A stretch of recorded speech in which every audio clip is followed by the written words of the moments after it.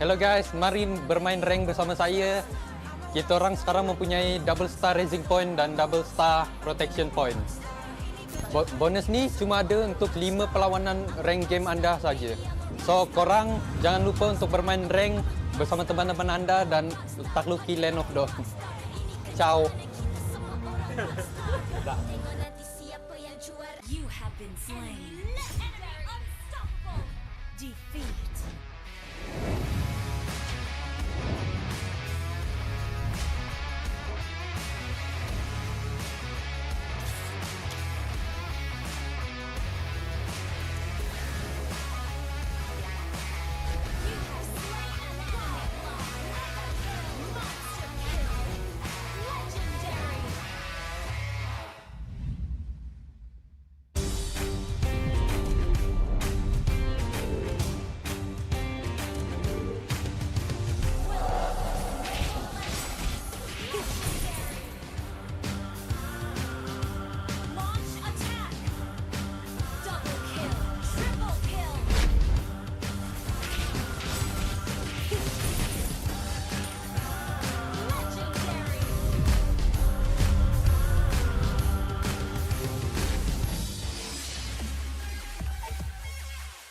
Boleh. Gas.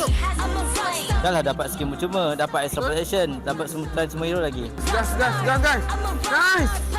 So, hello guys. So, mari kita hujung minggu ni main rank dengan kawan-kawan dan lengkapkan task korang untuk dapatkan skin ya guys. Okay, korang let's go play Mobile Legends. Gak. Tak. Boleh. Nice. You have been slain.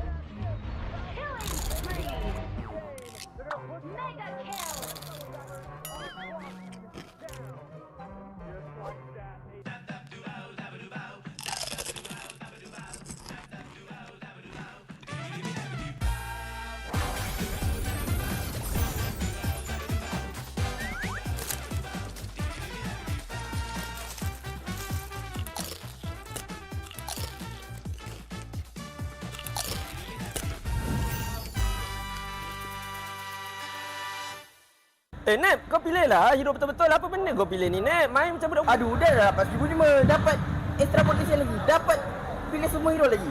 Capek, kau ni apa benda pula kau buat ni? Cuba buat betul-betul. Bunyi lah, Pak. Guys, jomlah main rank pada hujung minggu ni dan mendapatkan orang kata completekan task dan mendapatkan skin percuma jika korang lekatkan task tu.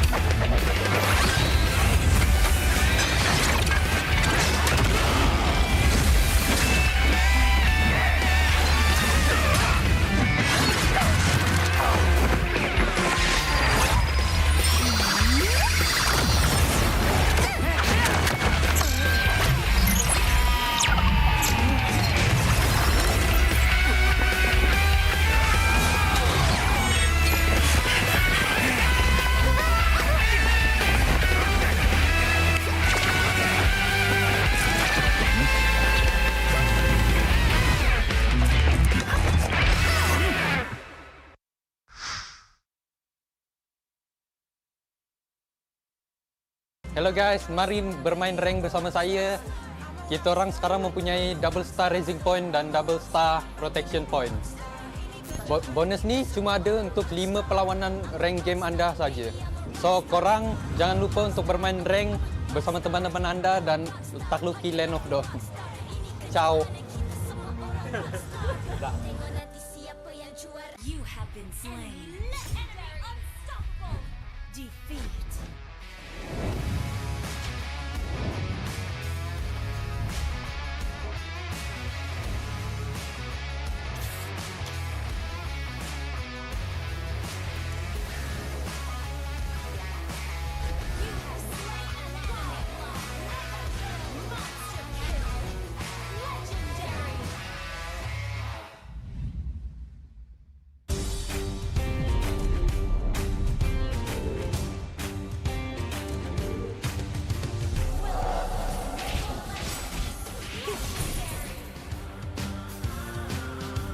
Launch attack.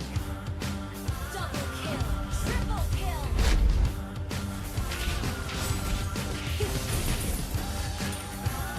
Legendary.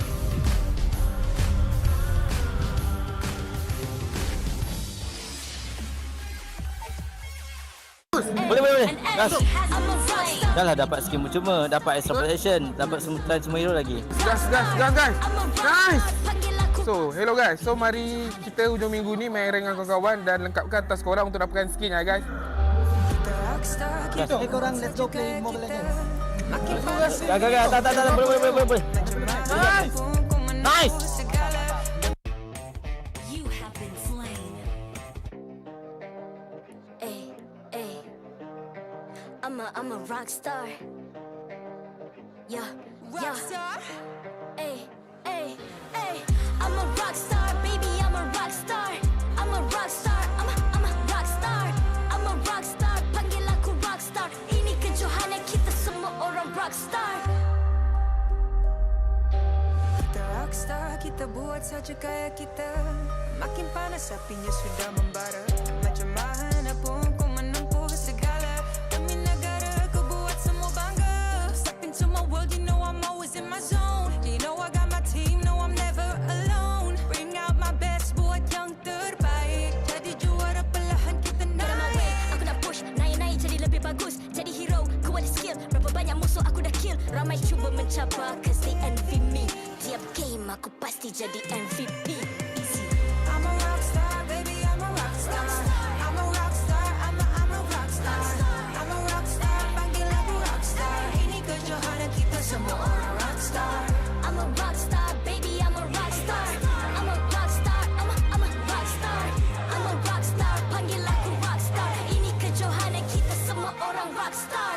Tengok nanti siapa yang juara. Ni peluang kita bawa pulang piala. This is my game, this is my time. Menang semua, everything will be mine. Kalau jatuh kau pasti kembali. Bangun balik ku tegak berdiri. Kuatkanlah tenaga, ganjaran diperoleh. Ni kejohanan kita, Malaysia memang boleh. Rise up to the top, kita buat bersama. Semangat kita kuat di bawah satu bendera. Ay. I'ma go hard for the win. Win. On the battlefield till the end. I'm trying to beat the greatest anyone has ever seen. Stand by, I'm coming in for I'm the a win. rockstar. I'm a rockstar, baby, I'm a rockstar. I'm a rockstar, I'm a rockstar. I'm a rockstar, panggil aku rockstar. Ini kejohanan kita semua orang rockstar.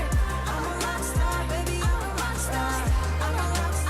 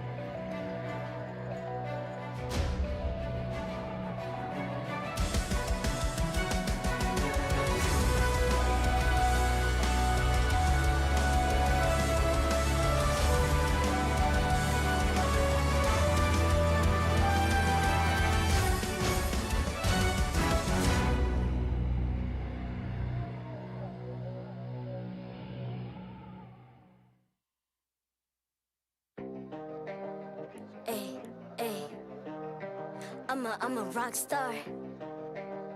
Yeah, Rockstar. Ay. I'm a rock star, baby. I'm a rock star. I'm a rock star. I'm a rock star.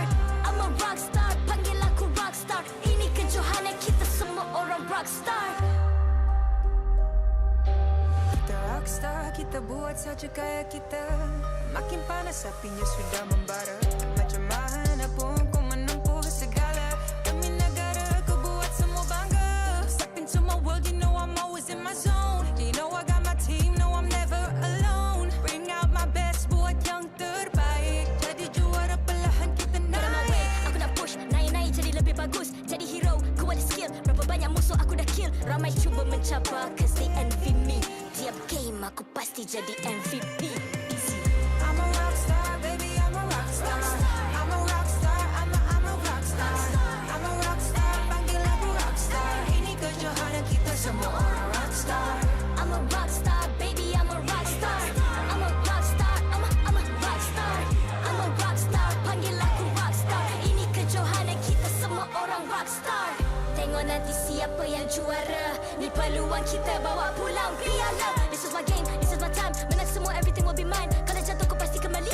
Bangun balik ku tegak berdiri. Kuatkanlah tenaga, ganjaran diperoleh. Ni kejohanan kita, Malaysia memang boleh. Rise up to the top, kita buat bersama. Semangat kita kuat di bawah satu bendera. I'ma go hard for the win. Win. On the battlefield till the end. I'm trying to beat the greatest anyone has ever seen. Stand by, I'm coming in for the win. I'm a rock star, baby, I'm a rock star. I'm a rock star, I'm a rock star. I'm a rock star, panggil aku rock star. Ini kejohanan kita semua orang rock star. I'm a rockstar, baby, I'm a rockstar. I'm a rockstar, I'm a rockstar. I'm a rockstar, panggil aku rockstar. Ini kejohanan kita semua orang rockstar.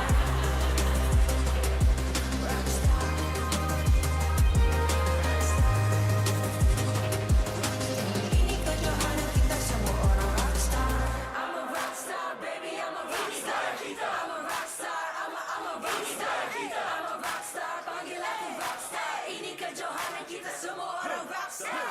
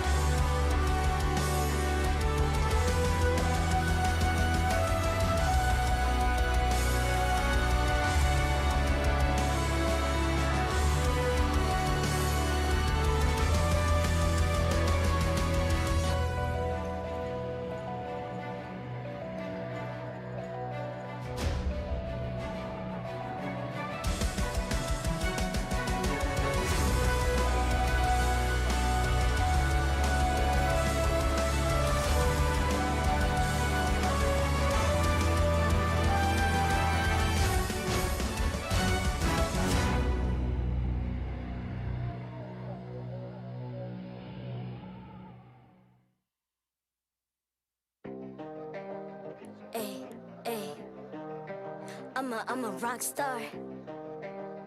Yeah. Rockstar. I'm a rock star, baby, I'm a rock star. I'm a rock star, I'm a rock star. I'm a rock star, panggil aku rock star. Ini kejohanan kita semua orang rock star. Kita rockstar, kita buat saja gaya kita. Makin panas apinya sudah membara. Macam mana pun kau menempuh segala. Demi negara kau buat semua bangga. Step into my world, you know I'm always in my zone. You know I got my team, no I'm never alone. Bring out my best, buat yang terbaik. Jadi juara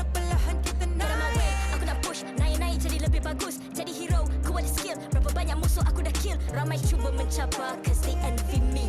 Tiap game aku pasti jadi MVP. Easy. I'm a rockstar, baby, I'm a rockstar. I'm a rockstar, I'm a rockstar. I'm a rockstar, panggil aku rockstar. Ini kejohanan kita semua orang rockstar. I'm a rockstar, baby, I'm a rockstar. I'm a rockstar.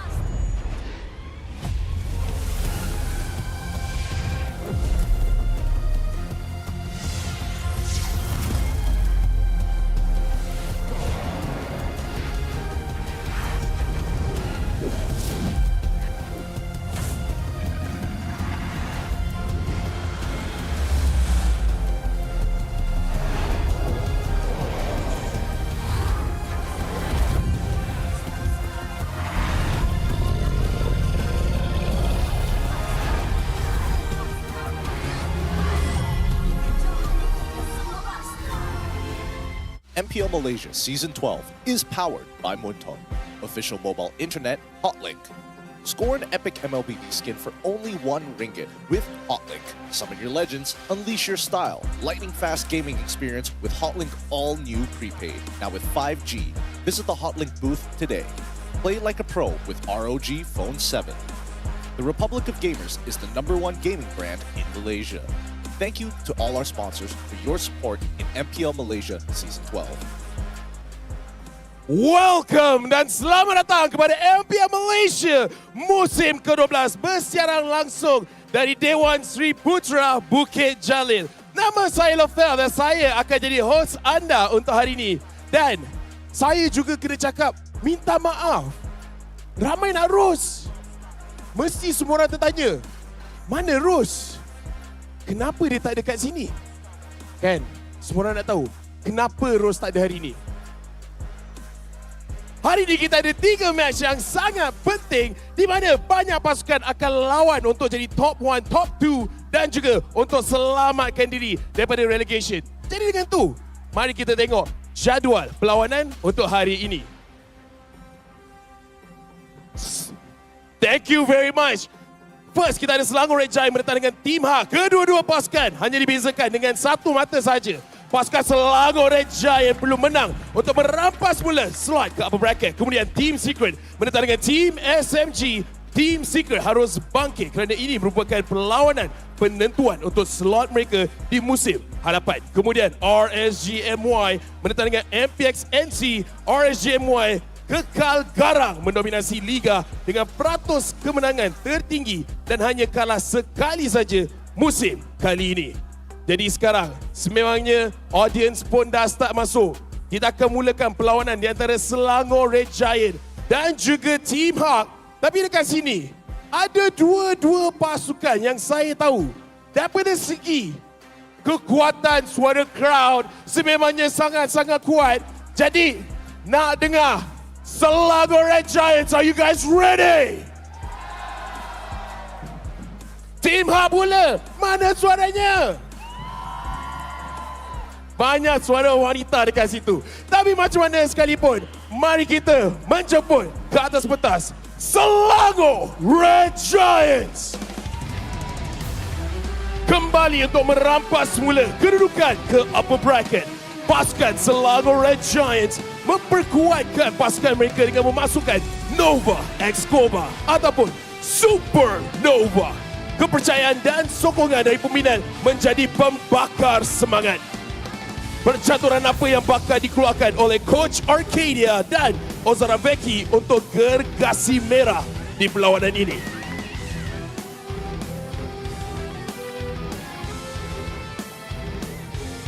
The challengers, Team HAQ, menunjukkan peningkatan gameplay yang sangat drastik di minggu ini. Team HAQ berjaya memberikan cabaran dan menunjukkan mereka sememangnya pasukan juara. Melakar sejarah melayakkan diri dari qualifier setelah menjadi juara. Adakah Team HAQ bakal melakar sejarah baru dengan menjadi wakil ke M5?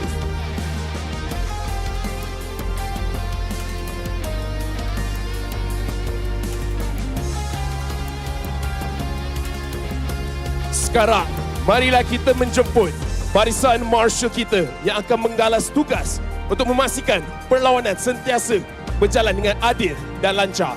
Yang kat atas semua handsome, cute. Dan sekarang, mari kita teruskan dengan fist bump di antara pasukan sebagai tanda profesionalism. Inilah gaya kita. Inilah semangat kesukanan kita. Cawan di luar gelanggang, awan di land of dawn. Oh, salah eh? Oh, alamak. Salah skrip. Dia tulis dalam Tagalog. Hey, tapi macam mana sekalipun, sememangnya bila tengok kedua-dua pasukan nampak seperti dah bersedia. Dewan Sri Putra, adakah anda bersedia? Not enough. One more time. Dewan Sri Putra, adakah anda bersedia?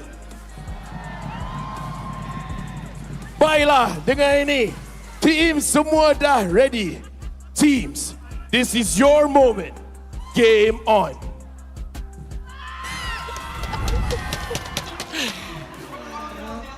The battle to the top is just a sideshow, and we have a man like LaFell on the stage right there. Welcome back, everyone. It's the MPL MY Season 12 English stream for the final day of Week 5 here. You're joining me, Staffa, as well as Terrence, aka Icy Baby 1-2 for our first match of the day. I want to take a moment to appreciate that we have a counterpart for Rose, and I like how he butchered and improvised, a meme version of it. No, I think it's Rose. improved. And guess what? It was pretty good. I really like it. It's probably better, in fact. That's why he's the most entertaining caster out of We've all been of hearing us. the same thing all the time. Maybe it's time to switch and go. Exactly. Cawan di luar gelanggang, lawan di land. Did he say Lawan? I can't even He tell said if he Chawan. said... I know he said Chawan, but did he say something different for Lawan at some point? Who knows? Maybe if our connection was a little bit better, we could tell. Maybe it's because we haven't quite put in Hotlink yet. It's time for us to get our epic MLBB skin with only 1 ringgit. With Hotlink, exactly what you can do as well. It's the easiest way to unleash your style, upgrade your hero, and of course win your games with lightning fast internet speed. So what are you waiting for? Get the Hotlink all new 5G prepaid right now. Exactly. You gotta have super fast connection here to actually make the link here. Of course, thank you guys so much for paying attention to the entire show here. It has been very, very appreciative. And guess what? Yesterday, Seru Saturday was pretty interesting considering the fact that it was a very emotional roller coaster for some of us as well. Very, very inspiring coming from the athletes of SEA Games. And, coming to its day number 3 for week number 5 here, it is going to be a very, very important moment for a lot of these teams. In particular, is going to be the current one. Because before we get into the details on why it's so serious here, here's the standings on how all the teams are performing thus far in week number 5. Alright, things have already been switching up, but now that we're reaching the end of the regular season, standings are becoming more and more defined, with the top 4, top 5 perhaps, very eagerly vying for those top 4 spots. Remember, those are the spots in the playoffs that will give these teams a second life, whereas the bottom 4 teams only have a 1. And of course, we have the red zone currently occupied by Red Esports and Team Secret, both eager to keep their places in the MPL. This is the first time in MPL MY history where there is still no clear indicators of who's going to be in the top, from top 1 all the way to top 5, as well as the bottom 2 as well. So all things considered, Team Secret obviously going to be in the hotter seat by the end of today. But of course, we are going to be focusing on the top 5 for now because they're all going neck and neck. Anyone can be top 1 at this stage. But thus far, RSG MY seems to be in the prime position for now. But of course, we're not talking about RSG, we're talking about SRG. Selangor Red Giants and Team HAQ are both near the top of the charts, both vying for that top 4 spot. So they're all going to be playing at their top performance to try and get some MVPs today as well. And hopefully you guys will be able to predict which of these players is going to get MVP today. As per usual, scan the QR code at the bottom of the screen. Tell us who you think is going to be MVP for all 3 games today, and you stand a chance to win some stuff. Exactly. Make sure to make those predictions here. But here's a little bit of hint here. It's not going to be Supernova, also formerly known as Nova X Kobar. Not going to be playing today. We've heard the transfer windows coming in. Unfortunately, they are not going to be... I didn't see him on stage, so it feels technically bad. he's not going to be playing, I guess. I think we all do have a bit of soft spot for Nova X Kobar, now Supernova. Great name change, by the way. Like, it's unfortunate we don't get to see him on stage. You kind of remember the nostalgia of it. And perhaps if you participate in our nostalgia event in-game, you can claim a free skin for yourself. All you got to do is log in, complete task, very easy to do, and you can earn one of these 4 skins. You got Yi Sun-shin, Rogue's Ranger, Cyclops Super Adventurer, Hanzo Undead King, and Tigreal Fallen Guard. These are all skins that you don't get much availability nowadays, so don't miss out on your chance. Exactly, it's free skins. Who doesn't really want that? All you gotta do is just complete tasks, play the game more, and also push rank. Because guess what? Rank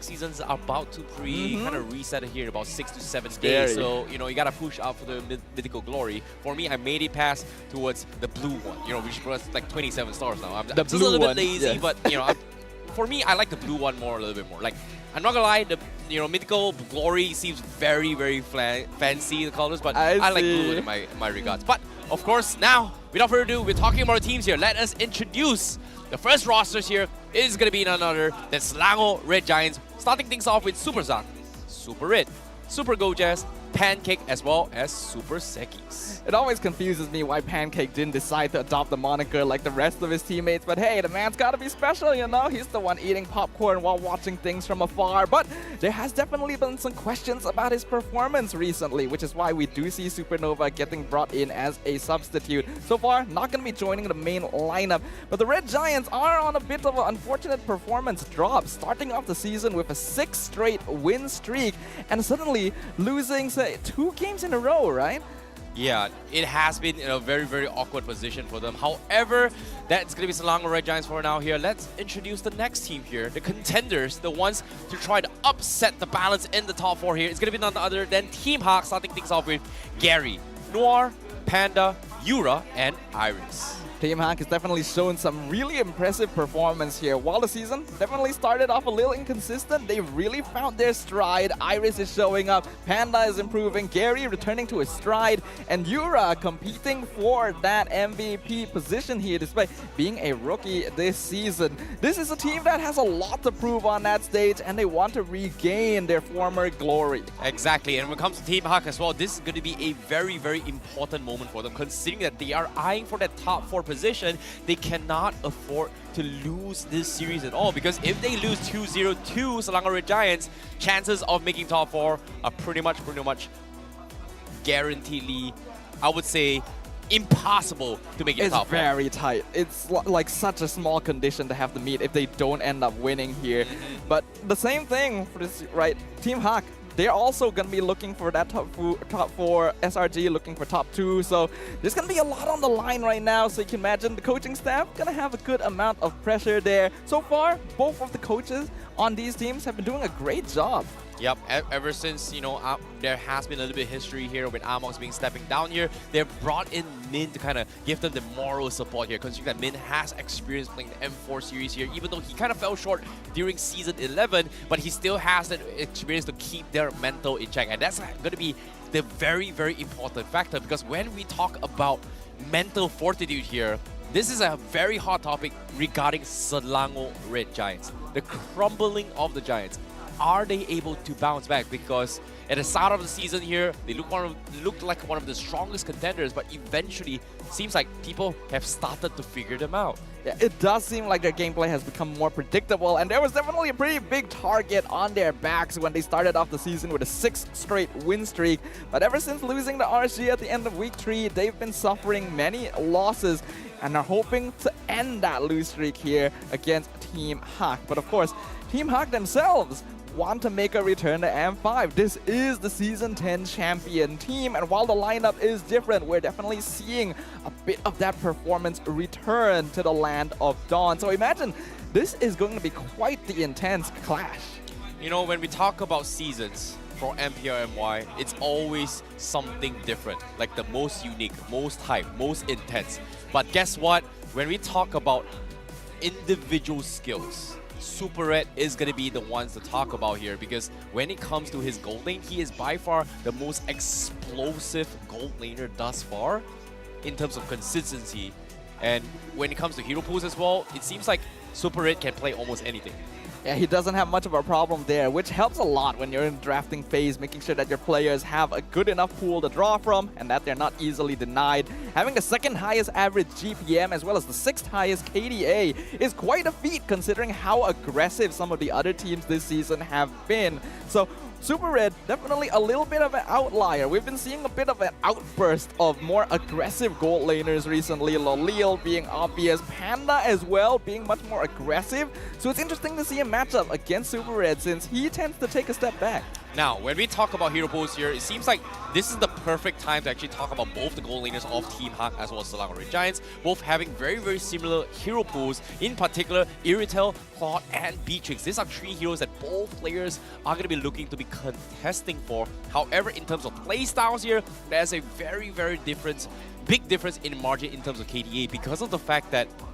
And how big of a difference? Let me give you the numbers here. Super Red 7.3 KDA, whereas Panda 2.7. So this is a very, very huge disparity despite having same hero pools here. But it's safe to say the reason why Panda has such a low KDA is because Panda is very, very bloodthirsty and impulsive, looking to play around his teammates to set up early rotation ganks. Yeah, Panda's definitely the much more aggressive gold laner between these two. Super Red typically wants to take a step back, use the space that his team creates, and then scale up before he becomes a late game monster.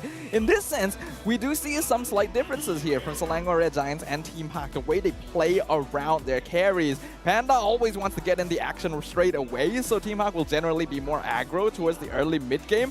Whereas Selangor Red Giants, yes, they will want to play around the space created by Skies and Gojes, but it's still mainly going to be Super Red that becomes their main win condition. I agree with the gold laners here, but enough of the gold laner here. I like that you actually brought up Gojes and Sekis making this kind of space here, because in terms of XP laners, here's an interesting beef between Team HAQ as well as Selangor Red Giants. Iris has called out Gojes regarding the fact that he feels that Gojes is a little bit too, I would say, hyper. Is that the right word? Or is that... I think he just straight up said he's kind of arrogant. Oh! Like kind of full of himself, if anything. Well, you said it, but I agree. You know, during the interviews as well, you know, we know for the fact that Gojes has been one of the most arrogant players here to be calling out everyone here. He's like the villain of MPL MY. He's definitely set himself up to be a villain. Now, I imagine the player himself is not in that position. He's more of like creating a show for this season, which we love. But it's definitely a bit of that villain story arc as we enter into the draft phase, considering that Gojes came into the season fighting, punching, looking strong, while Iris had a lot to prove, and he has since shown that. So that EXP lane duel also going to be exciting. Well, speaking of bans here, we do see the Joy and Paquito ban coming from Team HAQ. That is going to be respecting onto his potential XP laners being played by Super Gojes. However, we haven't really talked too much about this matchup when it comes to the export here, because both teams kind of play it to a certain degree. I haven't seen too much of it coming from Iris, but Super Gojes does play from time to time as well. Arlot is also, you know, kind of fallen a little bit apart since Gojes' debut during SPS, playing a lot of Arlot as well. But this entire regular season, we haven't seen too much of it coming from Gojes. Yeah, it's mainly being used as a roam nowadays, and we did see some pretty good performance on that in the hands of Storm and even Esha Ohana. So it's quite interesting. So looking at this lineup now, we do see the Joy and Paquito banned out. The Paquito obviously going to be a really contested hero here because both Gojes and Iris like it, and even Skies plays it in the jungle from time to time. Whereas on the Red Giant side, going more for the carries, the Fanny and the Bruno going to be eliminated. Make sure that Team HAQ cannot play around their signature early game aggression.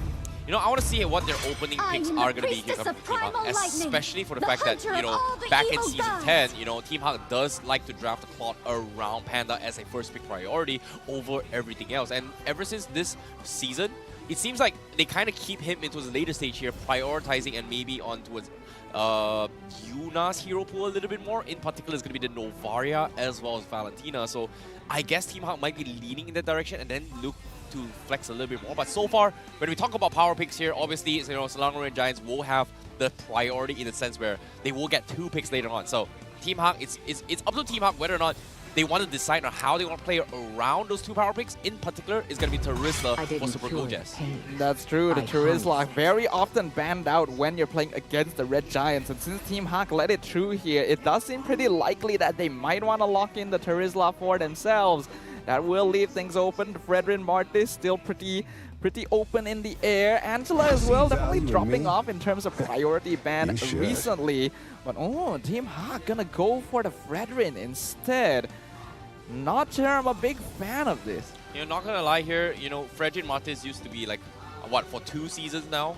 This is pretty much the 3rd season, has been the priority pick for junglers here. And I feel like Martis has had a significant higher win rate compared to Fredrin now. But at the same time, I guess that's pretty much the only other option that Team HAQ can consider because of the fact that you want to have that flexible draft, right? Like, if you show Martis, pretty much you're saying that, hey, this is going to be a jungler. Very, very unlikely it's going to be XP. I'm not saying it's impossible, but Fredrin has better options in that regard. So, I guess it might be similar, but at the same time, Selangor Red Giants, they are going to deny this, and they are going to open things up with the Gord. Seems like based on the Friday's games, Gord wins games. Gord has been really rising in the meta, not just here, but overseas as well. MPL PH, I think he was 100% win rate up until not too long ago. Found that out because Naisu was very sad about it. But it's a very solid solution to heroes like the Fredrin who just want to stand there and tank them. But look at that! We got the Angela Ling from Team HAQ. This is EXP Fredrin, already revealing that pretty early on. Okay, I like this. You know, Team HAQ, they definitely love playing around Gary, being the space maker coming from Team HAQ. Obviously, you know, when it comes to Selangor Red Giants here, we did see a lot of Link coming from them during their SP as days before coming into the MPL MY. So I like the fact that because Angela was in the pool, Angela Ling is something that we have kind of raved upon for so many seasons, but in particular this season, ever since the Emblem rework changes here, Angela has been the hero that people kind of like don't really want to deal with. Obviously, Selangor Red Giants, they are going to respond to the Martis. Pretty straightforward one, considering that when it comes to going up against assassin junglers, fighters are like the best way to deal with them. But this is honestly a really nice bait and switch from Team HAQ, right? Fredrin just feels like it's going to be jungle no matter what. That's why they went for the Gord so confidently. But now that hero is super at risk of being jumped on by Gary basically at all points of the game. And the Angela, not just good with the Ling, good with the Fredrin as well. Pop the hard guard onto Iris and instantly he just never dies, even under the Mystic Gush. So Red Giants definitely found themselves falling into a little bit of a trap, but it is still fairly early for the Angela Ling to be revealed. This will allow the Red Giants to prepare countermeasures in the second phase. You know, at the same time as well, when we talk about split pushes here, tentatively we do see XP laners kind of cutting the creep waves a little bit more in particular.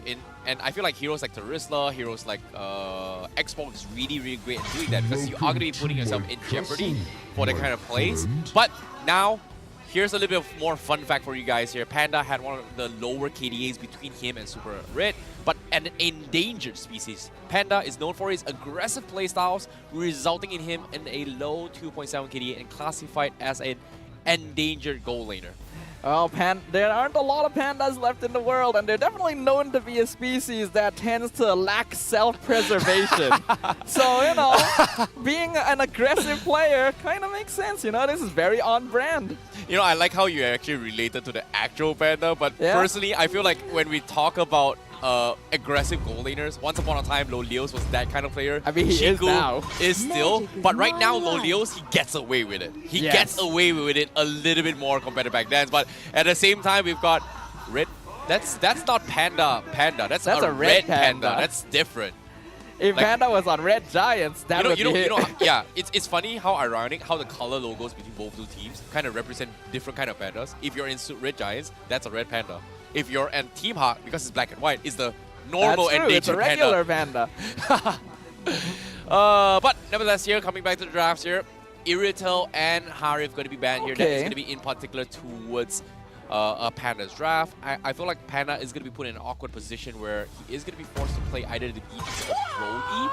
But I feel like Beatrix helps out a little bit more, considering the fact that because Team HAQ has a Link who's looking to be going for this kind of unorthodox flanks and split pushes, having Beatrix 4-man up does give out a little bit more value CC damage to actually threaten Selangor Red Giants. However, this Gord is kind of scary if you think about it.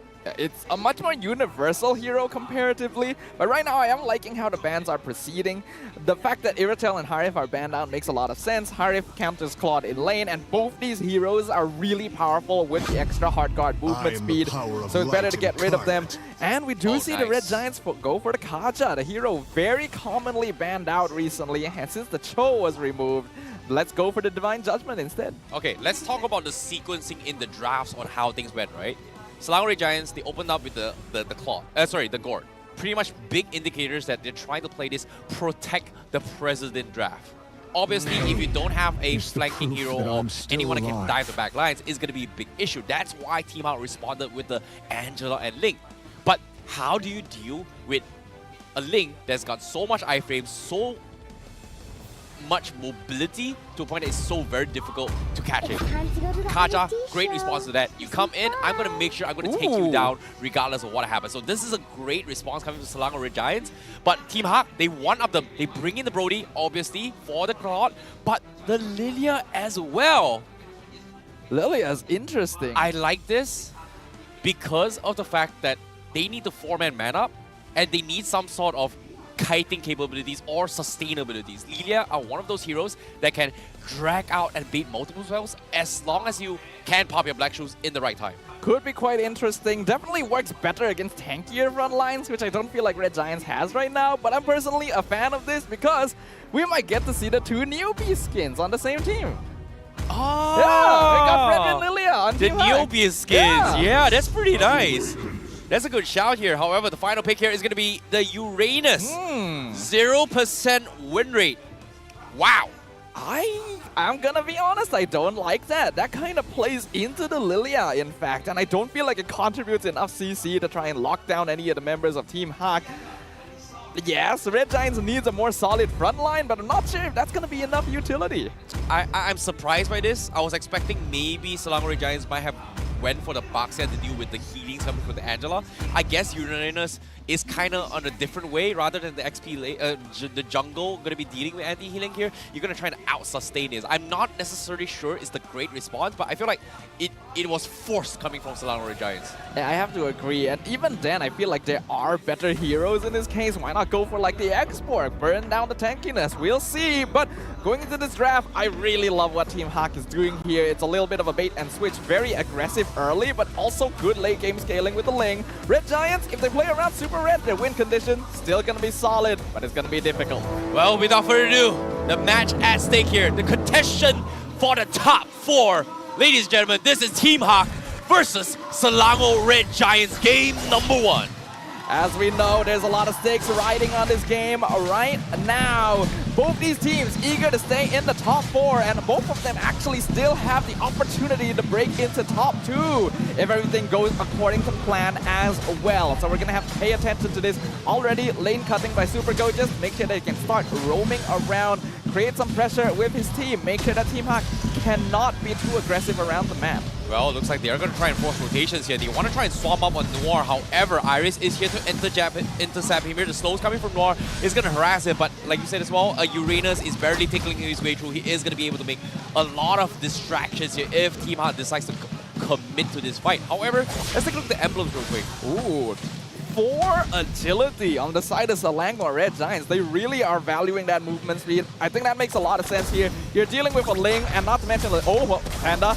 Oh, Panda. Gonna be a little bit of trouble here, taking a little bit too much damage here. They forced the flicker out of the Brody, so that's a big sign for this pre-turtle fight. However, there is still a lot of distraction being made by Goja. Seems like Team HAQ, they are gonna try and commit to this, but pay attention to Gary. He's taking so much time. His charges are starting to go down as well. Zac can't exactly do too much to actually punish him here. Gary eventually gets the kill. However, does he have enough charge to back out? Yes, he will, and he is going to be able to retreat out of this. However, he needs to start building up his health here because the turtle is going to be out in 10 seconds. That's actually a really valuable gank. Normally you would think, hey, why go for the Uranus? It's going to be hard to kill him regardless. But before he hits level 4, that's where Goja is going to be the most vulnerable.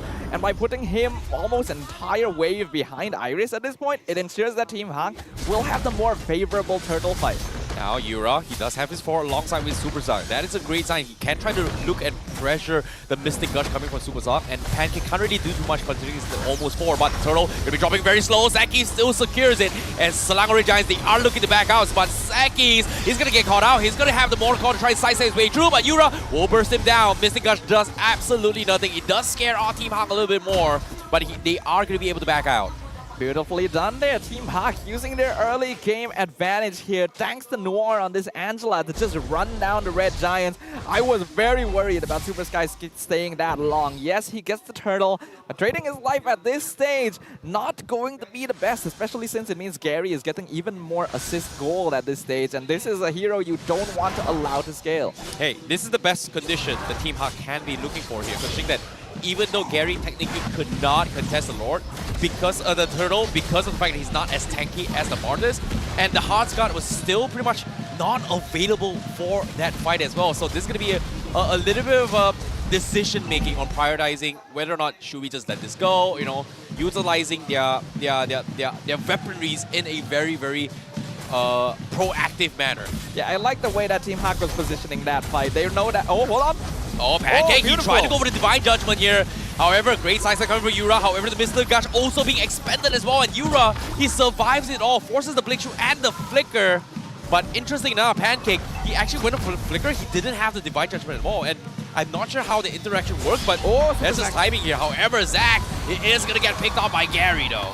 That's the Angela Ling right there. Gary easily able to dive to tier 1 with no issues at all. And Yura, some incredible reaction timing earlier in the lane. Literally the moment Divine Judgment lands, he uses his ult, not only saving him, but wasting that cooldown on Pancake for nothing as well. So right now, Red Giants are not getting what they need. Team HAQ with the 2K net worth lead at this stage. AI definitely predicting in their favor. Red Giants, of course, still can't play for that late game. This plot has been a comeback factor in many matches this season. To be honest, I've never seen the Black Shoot to dodge Divine Judgment before. That was pretty much sick coming from Yura. However, Turtle now in control, Selangor Red Giants. Iris looking to try and bait something out. Pancake down towards half HP. Mystic Gush big use as well to try and force the kill. And Iris getting instantly locked down, but the turtle will not be stolen away by Gary. That's going to be Selangor Red Giants coming up on top with a kill and also the turtle objective. But look at what's happening on the other side of the map. They're just giving Panda time. He's getting the entire gold shield up top, and that's after he already got the entire thing down bottom as well. This Brody hitting peak very soon. Oh, Noir, he's going to get caught out as well. Unlucky coming in from them. So great salvage coming from Selangor Red Giants. They understand that they are having the upper hand right now in terms of map control. Panda gonna try and scare off Gojes, but he does have those beautiful, beautiful stacks here coming from Uranus to regaining his health. Not ideal to give a kill over to Super Red right now, but sacrificing Noir to let Panda get a free tier 1 top is actually huge, because we know that Brody wants to hit that power spike way sooner. Berserker's Fury first item for Gary, so he's going to be doing some damage. Ooh.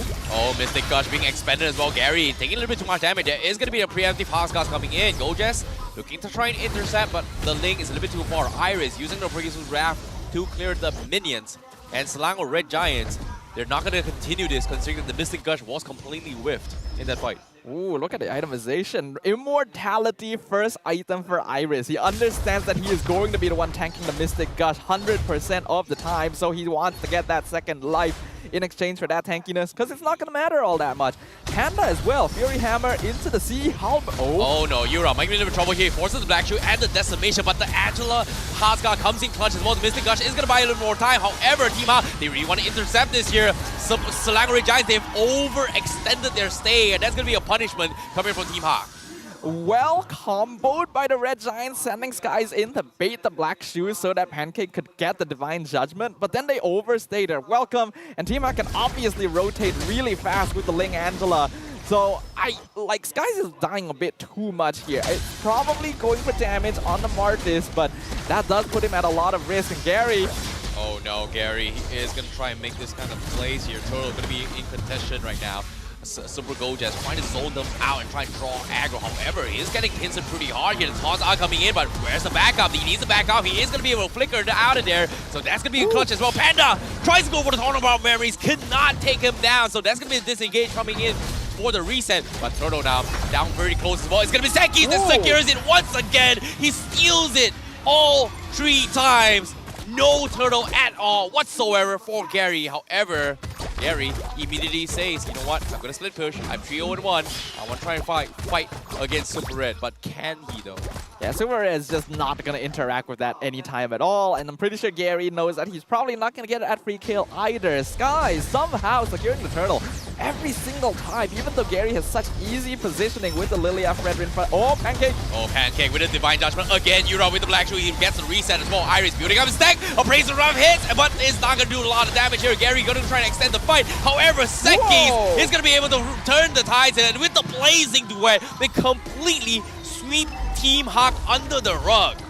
Super Red has so much damage already. I gotta see how many items he actually has on this Claude, because that is way more than you would be expecting. Beautiful Blazing Duet.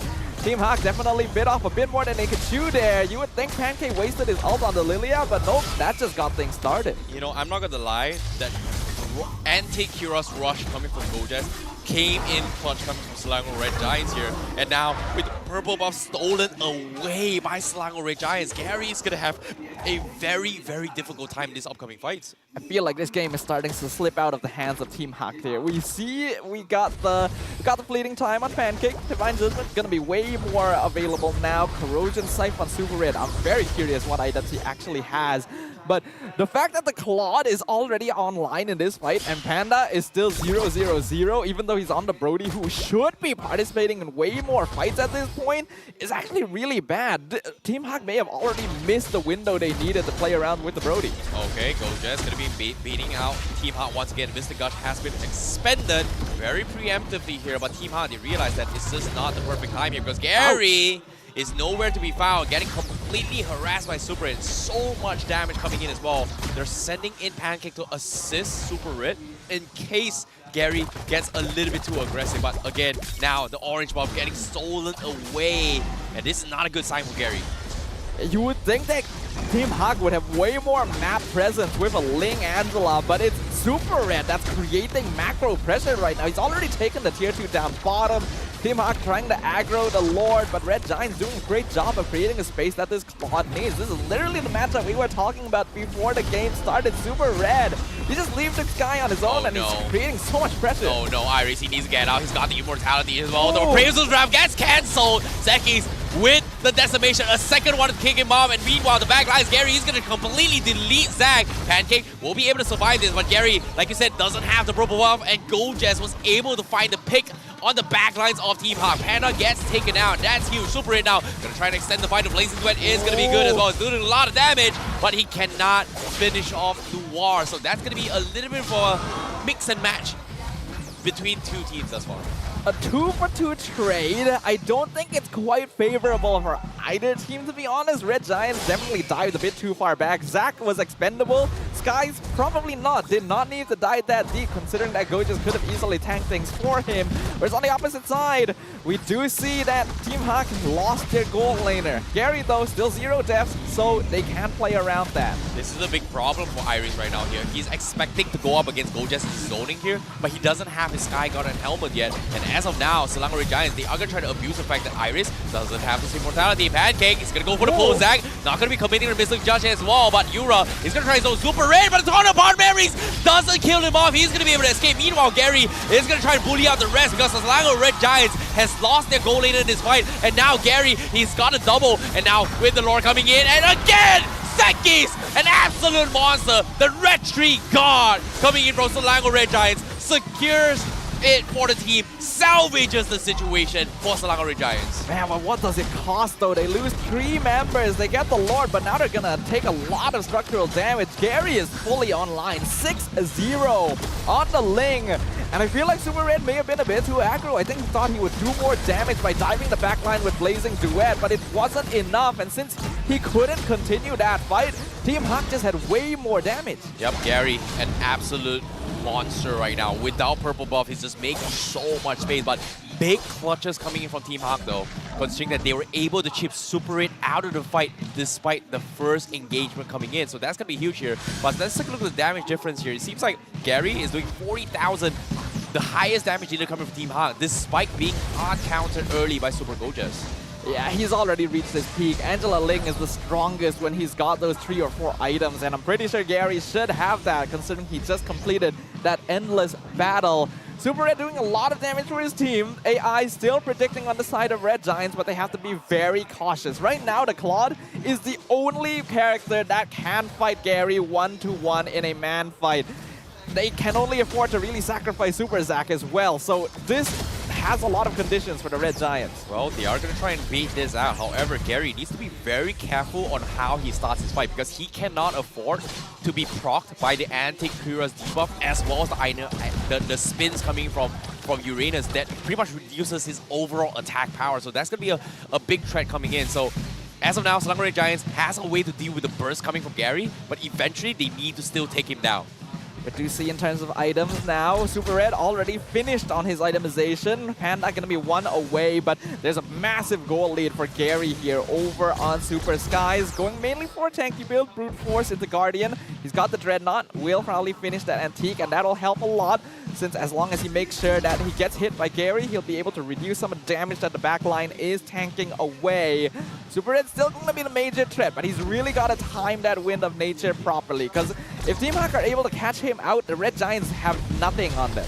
Agreed. As of now, this middle turret is still a big problem coming in from Selangor Red Giants here. They need to take it out in order to have map present for this next Lord fight. However, Team HAQ, they're just playing safe. They're playing their timings very, very well. Securing the purple buff for Gary is going to be huge, considering that the prior Turtle Lord fight, there was no purple buff from Gary, and he's still a devastating force to begin with. Yep. Ice Queen's one for Noir now. That'll help a little bit during these team fights. Red Giants, they have a 1k net worth lead at this point, but that is really negligible considering a lot of that difference is going to be on Gary, and right now they really don't have the CC to deal with him. That's my worry when they went for the Uranus. Yes, it's doing a great job of matching Iris, but they need a little bit more lockdown right now, and Pancake is forced to use Divine Judgment to initiate fights instead of countering on perhaps the most important target on Team HAQ. Well, speaking of baiting here, Iris, they don't need the Divine Judgment, so that's going to be a great proc coming in from as well. Super Gojas looking to extend the fight. Gary, however, going to be giving a check. HP check coming in as well. Gojas, he's going to be able to escape this, but no! The catch from Pancake is going to be huge this time. He has the Divine Judgment. Gary gets taken out. This is going to be the easy Lord for Selangor Red Giants. Team HAQ just threw. That was a throw. Straight to the matter of fact, there is no brandishing that. Gary knew Divine Judgment was ready. He had been taking every fight, waiting for it to be used to start. Why would you jump into a bush like that? Even if you have Heart Guard, you know that Pancake is going to direct counter you. Now, that shutdown has gone to the Red Giants, and things are going to become very dicey for Team HAQ. They needed to keep that streak alive. Oh boy, glowing wand up on Super Zack and a dominant ice for Gojas. So that is going to be a lot of healing reduction here. Anti-heals coming in from HAQ, from Selangor Red Giants to deal with HAQ's composition. And with the Lord coming from the top side, Team HAQ, they don't have the lanes like shove up. Gary kind of exactly push out as well, considering that now Selangor Red Giants has got them all locked down in place. It's not over yet for Team HAQ. For the Red Giants, they just got to play this clean. They save the Divine Judgment again.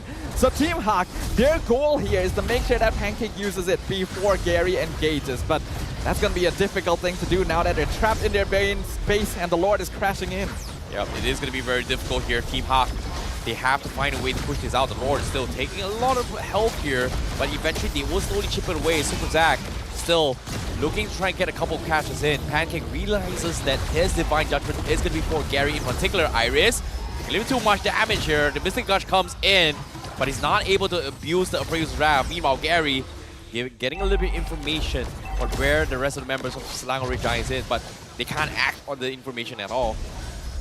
Yeah, this is very difficult for Team HAQ right now. They want to engage these fights, but the Red Giants knows that there is some bloodthirst in the players on the opposite side here. They no longer need to force Pancake to start these fights. They just gotta wait for the counter engage. Yep, they are slowly chipping away inhibitors here. Iris forced to flicker out of there, but at the same time, Reservation from Sekis is gonna stop the Praise Wrap. Panda is gonna be caught out as well. He's got the Winds of Nature, but the Torn Barbarian is doing absolutely nothing. He's gonna get picked off by Super Zack. Gary finally forced to make a play with the Angeling combo, but he doesn't have enough damage. Selangor Red Giants completely dealing with this thing right now. Gary forces disengage, recharging his energy as Selangor Red Giants prepare for the next attack here. Now, with the minions coming in as well, they're looking for the crystal. GG push, Team HAQ 3v5. They've got to go. Mystic Gush comes in. Superza tries to force Gary out of position, but Pancake catches him and they take down the crystal. Selangor Red Giants are back. The Giants still stand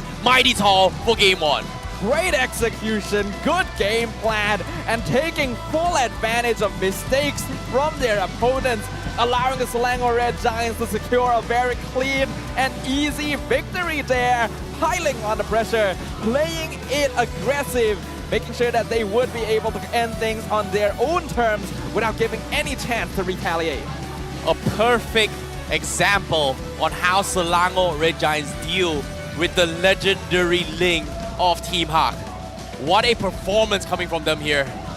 Team HAQ needs this victory against Selangor Red Giants if they want to make it to top 4. And they try to cheese their way with the Angeling, and Selangor Red Giants stomp on the Flying Assassin. This is gonna feel pretty good for the Red Giants there if they're able to win the next game and then they win their next match, their final match of the season. They have a pretty good chance of making it back into the top 2, which will get them an easy ticket straight to the upper bracket semi-finals. A very coveted position here. Team HAQ, their chances are not gone just yet, but they gotta go for a reverse sweep if they still want to keep their chances of making it into the top half of the board alive. It is going to be very, very difficult here. Team HAQ put everything in that first game here. Gary, a lot of pressure is on him, and we know, we've seen moments on how Gary has been put in awkward spots. If he does not carry the game, will it affect his mental health? That's something that I'm looking for. I want to see, can he bounce back from game number 2? However, game 1's games, very, very clutch coming from Selangor Red Giants here. Let's talk about the MVP. It's going to be none other than Pancake on his Kaja, making sure Gary's life was absolutely miserable in that team fight. I just can't believe they let the Kaja through after everything, right? They banned the Grok, they banned the Cho, but you miss out the easiest hero to destroy the Angela combo on basically anyone, and Pancake snapped up on the opportunity. There have been some questions for this man recently, wondering whether or not he is the weak link for the Red Giants, but instantly on their first game back, we see that is not the case. You have the Divine Judgment, such an annoying tool to work with as well. He's got the Dreadnought armor and the Radiant armor to deal with both the Lilia, but I really like his emblem choices coming in from Pancake in particular. Agility for mobility. He's got to pull yourself together for those flicker cooldowns as well as respawn time. But most importantly, the Brave Smite Abul Kaja is kind of broken because it kind of synergizes with his innate passive ability on Kaja. It gives him a lot of regen, allows him to stay longer in these fights. Gone are the days where the Kaja would just go in, sacrifice his life to pull someone back. He can still participate and cripple the opponents. I think it's going to be interesting to check out what their mic check has in store for us. The Red Giants, let's throw it over to them to see what they had to say. Your X, right? Yeah, there. The winning cap. Team HAQ. Oh. Yeah. Oh, semua jelek, Jok. Adik, if you peace bump, I always want steady, Yeah. Strong, Steady, make it Like strong. you want to punch him, Yeah, later the enemy will go. Yeah. Don't go sloppy like this, Yeah, just hard, bro. Hard. Nice one there! Sheesh! Santai guys, we got this. I'm on.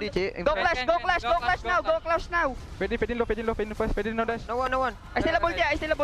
Nice one. I still have ulti, look at me. Yeah. I bring to Zac. Nice. Santai guys. Guys, don't celebrate too much. Yeah.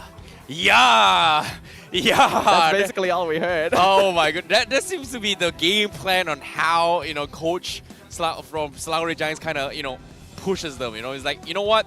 Do you believe you can win? Yeah. Do you think you're the strongest player? Yeah. Do you think you can punch him? Yeah. Do you think You are gonna knock him out. Yeah. Do you believe in yourself? Yeah. You want to win the games? Yeah. You know, it's a pretty effective motivational tool. Even I'm feeling kind of hyped now. Get me up on that stage. I want to punch somebody. But, but going into this game, we have a look at the itemization. It was a pretty average match, 17 minutes in. And while at first it looked like Team HAQ had a pretty good grasp, Gary going 6-0.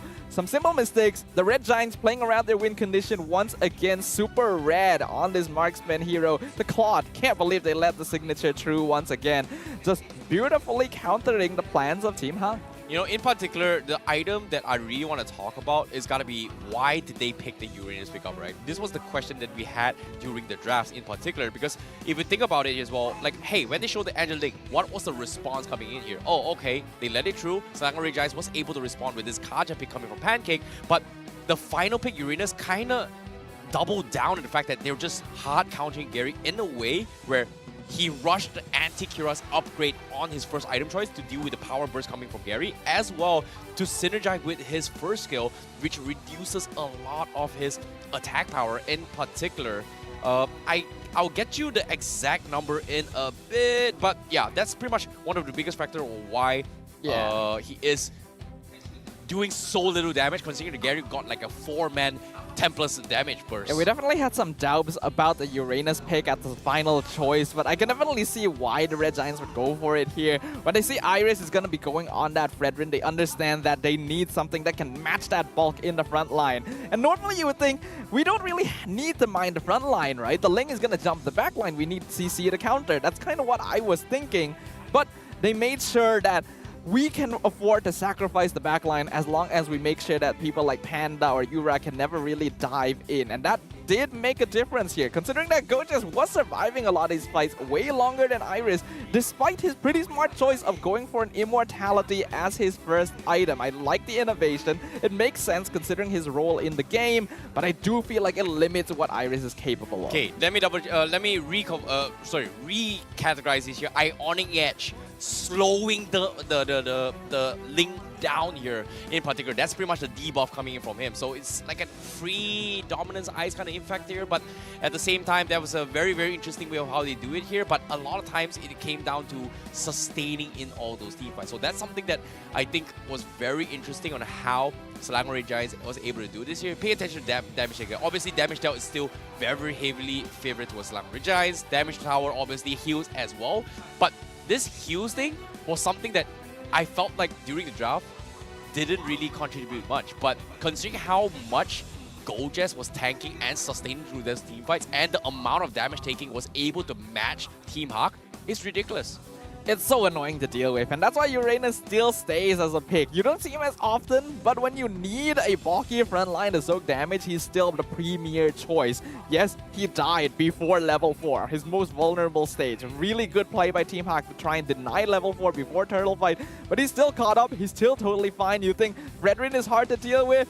The Uranus is even more so, and the fact that I feel like Team HAQ didn't get as much anti-heal as they should have definitely contributed to that. And not to mention Super Red, this man is insane. Consistently over 900 GPM.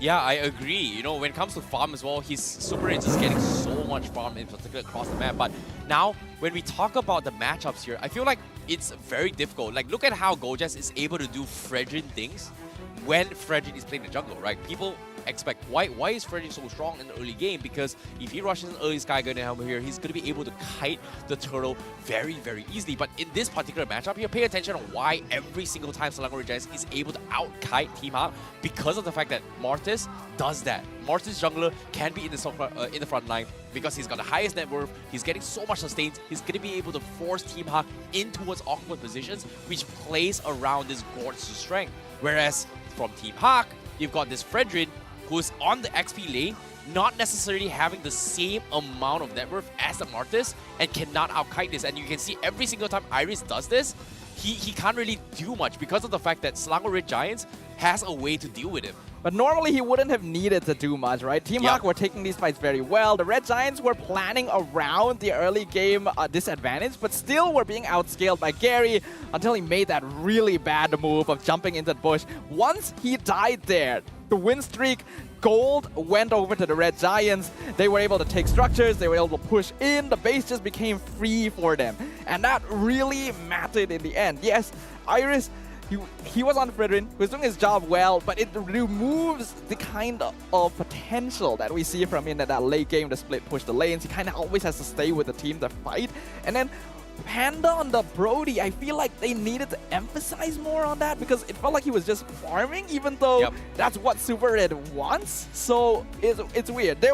It was still solidly done by Team HAQ earlier on. If they just brush up, they clean up their play, make the draft fit the players a little better, then we could see a different game too. You know, it's very minor and micro-ish coming from Gojes here, but you know, ever since he rushed his anti-Kiras, he valued it off Gary. He also valued it off Panda because a lot of instances where Gojes was like 1 HP.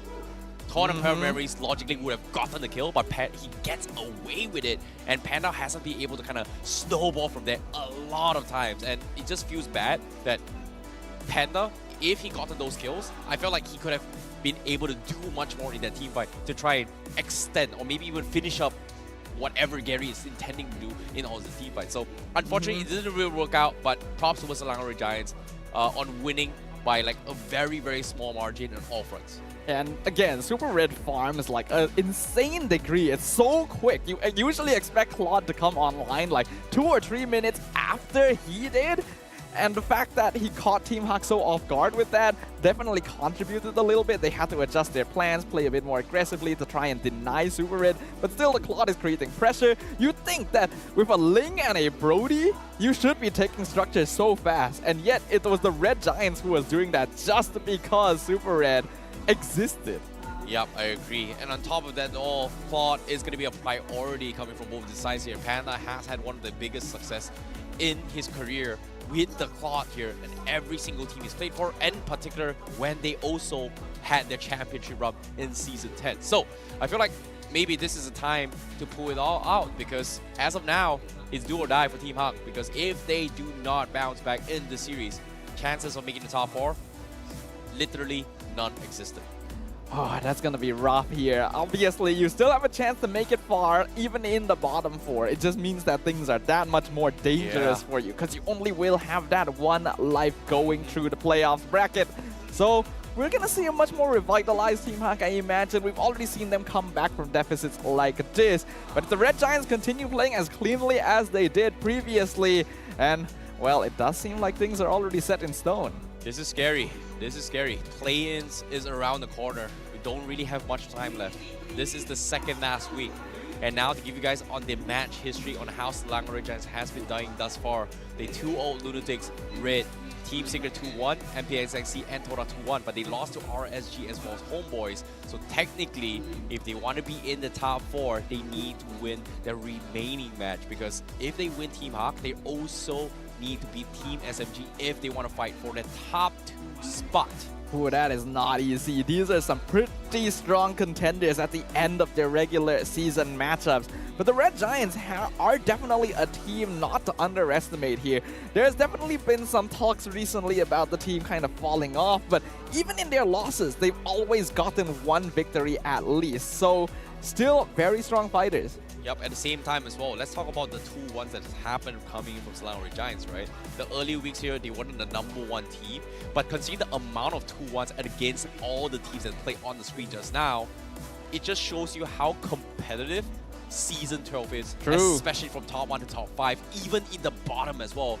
No, nothing is certain yet, as even in week 5, first time ever in MPL MY history. But let's talk about this head-to-head right now. We touched on this a bit. Super Gojes versus Iris. Definitely a bit of a rivalry. Both up-and-coming EXP laners with a lot of potential. Iris having a slightly better KDA, but we know that they're both quite aggressive. They like the ego challenge. And overall, Gojes going to have more damage taken as well as more kills across his games. You know, I like how Gojes likes to play roles that he's going to be looking to flank here, but it seems like when he played with Uranus, he's gotten so much more tools to actually sustain in team fights compared to what Iris was given on that Fredrin. And it feels like Fredrin wants to win those team fights, but if he does not pop those appraised draft, it just doesn't bring any value. And every single time he does this, Sekis always punishes him for that. And that's going to be a big problem for them here, because I know for a fact that Iris wants to outplay Gojes, but based on that scenario from game 1, it seemed like it was a very, very difficult thing to do. Yeah, I like the idea they did for the bait and switch Fredrin into the Angela Ling, but it definitely limited what Iris was capable of, and not only that, revealed his hero very early, allowing for the Red Giants to save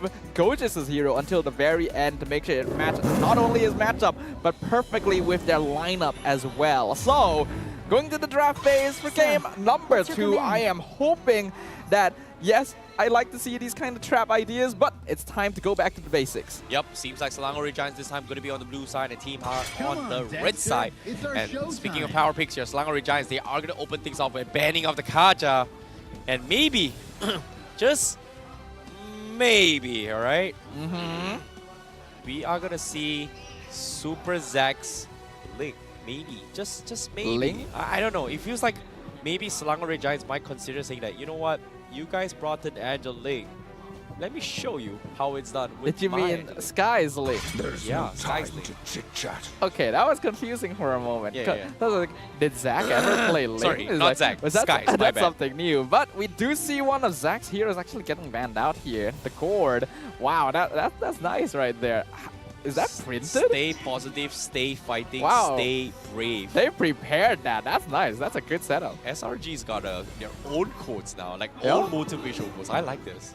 That's true. So much support from the fans. We have so much support from the organization, from the coaches, from the fans, from the players themselves. That's the reason why the Red Giants have gained so much strength. Even though, remember, this used to be a tier 2 lineup before joining MPL the first time. So, there's a lot of promise here. Looking at the bans, we're going to conclude here with Team HAQ removing the Paquito from the pool. They did ban out the Claude earlier, so respect to Super Red. Gotta make sure to include that. Now, we do see the Terizla, the Fredrin, the Martis all going to be open at this stage. Angela's still available, but I get the feeling we're not going to see it this game.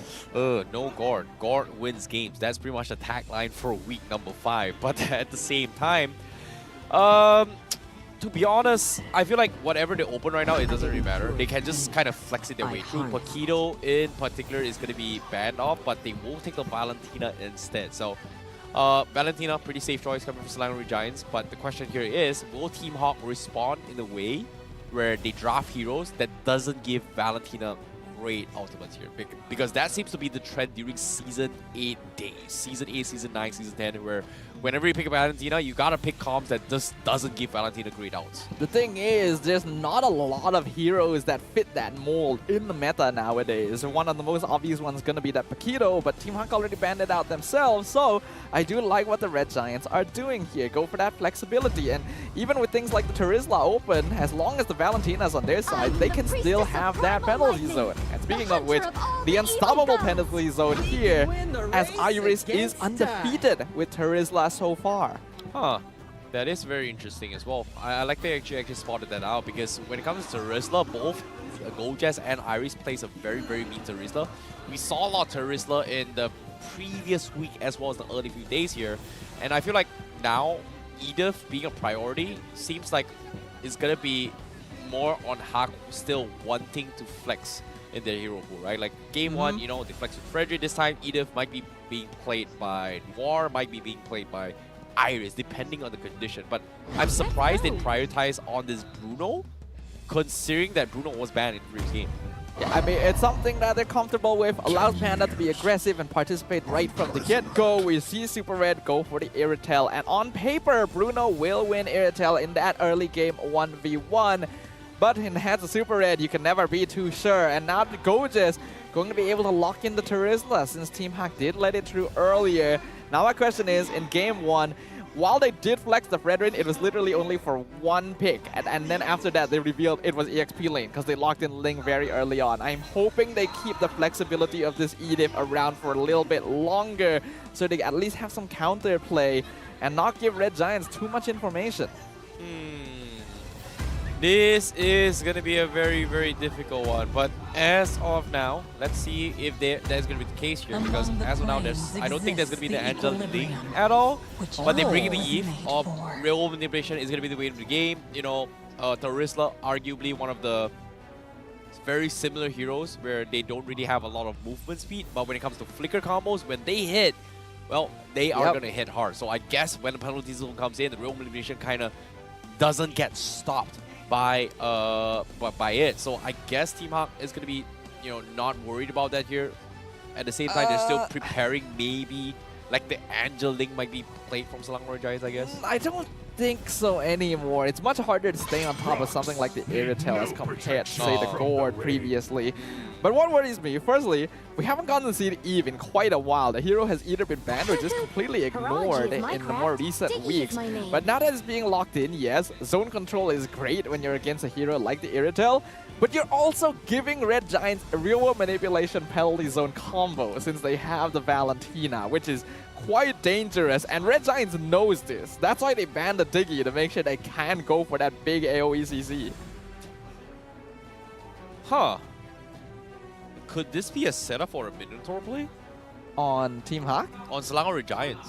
Like, I know in MPL Indo, they do have a couple games like that, but I don't think they would do it. But considering that if they're going to double down on CCs like this, I think having an Atlas on Selangor Red Giants isn't too bad. Wow, that I know we haven't seen too much here. I know HAQ usually plays it with Min and Man back in days, but I don't know. It feels like they're trying to set up for a Wombo combo coming from Selangor Red Giants.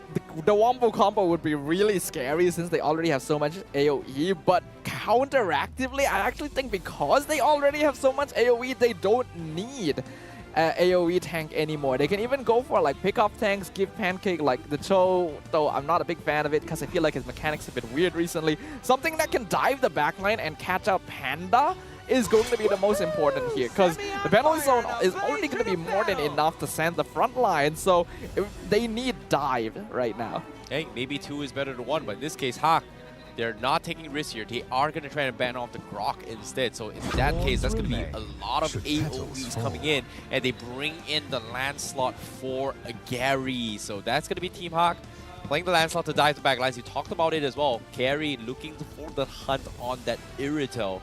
But the question here is, do they have a follow-up? Because we've seen Selangor Red Giants kind of play this exact same comp with the Lancelot, but they brought in the Arlot as well. Arlot is still open. Might work. We did see the broomstick combo last time, sweep everyone into the real-world manipulation. Maybe it could make a comeback here. Red Giants, we'll see what they look for here. I do still think a single target tank is the way to go, and if it's a jungler, stuff like the Martis is still open pretty good here. Yup, allows him to get out of real manipulation quite easily, but they will go for that Kufra since Lancelot has a good amount of dashing. Why not? Yep, I like this draft coming from Selangor Red Giants here. They like very, very reactive here. Like it's very, very, I would say, well thought out to actually deal with almost every single hero coming from Team HAQ here. You know, Lancelot going to be one of the biggest threats coming from Team HAQ in particular to make sure that Super Red is able to get his farm and poking potential. They've got a lot decent amount of CCs. Mortis, great CCs. You know, not going to be going for that Wombo combo. I would say Kufra kind of does that. You know, like I was hoping Minotaur for bigger Wombo combos, but Kufra definitely does the better job because the Lancelot was picked up. But now HAQ, final pick here, is going to be a big problem. Like, are they going to double down on this Warlock, or are they going to double down on like maybe Lolita or something like that? But no way. They still stick with the Frederick for Iris? I'm not a big fan of this. Yes, it will delay Red Giants front to front because they don't have quite as much dive potential since they went for the Kufra. But again, it's limiting the playmaking capabilities that Iris is able to do. So it worries me, but it's not impossible to execute as long as they play it smart. I guess they're trying to double down this year considering how Game 1 didn't go as well as we thought out as well. Uranus, extremely annoying, great. You know, now with no Uranus, maybe he can do something a little bit more, but he needs to be very careful with this Martis. There is no catch. Gourd anymore, so maybe he gets to stand in the front line longer. It could work out, but looking at the drafts, I agree with you. I think the Red Giants, very balanced, a lot of playmaking possibility. Team HAQ gonna have a more complex draft overall to execute, but a good amount of damage potential. And hey, if the micro is strong, then it can work.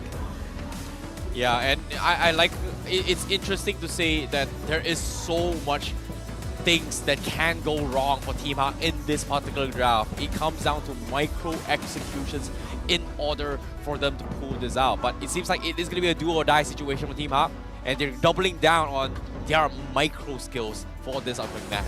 It's a risky one. I feel like Panda definitely got a hero he's more comfortable with. Yura on the Eve, pretty good. Gary on Lancelot, but Iris, I still feel like they should have given him something that can create these situations rather than just stand there and be a damage sponge.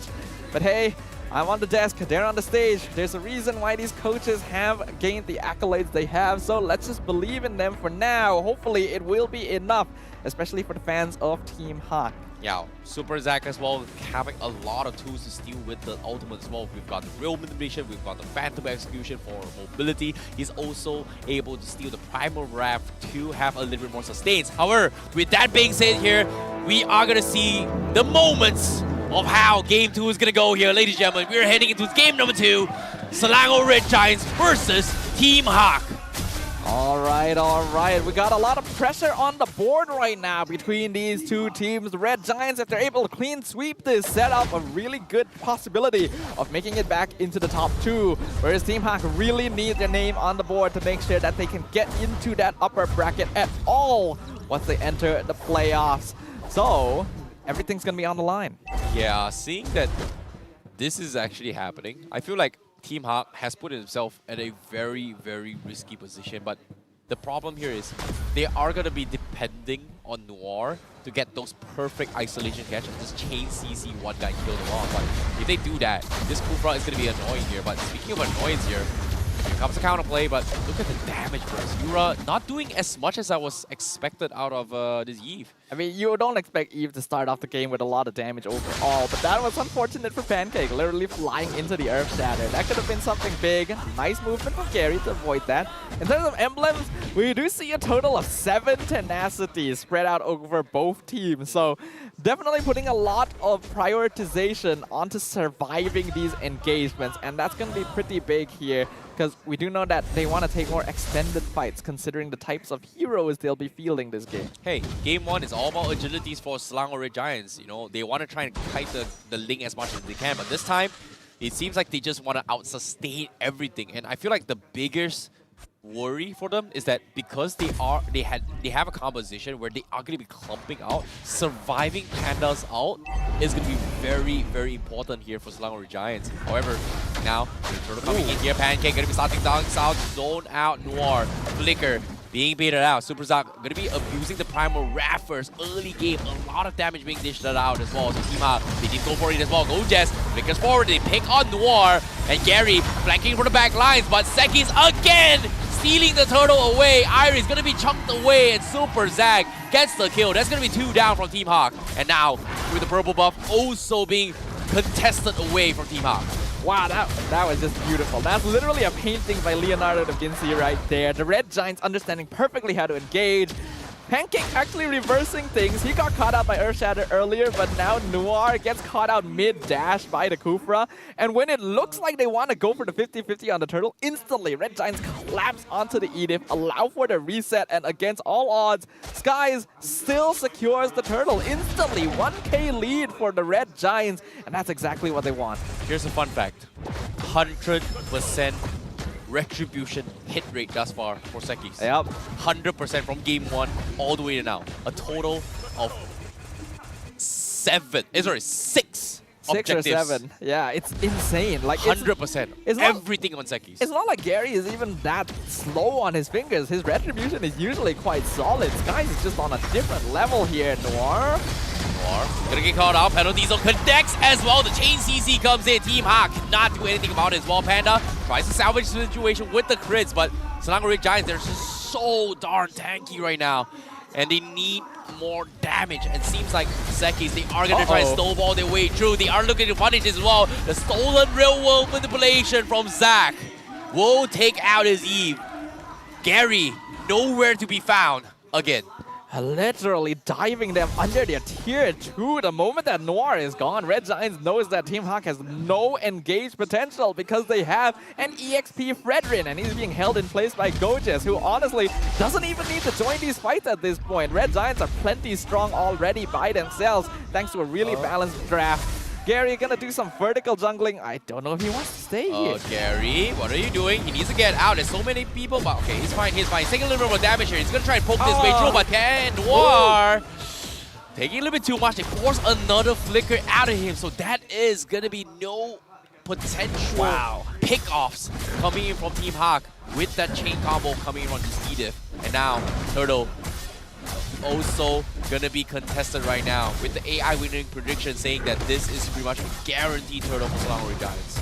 Yeah. For a moment, I thought Noir was gonna bite the bullet again because Gary overstayed his welcome. He finally survives a dive. But using his flicker again defensively means that Team HAQ cannot find any opportunity to start their own engagements. And the jungle now stolen away. Sky is not even losing the retribution battles around enemy jungles. Of course, Gary was not there. He's looking for whatever chance he can across the map because he understands that he does need to get some damage scaling now that they're losing a lot of pressure early. Yeah, he got his War Axe, and on top of it all, both purple buff in the hand of Skies means that Gary is not going to have a very, very good time as well. He's got the War Axe, he's got a little bit more damage, but they need to take advantage of his power spike, and now they're going to try and make an attempt with Gojez, but Gojez sidesteps it all. He's got the sustains, but will he survive though? It seems like penalty zone comes in, connects on both, but again, Gary just doesn't have the damage to take him out, and now top side, they are going to try and mirror this as well. Noir goes for the chain CC, but Skies goes in with the decimation. They take him out, and that's going to be a free kill. Tier 1 going to be up for contention as well, but Panda taking too much damage. That's going to be the second decimation coming from Sekis, and that is going to be Skies on a 3-0-3 snowball on this Martis. The Red Giants are dismantling Team HAQ right now. There's literally no counterplay. Every single time Noir is just being targeted down first. And without Edith, there is no engage for Team HAQ. This is how their draft works. They're fully dependent on their roam to actually start these fights, while Red Giants has so many more tools.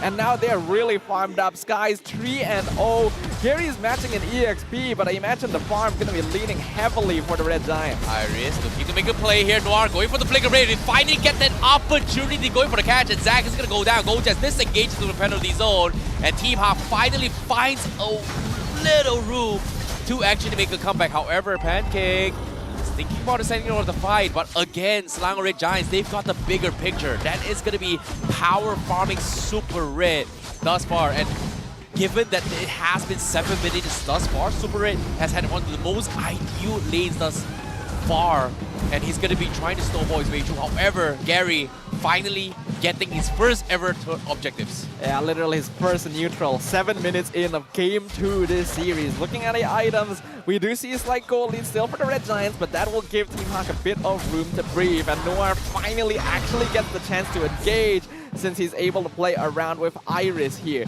Looking at items, we do see the Brute Force Breastplate for Sky, so going slightly more aggro, though, and we do see Super Red already completed his second item, the Berserker's Fury. Panda only just got his, so they do need a little bit of catching up, but Team HAQ has definitely regained momentum in this game. I guess Selangor Red Giants, they can try to play around Super Red, but I guess they're just not confident until maybe he gets his third item power spike here.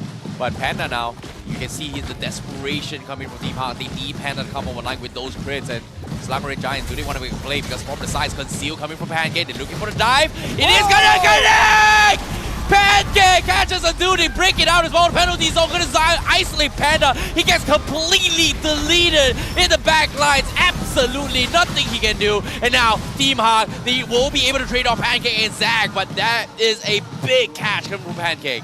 Massive layering there with Pancake diving in, Flicker times revenge, Panda purifies but gets caught behind by the penalty zone. But yet, Red Giants actually trade 2 for 2 there with Gary coming in and taking out Super Zack in the back line. It's good that they're focusing on the Bruno, but they still gotta be careful. The Lancelot can scale. Yep, at the same time as well, Super Red alive means that Team HAQ needs to be very, very careful with this fight. You can see 830 crits coming in on those minions. So Team HAQ, they have to be extremely, extremely wary about this here. Yet, wow, what a beautiful catch from him. A really nice Purify though from Panda. If he got caught out first, there's no way Red Giants would have lost 2 members there. That would have been a trade heavily favored to them. But because he survived longer than expected and split up the fight, Oh, Gary, he's gonna kick hard out. No, that should not have happened. What in the world just happened to Team HAQ? They had a little bit of glimmer of hope, but seems like Selangor Red Giants are stomping their feet here. And now with the real illumination coming in as well, Noir also being completely deleted. And Pancake tries to interject, gets a little bit feisty. Panda crits his way through, takes him out, but it's still a 4v3. No jungler available means Skies will secure the Lord in the hands of Selangor Red Giants. The speed at which Red Giants collapses onto Gary, man. 4-man gank when he's split pushing up top lane. Now they're gonna be looking to secure the turtle, the purple buff here. Obviously, Skies will get it for free. There's gonna be no retry on the side of Team HAQ. And the towers are falling. This is what happened in game 1. The moment Team HAQ had a chance, Gary got picked off once, and that created so much space for Red Giants. Oh boy, this is worrisome for Team HAQ. The dreams of making the top 4 slowly crumbling bit by bit, and now Gary is going to try to make a play here. He can't even kill Red, as he's going to kite it around. Pancake looking to punish his way through. Gary looking for the crits, but no, it's going to be Pancake to take him out. So much damage coming in from Super Red. And now, with 25 seconds on the sidelines, the Lord going to be shoved in as well. They take all the outer turrets away for Selangor Red Giants. We saw a glimmer of it in game 1, but in game 2, it is very much proven. Red Giants has just a superior macro sense compared to Team HAQ. The way they're distributing their resources, their players across the map, is basically perfect. Assigning exactly who they need to catch out Gary and having everyone else handling their own tasks. Whereas Team HAQ is forced to play and fight together because of how their draft works out. It's not giving them any chance to try and create pressure across the map by themselves. And every time Gary tries to do so, he's just giving himself to the Red Giants. Exactly. In this case, Noir is going to have the biggest stress here coming from Team HAQ. He needs to get those flicker catches very, very nicely, but so far he hasn't been able to do so. Getting forced out as well because now Pancake is going to be looking to attempt. They do catch him off guard. No pickoff available, and he is going to be bursted down by Super Red. Meanwhile, the back line, Super Red is going to try and isolate Yura as he tries to scare him off, but the rest of Team HAQ is going to feel the brunt of Super Zack as they pick them all bit by bit, part by part, one by one. Perfect execution by Selangor Red Giants. What a penalty zone from Gojes. You'd think Team HAQ feels they're safe when Pancake only finds one, but now they have to defend. Oh no, Pancake, they even catch Iris, chain CC. Nothing the Fredrin can do. Inhibitors exposed. Selangor Red Giants looking to quash the dreams of Team HAQ, eyeing for the top 2 spots. The Giants are stomping their way through it. Team HAQ, you can see the desperation coming from Gary to try and shove out. He needs to steal the orange buff, and he doesn't even get it as well. Super Red in prime performance right now. AI winning prediction, 94% as well. It's so Red Giants colored, the AI winning prediction right now, and who can blame him? 7,000 net worth lead. 13 minutes in, the Red Giants are in full control. Any glimmer of hope Team HAQ had already snuffled out. And now Pancake starting things off on Iris. He gets bursted down by Super Red. They pick on Noir. It might be over. Team HAQ, they have to back off. Just like that. 2-0. Easiest kill of my life. Super Red having so much damage. Lord secured. And just like that, Selangor Red Giants, they just completely dominate Team HAQ in this fight. Team HAQ is just crumbling. The Red Giants are playing this perfectly right now. It's excellent. The way Pancake is finding these pickoffs every single time, and Team HAQ again, not enough resources. I still don't like this draft of Fredrin EXP. Why? Iris is not getting to play the way that he can. The full potential of this EXP laner not going to be on display. Full items for Super Red. He's got that Wind of Nature. Panda still missing 2 at this point. Base is exposed. Luminous Lord is crashing in. Can the Red Giants clean sweep? Is this over for Team HAQ? Because now Pancake is going to start things off as well. The Lord comes in. They're knocking to a through. But a 4-man penalty zone to buy time. Super Red saves. with some nature, Crystal Gaming, and that is Selangor Red Giants taking the clean 2-0 against HAQ. That's gross. Gorgeous is insane. He's something else. He literally catching the perfect penalty zone every single time. Man's got his sunglasses on. Iris, unfortunately, not going to be given the chance to put this man in his place as the Selangor Red Giants secures the 2-0. They get the 3 points. Their dreams of moving on to the top 2 looking realer than ever. What a performance coming in for Selangor Red Giants. Consistency is key. And Skies was able to get the retribution, but Super Red also having the clearer picture in the objectives here. I want to see what they have to say as we throw it over to LaFell to interview with them. Let's make more noise for Selangor Red Giants! Congratulations to Selangor Red Giants, but actually Pancake, I want to ask you a question first. All right, game number 2, you guys won very convincingly. Game number 1, Gary on the link was super good at 1.60 and 2. What were you guys waiting to make the change in the game? What happened that gave you guys the victory? For me and my teammates, we just adjusting how we play the game and we don't lose communication. Don't lose communication. Thank you very much. And now I also nak tanya Super Skies. Come. Give it up for Super Skies.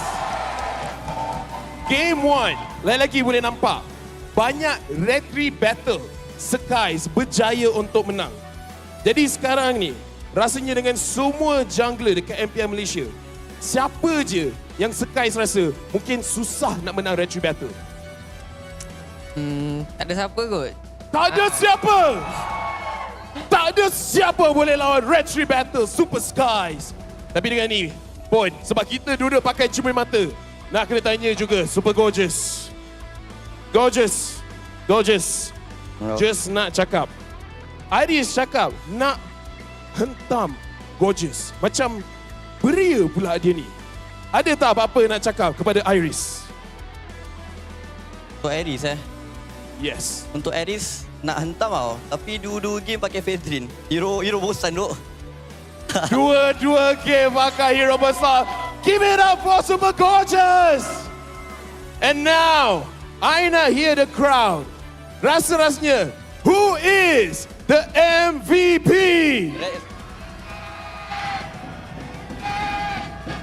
In 3, 2, 1, the MVP is Super Skies.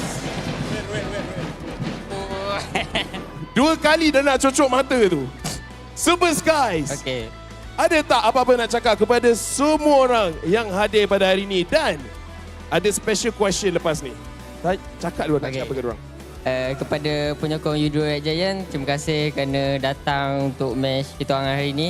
And keep supporting us for our upcoming match. Itu version yang baik. Lepas ni lawan dengan SMG. Ada rasa takut tak? Ada rasa lutut goyang ke tak nak lawan SMG?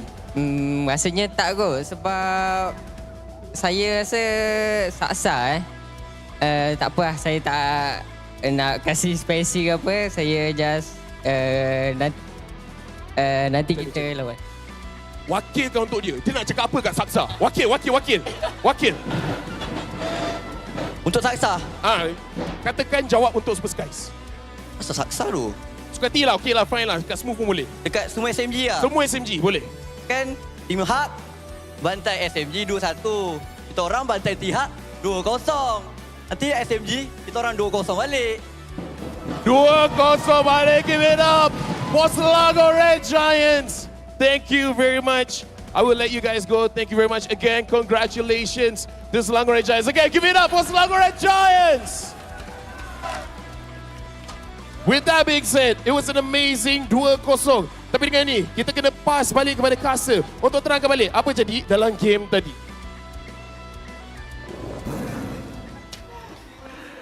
LaFell. He's got to steal the show, you know. We have the MVP of the match on the screen, but we know who the MVP in our hearts is. Who? It's LaFell, of course. Look at him!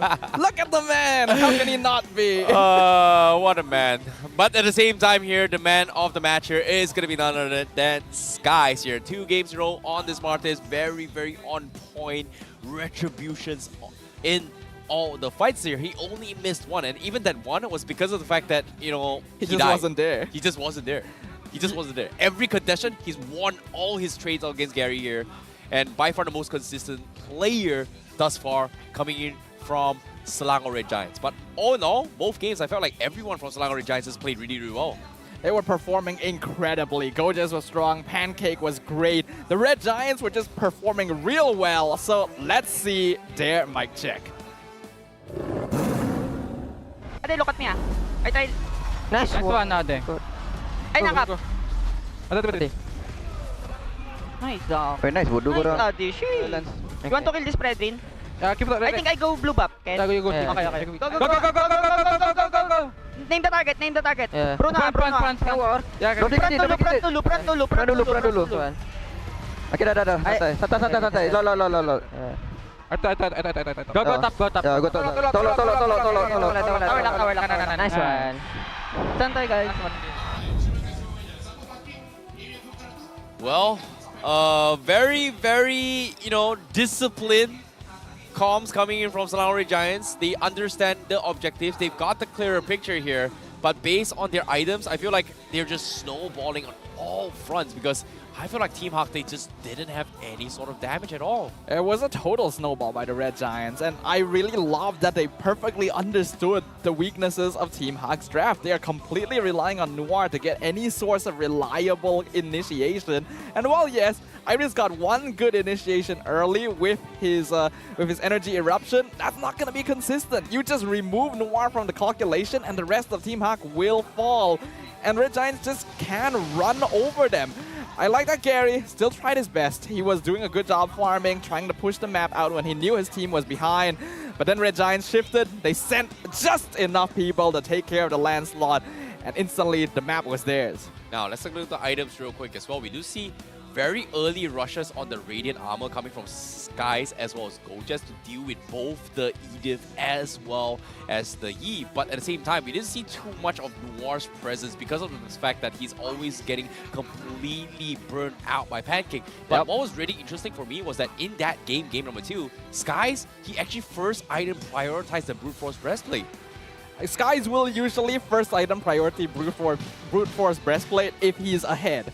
If the team is performing well, if he realizes that they're snowballing, then he'll go for that item first. If he wants to go more defensive, then he'll start with like Guardian Helmet, Radiant Armor, depending on the situation. And in this game, it's pretty obvious that the Red Giants were snowballing right from the beginning, so why not go slightly more aggressive, get that movement speed, get that more general purpose use when you're up against Team HAQ here, who just could not fight at all. I guess he was trying to mirror what Gary is trying to do in an alternate way. And what I mean by alternate way is that if you think about how Brute Force Breastplate is like the defensive version of the War Axe, if you think about it. So I like that he prioritized the movement speed here because emblem-wise, none of them has got agility, so he's trying to take advantage of their movement speed to try and play catch-up. But time and time again here, he was able to just win all of his trade-offs, and I really like it. I really like it.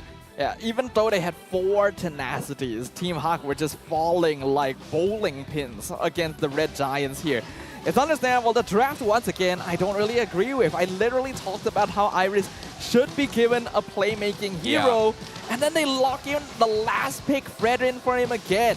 Like, yes, there's no longer Uranus or Gord to deal with, but it's still limiting what he's capable of. Even Gojas mentioned it on stage. It's such a boring hero.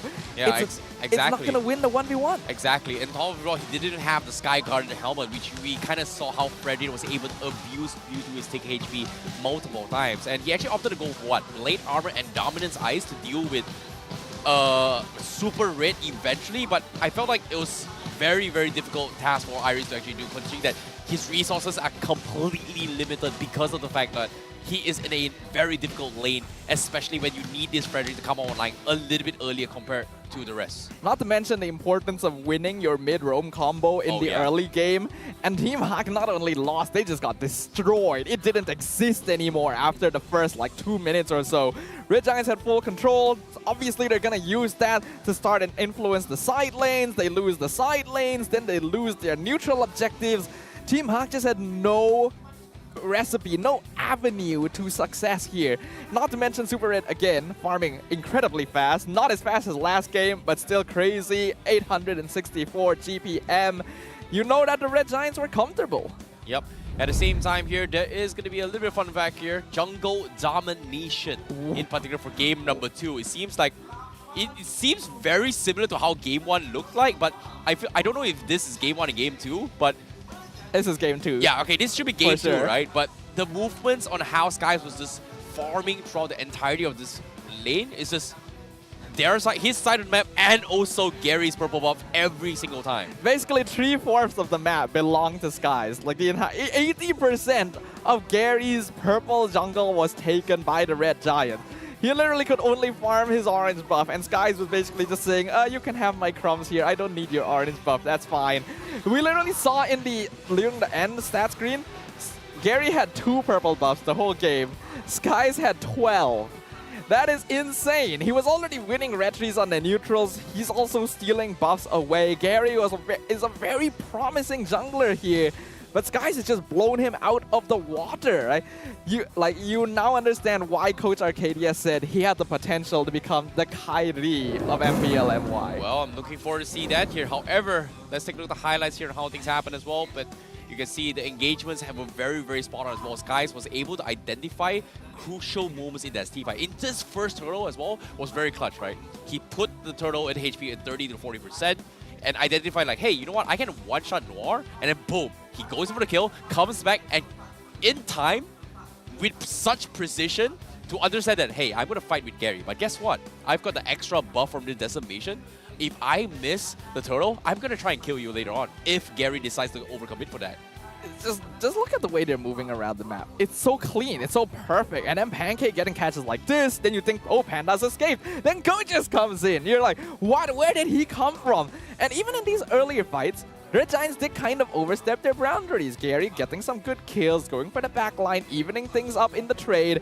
I feel so bad for Noir this game, though. He basically spent more time dead than alive. You know, pay attention to all these team fights here. Skies has been taking very minimal damages on every single time the Real Oblivion drops, right? Like, whenever Yura tries to drop it, he's always right at edge here, taking minimal damage, minimal damage while maintaining position to threaten Team HAQ. He only goes in when it is necessary. It just shows you how calm and collected he is, identifying crucial moments at the right time, at the right moment. And Gorgeous as well, that last hit, 4-man penalty zone under the crystal. Perfect, beautiful, excellent here from the Red Giants. With that victory, 3 points instantly ties them in first place with the Homeboys and RSG MY. Gonna be looking pretty good, but we have to note, RSG MY still 1 game less than the rest. So you still need a clean victory here if you want to go for that top 2 spot. On the other hand, Team HAQ losing that means that their chances of moving into the top 4 are basically nil now. Yep, on paper, Team HAQ should not be able to secure the top 4 unless SMG loses 2-0 to Team Secret and also 2-0 to Selangor Red Giants. So, they are going to be able to tie it with Team SMG if they finish their own 3-0. But like I said as well, it is going to be slim to none in this upcoming top 4. But of course, the fight for the top 2 is still neck and neck. And I'm not gonna lie, I've never seen this before. Yeah, it feels like it's been a long time, right? The past few seasons have all been dominated by one team, one or 2 teams constantly controlling the top of the charts. But this season has been so competitive, and now we're gonna get to see more of that competition because we still got 2 matches today, and the second one going to be Team Secret versus Team SMG. Well, speaking of the ones to deny Team HAQ that opportunity, is going to be Team SMG. If they get a 2-0 against Team Secret, well, that pretty much says it is sayonara for Team HAQ for the top 4. It basically determines who the top 4 is going to be. They're just going to be racking up between each other to see who's top 2 and who is going to be 3rd and 4th place. And of course, after that, the end of the day, we're also going to be seeing 2 teams that have greatly improved this season go head-to-head. RSG MY versus MPNC.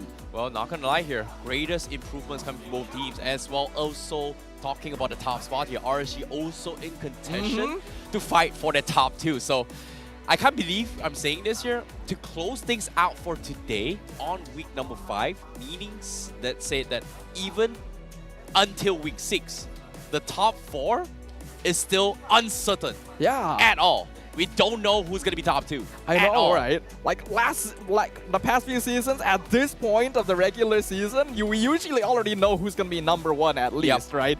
But no, this season has been intense. These teams all want to go to M5, all want to represent the country, and I love it. Yeah, I really do as well. But of course, you know, with this match being said here, it's safe to say Team HAQ is going to be the first one to fall off for the contention for the top 4. So 5-5, that's pretty much I don't know, it's very, very coincidental on week 5. 5 plays falls off. I mean, anything's still possible though. It's not completely over. The chances are just pretty small, but we'll get to see how things proceed. We're gonna go on a short break before we go for our second match. Thank you everyone for joining us. Make sure to join us after this. We'll see you in just a few moments.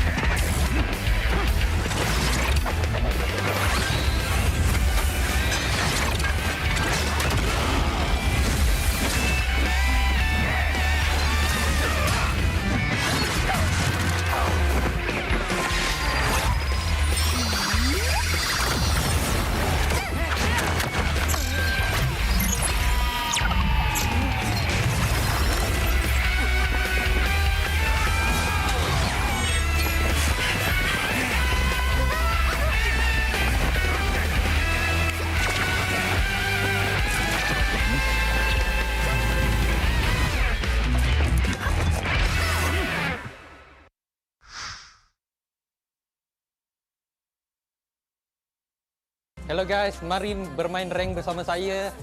Kita orang sekarang mempunyai double star raising point dan double star protection point. Bonus ni cuma ada untuk 5 perlawanan rank game anda saja.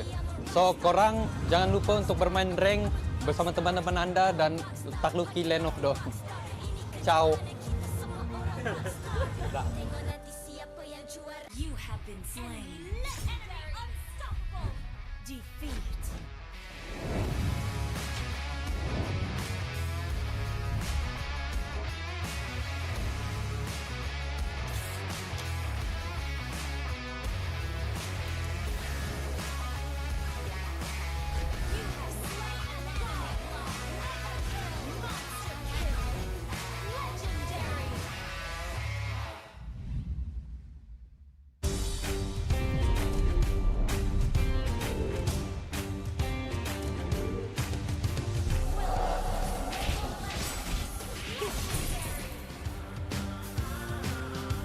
Launch attack.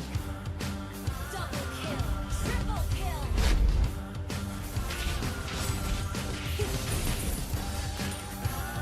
Legendary.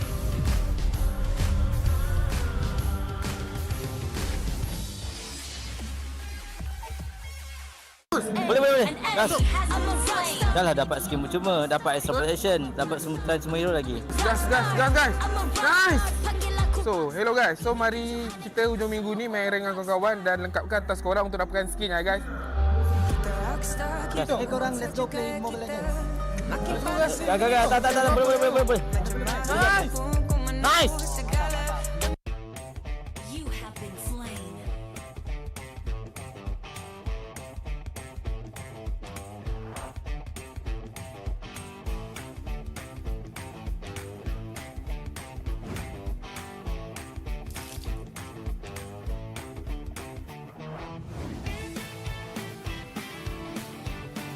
An enemy has been slain. Double kill. Legendary. Victory.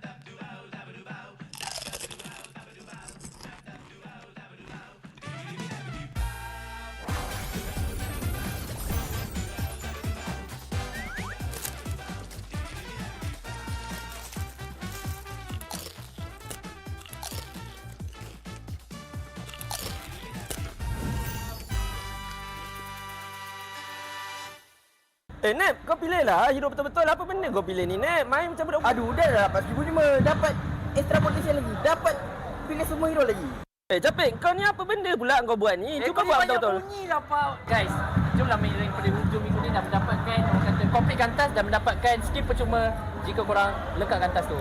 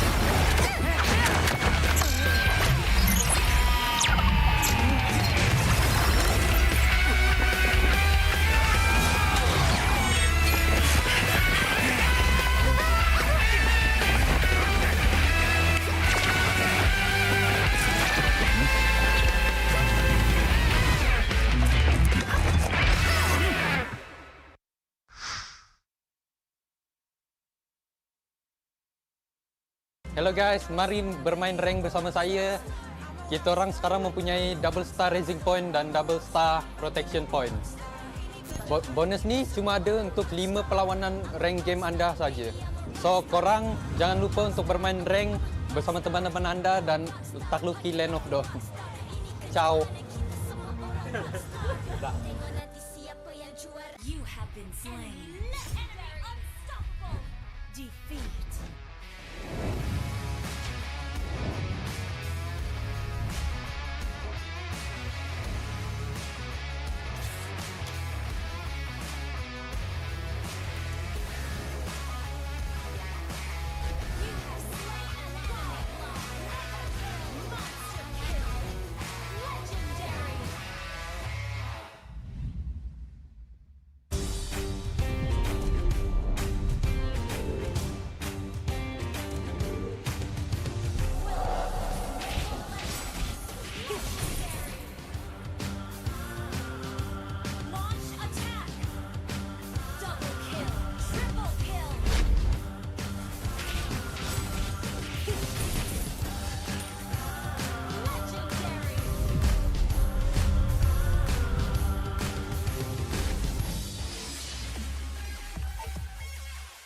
Boleh. Gas.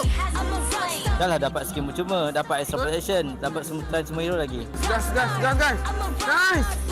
So, hello guys. So, mari kita hujung minggu ni main rank dengan kawan-kawan dan lengkapkan task korang untuk dapatkan skin ya guys. Korang let's go play Mobile Legends.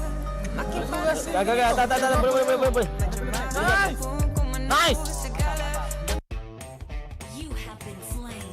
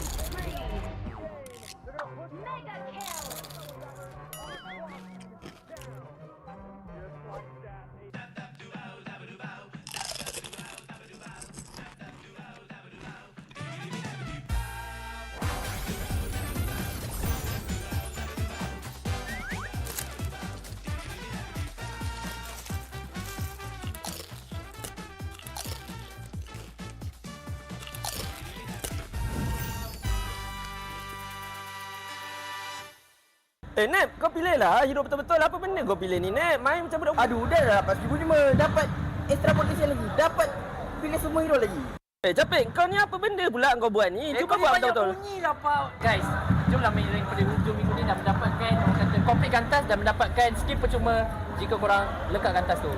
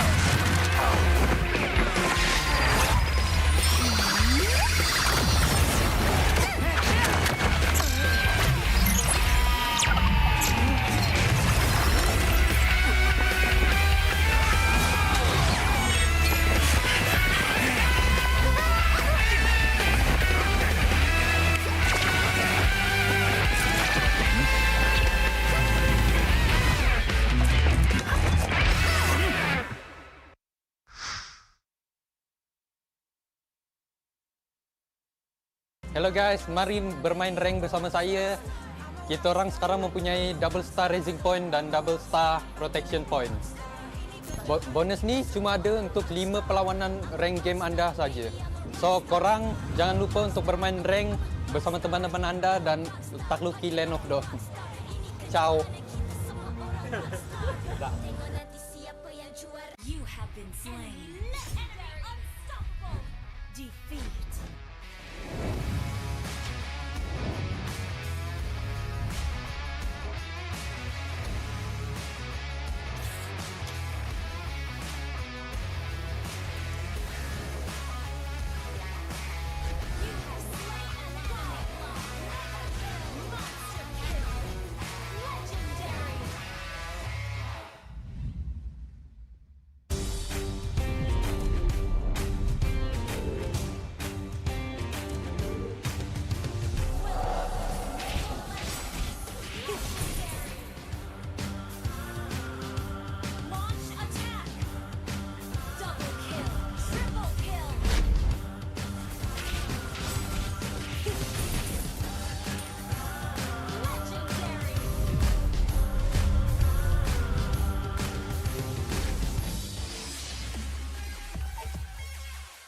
Boleh. Gas. Dah lah dapat skin percuma, dapat extra protection, dapat semutan semua hero lagi. Gas. Nice. So, hello guys. So, mari kita hujung minggu ni main rank dengan kawan-kawan dan lengkapkan task korang untuk dapatkan skin ya guys. Hey korang, let's go play Mobile Legends. Gak. Tak. Boleh. Nice. You have been slain.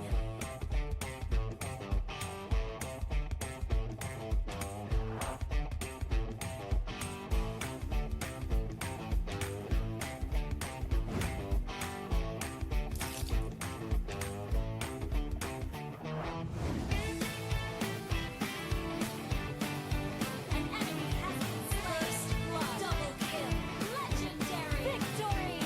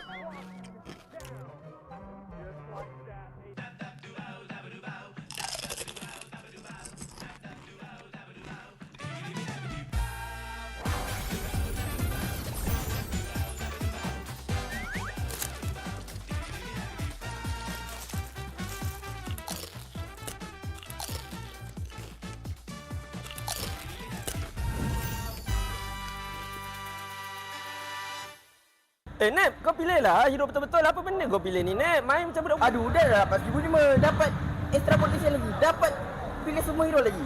Capek, kau ni apa benda pula kau buat ni? Cuba buat betul-betul. Bunyi lah, Pak. Guys, jomlah main rank pada hujung minggu ni dah mendapatkan orang kata komplitkan task dan mendapatkan skin percuma jika korang lekatkan task tu.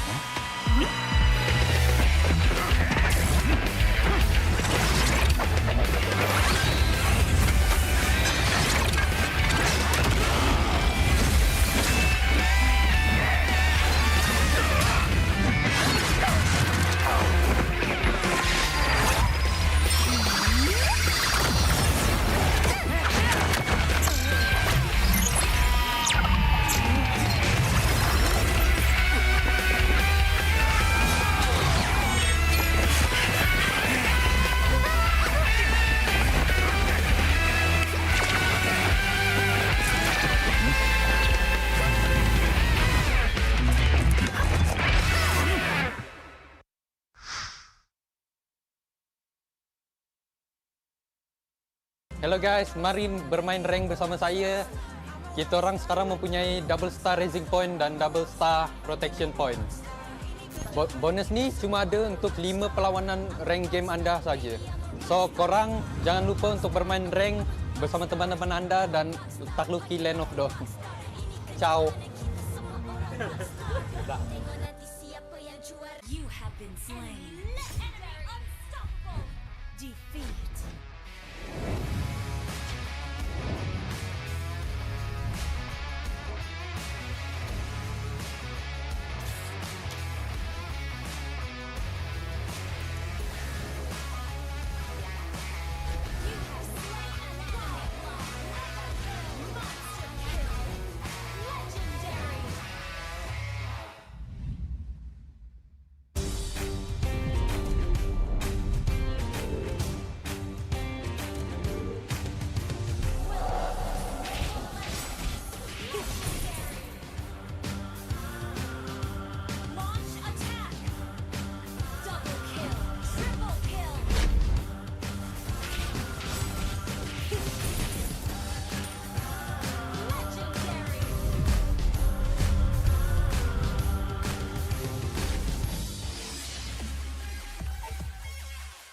Boleh. Gas. Dah lah dapat skin percuma, dapat extra protection, dapat semua hero lagi. Gas guys. Nice. So, hello guys. So, mari kita hujung minggu ni main rank dengan kawan-kawan dan lengkapkan task korang untuk dapatkan skin ya guys. Okay, korang let's go play Mobile Legends. Gak. Tak. Boleh. Nice. You have been slain.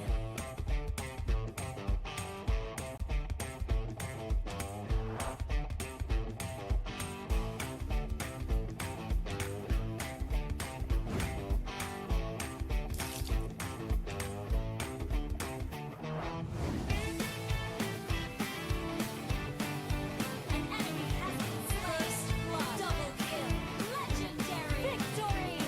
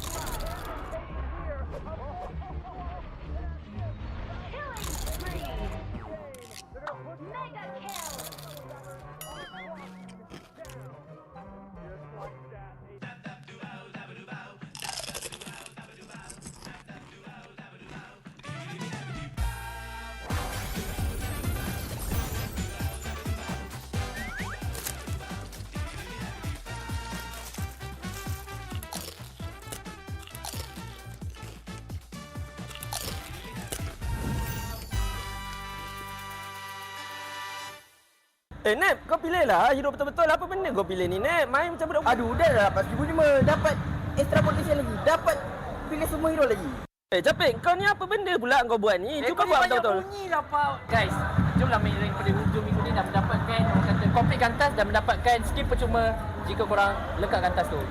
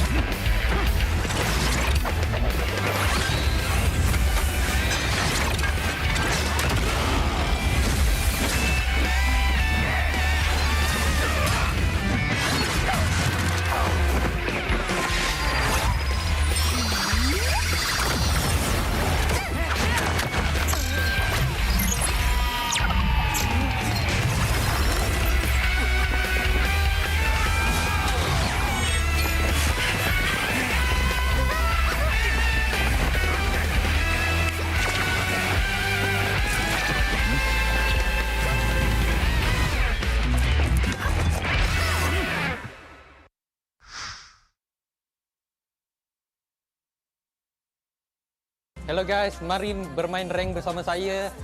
Kita orang sekarang mempunyai double star raising point dan double star protection point. Bonus ni cuma ada untuk 5 perlawanan rank game anda saja. So korang jangan lupa untuk bermain rank bersama teman-teman anda dan takluki Land of Dawn. Ciao. You have been slain. Unstoppable. Defeat.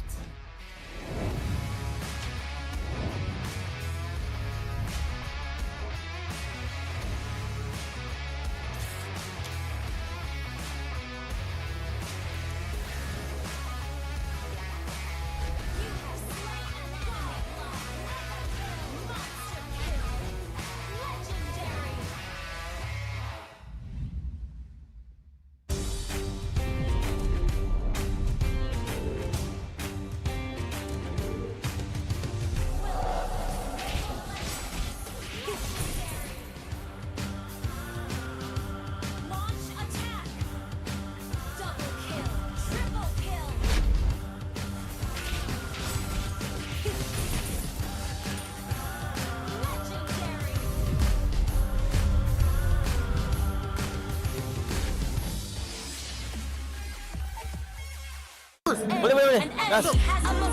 Dah lah dapat skin cuma, dapat extra protection, dapat semua hero lagi. Gas guys.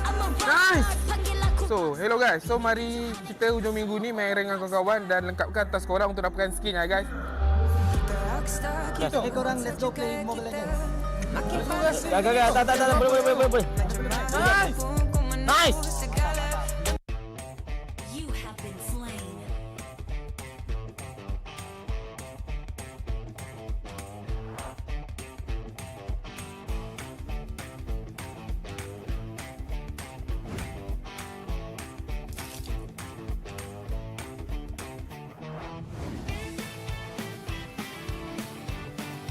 An enemy has been slain.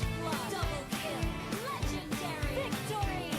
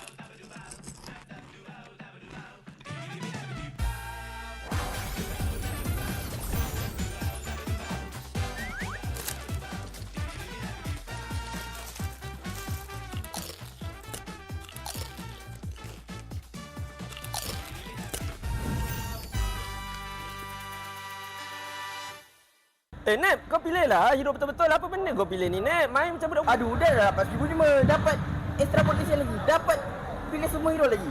Capek, kau ni apa benda pula kau buat ni? Cuba buat betul-betul. Bunyi lah, Pak. Guys, jomlah main rank pada hujung minggu ni dan mendapatkan orang kata complete task dan mendapatkan skill percuma jika korang lekatkan task tu.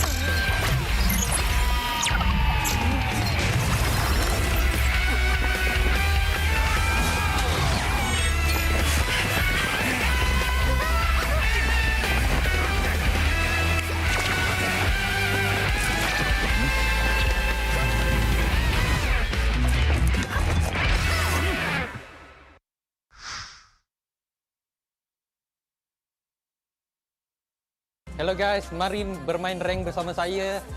Kita orang sekarang mempunyai double star raising point dan double star protection point. Bonus ni cuma ada untuk 5 perlawanan rank game anda saja. So korang jangan lupa untuk bermain rank bersama teman-teman anda dan takluki Land of Dawn. Ciao. You have been slain. Defeat.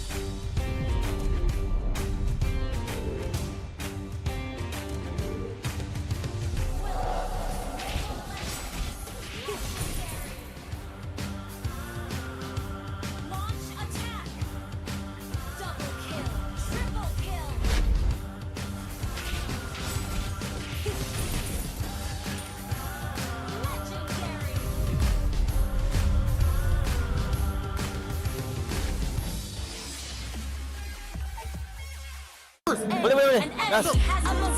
Dah lah dapat skin cuma, dapat extra protection, dapat semua hero lagi. Gas guys. Nice. So, hello guys. So, mari kita hujung minggu ni main rank dengan kawan-kawan dan lengkapkan task korang untuk dapatkan skin ya guys. Korang let's go play Mobile Legends. Gak. Tak. Boleh. Nice. You have been slain.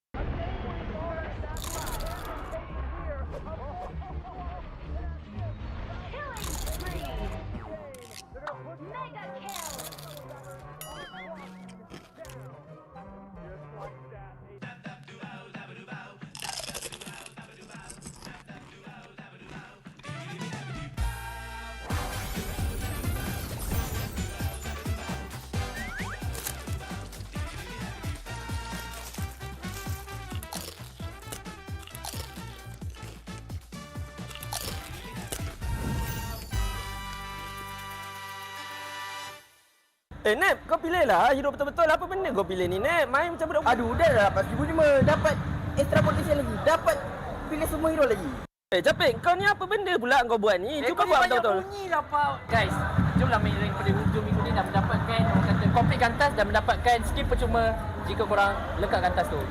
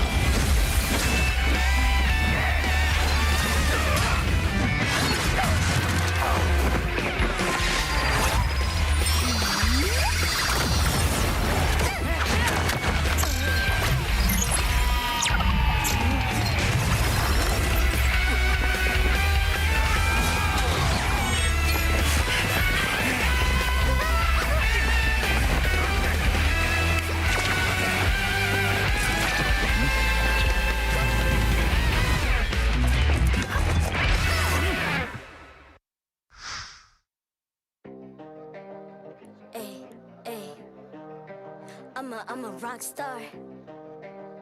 Yeah, Rock star. Ay, ay, ay. I'm a rock star, baby, I'm a rock star. I'm a rock star, I'm a rock star. I'm a rock star, panggil aku rock star. Ini kejohanan kita semua orang rock star.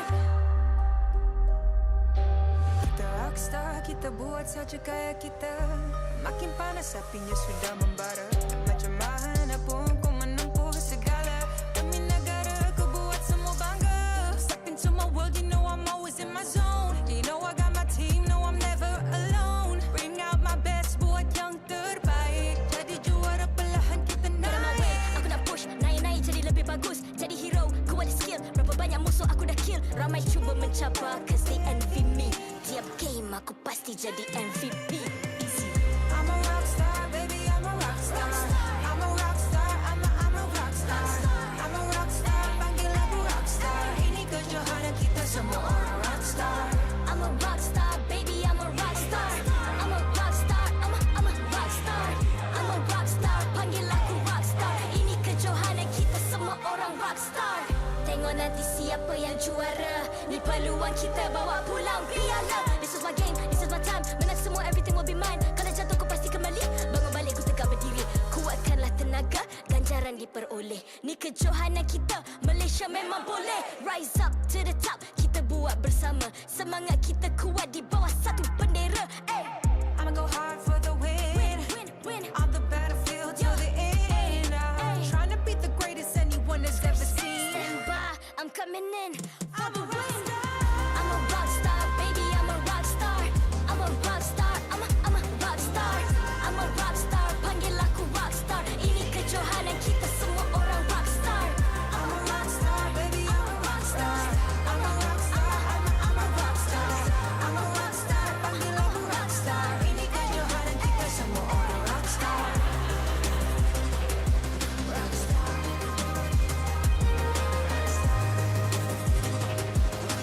Ini kejohanan kita semua orang rockstar. I'm a rockstar, baby, I'm a rockstar. I'm a rockstar, I'm a rockstar. I'm a rockstar, panggil aku rockstar. Ini kejohanan kita semua orang rockstar.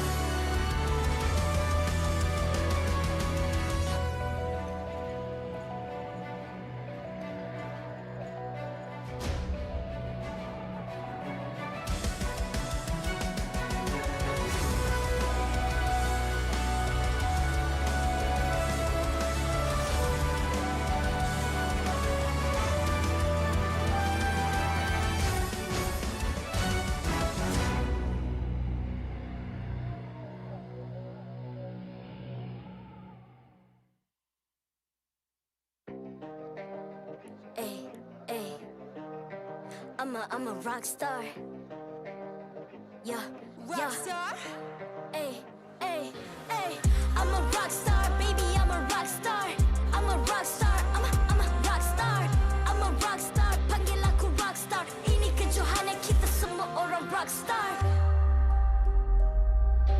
Kita rockstar, kita buat saja gaya kita. Makin panas apinya sudah membara. Macam mana pun kau menempuh segala. Demi negara kau buat semua bangga. Step into my world, you know I'm always in my zone. You know I got my team, no I'm never alone. Bring out my best, buat yang terbaik. Jadi juara perlahan kita Get on my way, naik. aku nak push, naik-naik jadi hero. Ku ada skill, berapa banyak musuh aku dah kill. Ramai cuba mencabar cause they envy me. Tiap game aku pasti jadi MVP. Easy. I'm a rockstar, baby, I'm a rockstar. I'm a rockstar, I'm a rockstar. I'm a rockstar, panggil aku rockstar. Ini kejohanan kita semua orang rockstar. I'm a rockstar, baby, I'm a rockstar. I'm a rockstar, I'm a rockstar. I'm a rockstar, panggil aku rockstar. Ini kejohanan kita semua orang rockstar. Tengok nanti siapa yang juara. Ni peluang kita bawa pulang piala. This is my game, this is my time. Menang semua, everything will be mine. Kalau jatuh kau pasti kembali. Bangun balik ku tegak berdiri. Kuatkanlah tenaga, ganjaran diperoleh. Ni kejohanan kita, Malaysia memang boleh. Rise up to the top, kita buat bersama. Semangat kita kuat di bawah satu bendera. Hey. I'ma go hard for the win.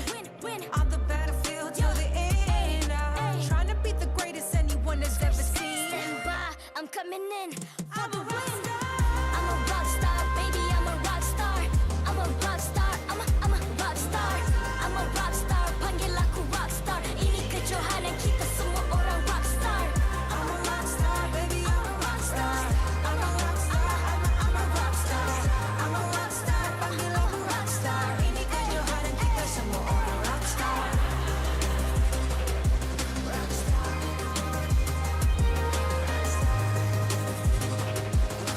Ini kejohanan kita semua orang rockstar. I'm a rockstar, baby, I'm a rockstar. I'm a rockstar, I'm a rockstar. I'm a rockstar, panggil aku rockstar. Ini kejohanan kita semua orang rockstar.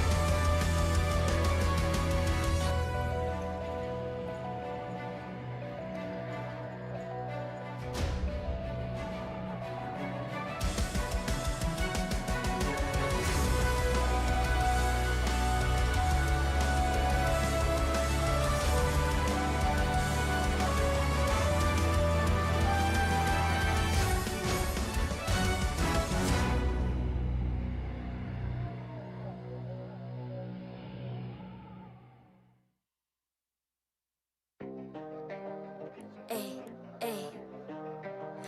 I'm a rock star. Yeah. Rockstar? Ay. I'm a rock star, baby, I'm a rock star.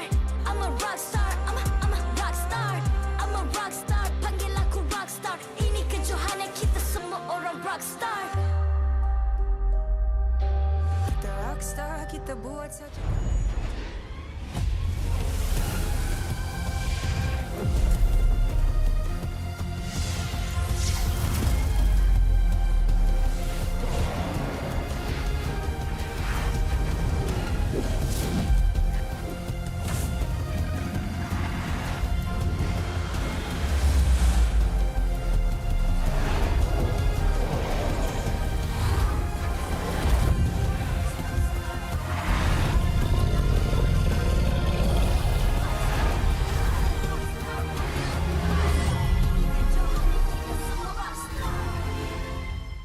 MPL Malaysia Season 12 is powered by Munton, official mobile internet hotlink.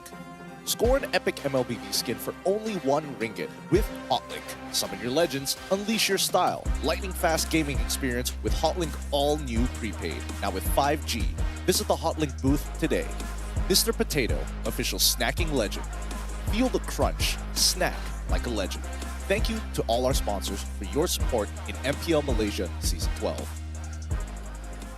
Welcome dan selamat datang kepada MPL Malaysia musim ke-12 di mana ini adalah match kedua untuk hari ini di mana Team SMG akan menentang dengan Team Secret di mana untuk Team SMG mereka cari rentak mereka untuk fight top 3 standing di regular season, manakala untuk Team Secret ini adalah perlawanan untuk survival of the fittest di mana kat sini kalau mereka menang ada peluang untuk mereka pergi kepada playoffs. So, how is the energy dekat dalam ni? Are you guys ready? Sememangnya everyone has to be ready. The players have to be ready sebab perlawanan ini akan jadi dengan sangat-sangat penting. With that, let's introduce Team Secret.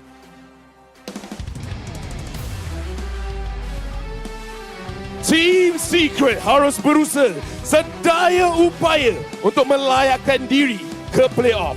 Segala ilmu dan strategi harus dipertaruhkan demi menyelamatkan pasukan.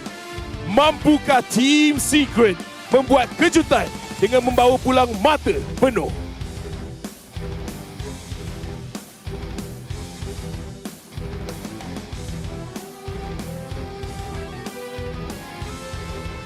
And their opponents, SMG! Team SMG masih mencari rentak untuk dapatkan kembali kemenangan. Gergasi regular season ini wajib menang untuk naik semula ke tahta kedudukan Liga. Pengalaman bermain di peringkat antarabangsa menjadi kelebihan.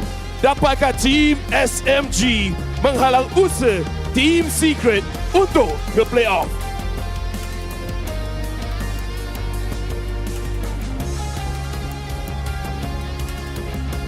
Sekarang marilah kita menjemput barisan marshal kita yang akan mengalas tugas untuk memastikan perlawanan sentiasa berjalan dengan adil dan lancar.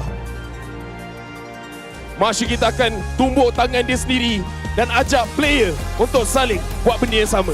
Kita teruskan dengan fist bump di antara pasukan sebagai tanda profesionalism. Inilah gaya kita. Inilah semangat kesukanan kita. Jiran di luar gelanggang. Lawan di Land of Dawn.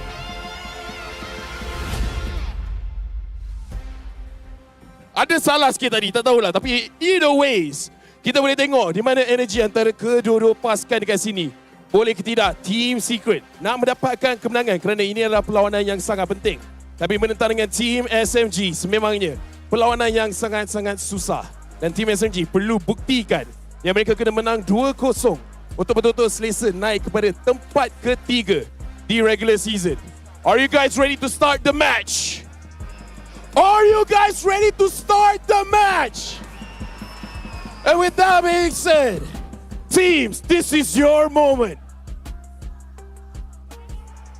Game on.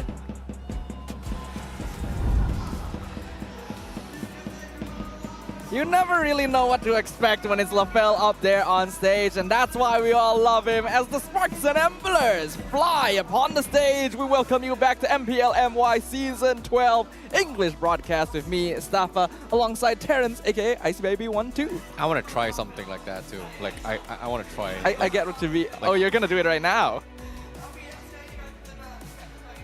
Nice. I don't know how he does it. That's exactly what it was. Don't worry, you got it on the dot. It was like a duplicate, you know? I thought I saw a doppelganger on stage. Oh boy, but all things considered here, this is a very important match here for both Team Secret as well as SMG, as they are going to be fighting for very, very important things. And in this case, Team Secret going to be looking for, you know, to stay in life for the play-ins as well as playoffs, whereas SMG looking for top 2. However, all things considered here, for these guys watching at home, scan the QR code right now and predict who is going to be the MVP of this matches. Is it going to be Game 1, Game 2, Game 3? Predict it right now. Who's it going to be?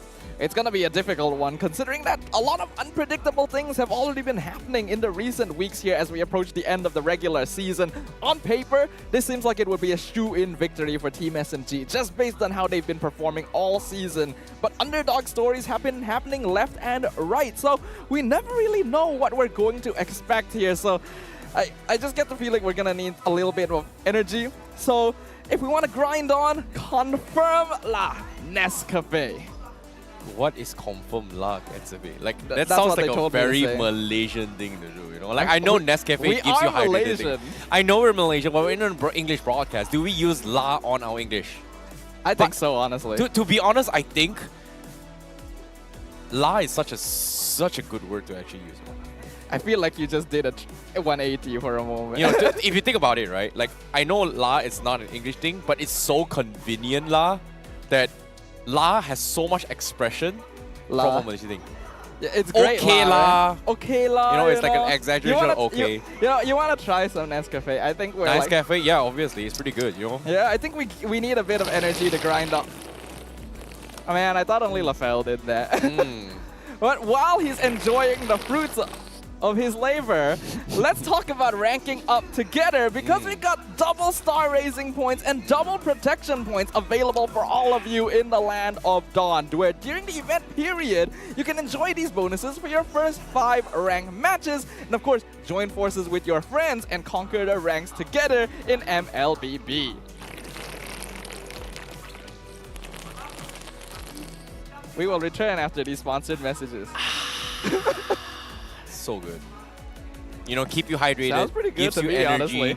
You know, at the same time, play games, win rank games, get your stars, get to mythical glory, mythical honor, whatever star you're looking for. That's the best time. You gotta stay hydrated, and guess what? You gotta grind harder to keep you late at night. You gotta have Nescafe as well.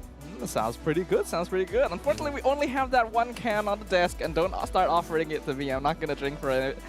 No, do not. I already said no. But yes, going into the game, we have Team Secret versus Team SMG. We already set up the stage. Team Secret needs to win. It is not an if, it is a must. Otherwise, they are going out for sure.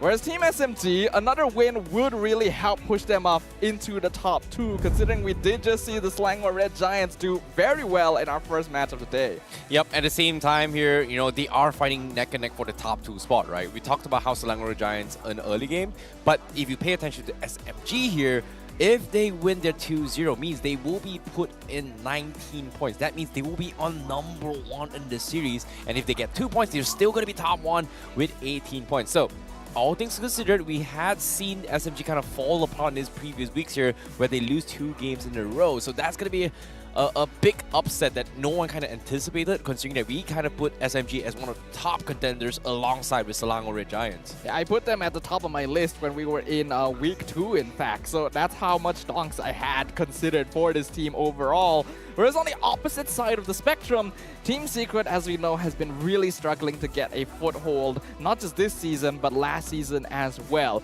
But we are seeing some glimmer of hope here. Their gameplay definitely seems to be improving. They already got their first victory of the season, and now they're looking to get one more. And this is going to be a key one. It doesn't matter if it's a 2-0, whether it's a 2-1, as long as Secret wins, they can put themselves in a much more comfortable spot.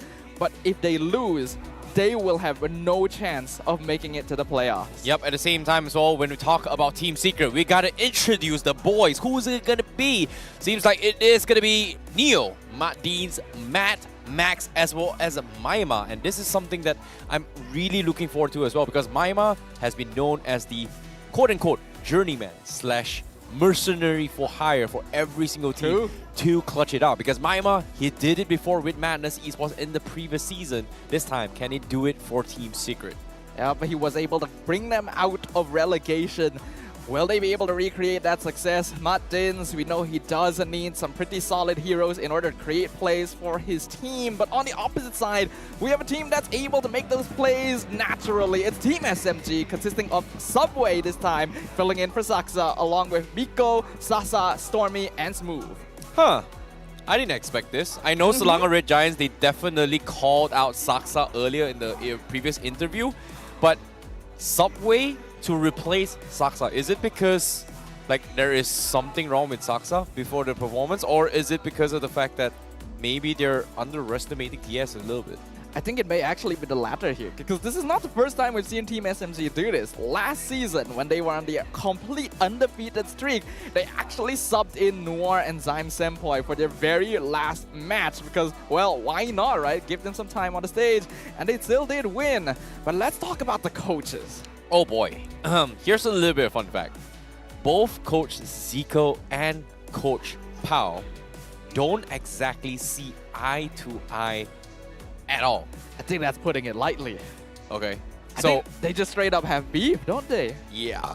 And the reason why they have beef is that during the MPL PH community days, on public posts, they actually call each other out on why their teams don't really do well. And it feels like this is going to be a lot of proving grounds for both of these coaches. And I feel like right now, from Coach Paolo's standing, he does have the upper hand. You'd say he has the advantage here when we're looking at the hot topic for Team Secret. It is very direct. Win this game or go home. There is literally no other option for them right now. If they don't secure a victory, their relegation is confirmed, even if they're able to get one game. I'm curious to see if this is going to happen, because Zico pretty much bombarded NXPE while Pao was the coach before. Yep. If SMG wins this series against Team Secret, pretty much we have to say sayonara to Team Secret. Will Coach Pao also bombard him in social media? I feel like it would be a real hit to the ego here, because we've seen a lot of friendly rivalries across teams and But coaches. this is not friendly at all. This is not friendly. It's just straight up hostility, it feels like, based on things. And so the players will have a lot to live up to, a lot of pressure here. Let's talk about them. We got Matt here. His performance, a little bit inconsistent. His KDA as well as DPM not going to be very high in the rankings, but his kill participation and GPM are not too bad. Oftentimes, if he is given the space necessary, he can be a win condition for Secret. Yeah, and so far we've seen a lot of potential wins that Team Secret could have gotten here, but they just couldn't close out games here. And this has been the biggest problem that Team Secret has. Like, they have the skills, they have the macro aspect, but they just can't close up games. Is it because of the fact that, you know, everyone has kind of stepped up their game? And when it comes to stepping up the game, I feel like Sasa is by far the Kage, the most consistent Kage in the in the Mobile Legends community. Wow. World. Most consistent Kage since the beginning of time. That's a massive statement right there, considering the kind of reputation that the Kages have in first place, but it is understandable why you'd say so. Ranked 8th in average KDA, 5th in GPM, 7th in DPM. We did have a bit of a saying when the season started. If Sasa doesn't need to do anything, Team SMG is doing well. But if I'm gonna be honest with you, I do like Sasa as a player. I enjoy watching him, but I do feel like he's been falling off in his potential a little bit recently. Maybe he's been spending too long not having to do anything, that the senses have dulled a bit. I do feel like SMG, their weak point does come in that late game, because other teams have really been stepping up in that regard. Agreed. And at the same time here, we've seen the fans, we've seen the journey of Team Secret. So many losers after 2 seasons has garnered sympathy, garnered fans, hoping that one day the Team Secret will be able to make it. They finally won a series, won a game, but can they qualify to playoffs? Because they have never done it before. And in this upcoming match against Team SMG, I don't know what to feel, man. Like, this is going to be a it's either going to be a very sad day or a very joyous moment. Because sad for Secret, because, you know, if they don't qualify, it's goodbye. Yeah. SMG, win or lose, they're still going to make it. You know, it's just whether or not are they top 2 or top 4. I mean, if you want to go for compromise, all they need to do is give Secret 1 game, they get 2 points, they're number 1. But there's no compromising when you're up on that stage. It is all about that conflict in the land of Dawn.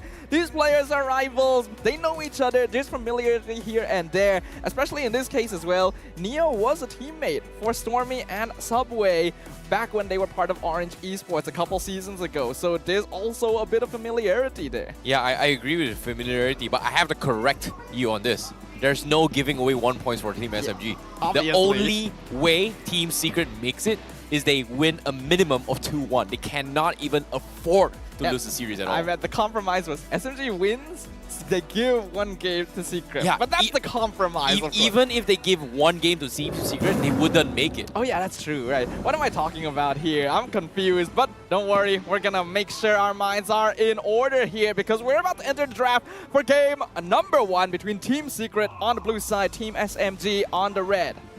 Well, this is going to be a very interesting one, considering that they are starting things off with the Edith ban as well as Kadita. Edith, pretty much a straightforward standard ones here. Smooth can play it as well. Miko does have his moments of brilliance with this Edith, so I guess that's going to be respect bans coming from Team Secret. Team SMG, however, is going to go for the Baxia. Interesting enough, I don't think I've seen Max play too much Baxia, but I guess Team SMG, they do want to play around a potential healing composition, maybe, but knowing Subway, I don't know if we are going to see a Balmond at all. Like, he's been known for his Balmond, but we haven't seen Balmond at all. That was like, very long 4 time ago. or 5 seasons ago, Yeah. so probably not. But with the fact that the Baxia is being banned, it's true, Max doesn't play this hero a lot, but it has happened before. And we know that SMG does put a bit more priority towards that early game, so a hero that really facilitates early game rotation is probably something they want to take off the table, even if they're not necessarily going for a healing composition. Looks like they're going to be banning off the Bruno here. Sasa has pretty much proven himself that his Bruno is very early game oriented here. He's been able to snowball a couple of games because of this Bruno. So that's going to be respect bans coming from Team Secret. However, with that being said here, respect bans means S-tier heroes are going to be let through. Fanny in particular is going to be out as well. And we've known Max to be a capable assassin jungler, but are they going to risk potentially picking Fanny in the first phase draft? Looks like it's gonna be the Paquito here. Okay. We got the Punchin' Man.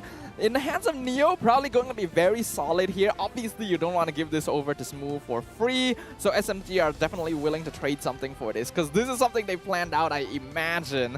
And they're gonna have to deal with that split push pressure. Now, when it comes to Subway as well, back when he was last playing actively, he did start experimenting with Assassins, but he's still the most known for his Fredrin and the Martis, so SMG are gonna prioritize that. Okay, a little bit of flexibility here. Novaria obviously going to be... okay, technically it is going to be flexible as a role position, but I don't think Miko is going to be playing that thing. So it is most likely going to be in the hands of Stormy. However, Team Secret here, I'm surprised they... I guess maybe in this direction they have the Paquito, right? Paquito, one of the potential junglers that can actually deal with assassins to a different time. I don't think Team Secret wants to deal with that, so they are going to try and flex that way. But considering that Neo has had a good track record with it, having it is going to be a safe option for them. Perhaps so. With the Fredrin here, I feel like Gourd is typically going to be the response for most teams. Really good counter in terms of consistent damage. But they're going to go for Claude instead, which does make sense. Allow Matt a bit of space, give him some farm, and then he will be able to come online late game as long as they're not put too behind. And then we do see the Grok. One of Martin's more comfortable heroes. We did talk about this a little bit when we were seeing the lineups. Martin's really needs comfort picks. Otherwise, his gameplay is actually just like really different. Now, speaking of flanking here, considering that Stormy is going to be playing the Novaria, Stormy has had the 5th least average depth per game with a 1.24 ratio per game and the highest Q participation of 84.52% in MPL MY Season 12.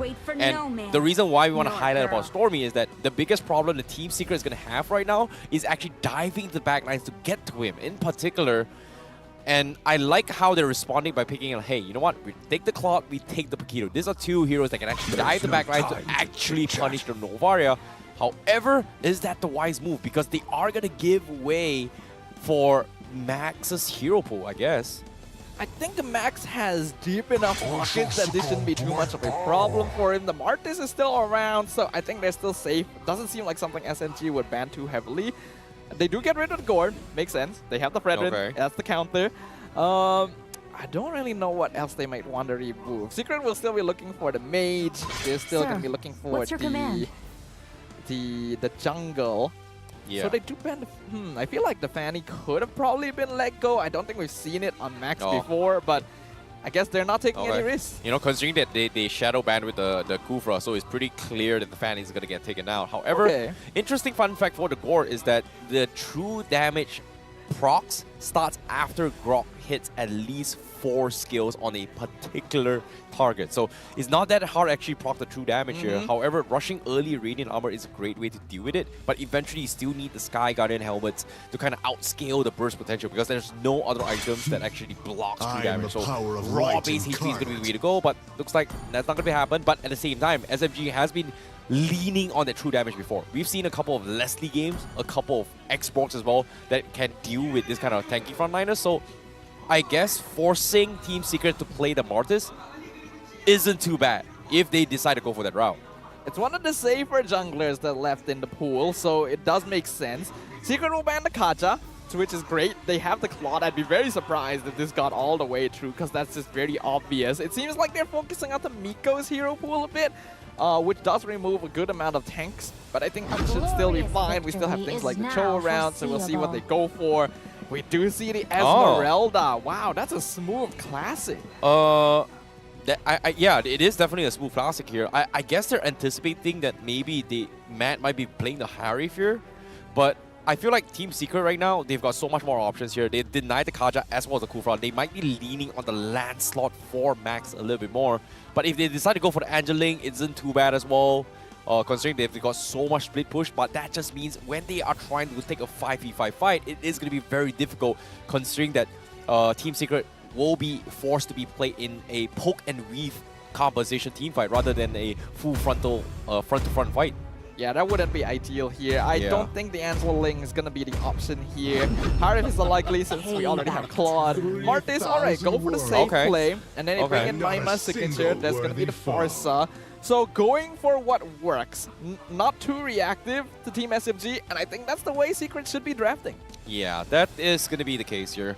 Playing it safe here, looks like we're not going to see the landslide, I guess. Team SMG, however, they've got a little bit more option here. Do they want to flex the Frederick? Absolutely not. They just need a roamer right now. I think Cho isn't too bad. Like, this is a signature for Miko. This is a perfect time to play Cho. They've got two very, very tanky frontliners, which is Esmeralda and also the Fredrin. The Cho isn't too bad as a pickoff, but if they do that, that means they are going to be playing around Sasa doing the burst damage, because early game Cho set up Way of the Dragon with Novaria. It does damage, but it is not going to be threatening enough to get the kill. It is still possible, but it is very difficult to do it. But alright, okay, Franco is much better. Definitely much better.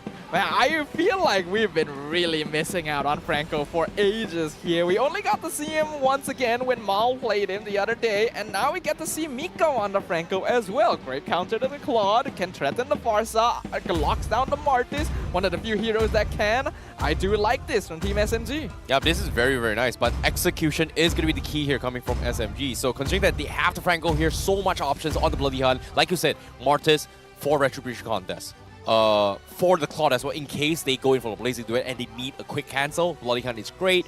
Novaria can't really do too much in that department, but it does provide vision and increases the hitbox so that those hooks can land. So Team SMG obviously has a little bit more room to work with when it comes to pickoffs. However, when it comes to Team Secret, they do have a safer approach. And what I mean by safer approach is that they can do way more things, but they still have to play around Maima playing on this Farsa.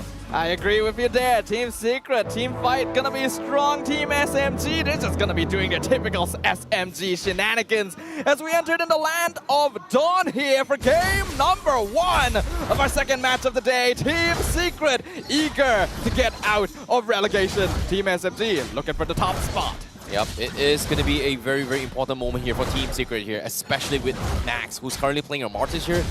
Team Secret, they need to find a way to actually snowball with this Martis. Martis can get a little bit out of control here, so the win condition coming from Team Secret is going to try and get Maima getting up his level 4 as quickly as they can and try to set up a kill for Max to kind of capitalize on here. But for that, you know, Little Wanderer gonna be secured by a Team Secret there. So a little bit of a win for them overall, but these early stages gonna be quite important to keep an eye on. Okay, but at the same time here, Emblems here, we are seeing a little bit of a greedy build coming in from Team SMG. And in particular, it's gonna be Stormy here. He's opted to go for the Weapon Master as well as Impure Ray. So he does have the agility for mobility, but if he goes for the traditional scaling late game build here, going for the Cloud of Destiny as well as Lightning Drunken, he is going to hit very, very hard once he reaches that 4 to 5 item slot timing though. Sasa may be trapped out, but Subway will be here to provide backup, and he is level 4, so that's quite dangerous. Martins dropping low, but they'll be able to walk out. Yep. At the same time here, Subway does have the Brave Smite available. So this Frederick is going to look to actually sustain this kind of team fights here. But I guess they're playing the safe game, right? SMG always very, very objective here. No point getting kills here. Hook. But they landed on Max, but no bloody hunt, so he'll just dash out to safety. Okay. I for a second, I thought SMG is going to, you know, look for potential aggressive pangs here because there's just no point looking for a fight right now considering that the turtle is about to be up. And currently, they don't have their 4s yet. Miko is currently level 3 and Martins is very far away from level 4. So chances are they are going to play around those ultimate timings here. Stormy very close to it as well. Seems like they're trying to get information, but Team Secret, can they force the fight? Oh, Neo looking for Stormy, but he misses the final jab. Stormy gonna dash over the wall as Sasa drops Matt down low in the gold lane. Turtle gonna be contested, dropping 40% HP. Subway still in control. Astral Echo comes out from behind from Stormy. Maima gonna be zoned out entirely by Smooth, who's now working on zoning Max out. Neo!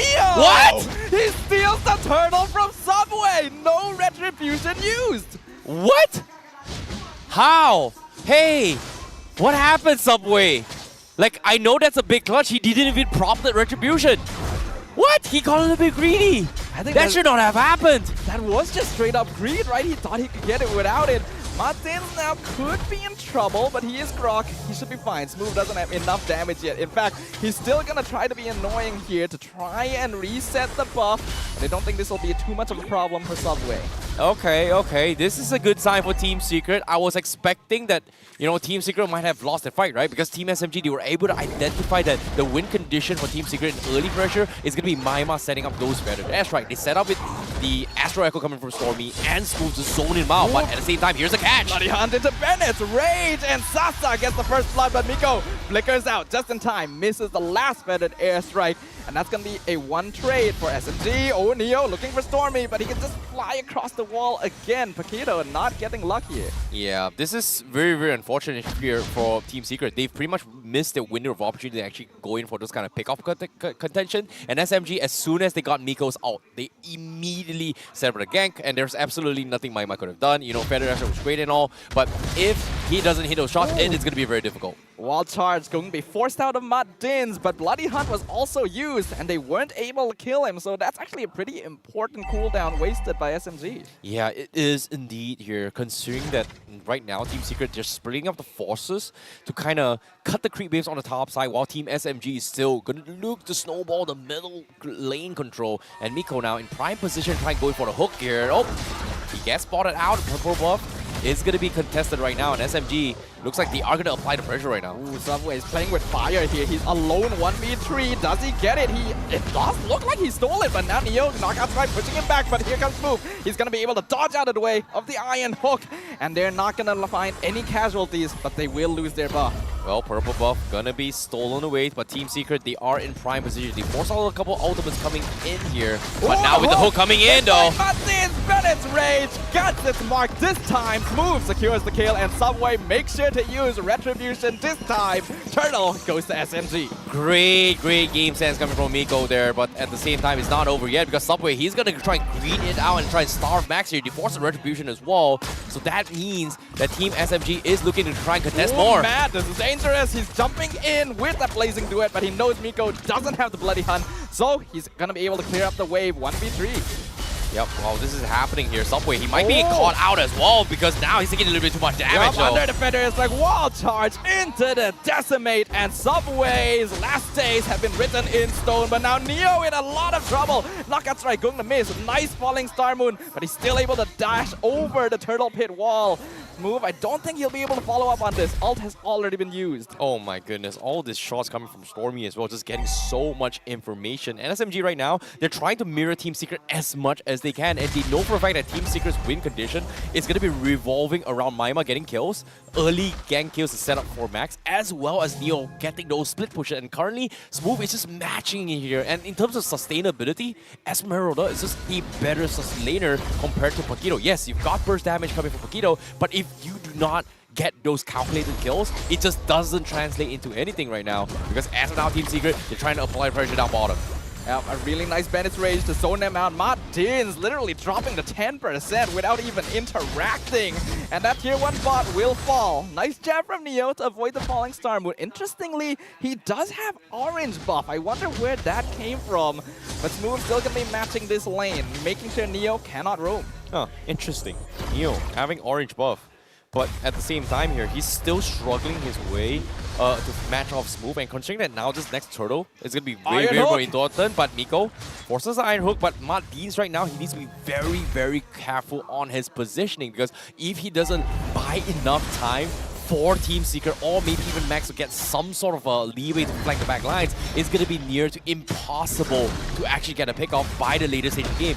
I think they're making a play up top. Yeah, that was a flicker bloody hunt from Miko, and Neo is dead. Fed over to Sasa right there. So now it's 4v5 over the turtle. I feel like Team Secret needs to back this off, but the turtle has been reset. Not sure if SMG wanted to do that here. They were already in full control. Stormy continuing to zone them out. Star Shatter going to miss, but I think the job is already done.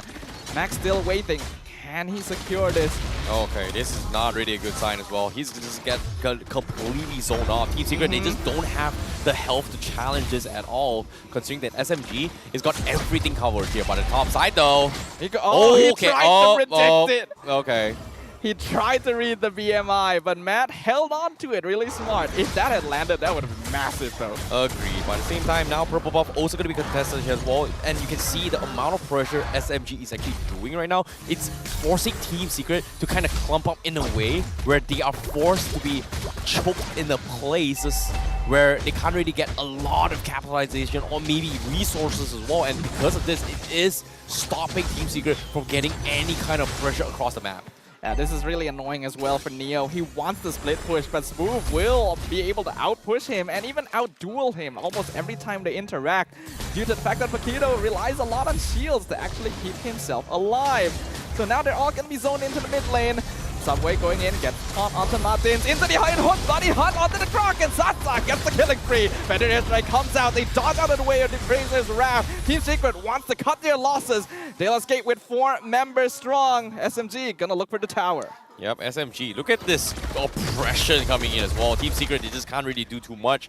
But considering that they really want to take away this middle turret, it's going to be huge for them. However, Max, they are going to look for the flank here. He looked for the pincer, but it didn't work. And Blazing Duet is going to be completely wasted. And now Conceal comes back in. They're re-engaging. Neo gets pulled in. He's going to dash in the opposite direction to buy time for Team Secret. Oh boy. He'll sacrifice his life here. Iron Hook going to land as well. Better Airstrike. Sasak not going to be underneath that AoE, which means Maima gonna waste that cooldown too. Wow, Miko, what an absolute monster here. A 56% hook accuracy thus far. He just doesn't miss. And so far, both Miko and Stormy are pretty much the 2 players who has been zoning off Team Secret as much as they can. And every single time they launch those spells, they hit something, it applies so much pressure to a point that Team Secret has no choice but to back out. And when they do that, they're giving away so much space that Team SMG is just able to just walk in as if there's nothing that happens, and then they just get away with it. Oh, bloody hunt, Bandit's Race once again. Max is dead. Mega kill for Sasa, and Matt gets the shutdown into the back line with the Blazing Duet.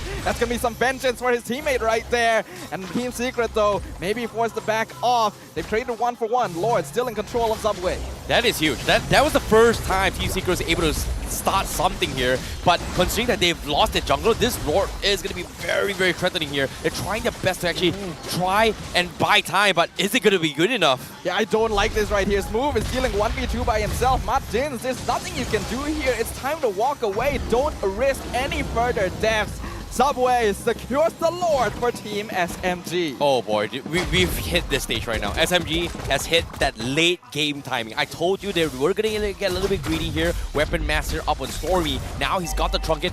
He's looking, you know, he doesn't have his Clock of Destiny, but it's okay. But Sasa, they found him! They ambushed him by himself, farming the enemy jungle. Sasa gonna actually bite the bullet there. That may give Secret a bit more foothold.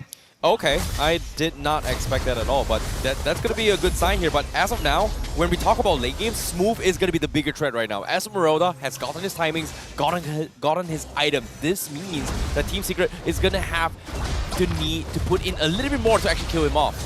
Martin's gonna be scouted in the brush, but this is fine. He's just providing information to his team at this point. SMG will need a bit more time to regroup themselves. Since losing Sasa there was definitely out of predictions. Neo, gotta be careful. That is a Franco. Yeah, definitely here.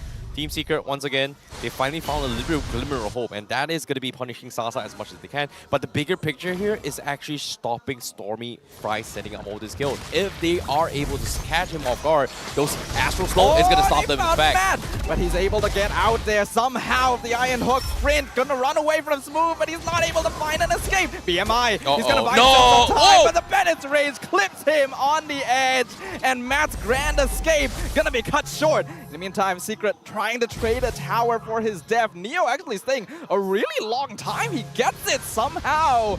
So they'll trade that at least. Yeah, at the same time here, SMG, they realize that because there's no blazing duet right now, they can look to try and threaten high ground here, and Sasa is going to try and make work towards it. But for now, it feels like Team Secret, they're getting a little bit desperate, right? Like, they're trying to make individual plays across the map here, but so far, they haven't been able to synergize around Maima, setting up those big, massive feathered airstrike. And every single time that happens, SMG has been taking fights in their terms, playing around Miko, where if you get a hook, means that they are going to force Team Secret in a position where it's extremely difficult for Maima to actually kind of extend the fight.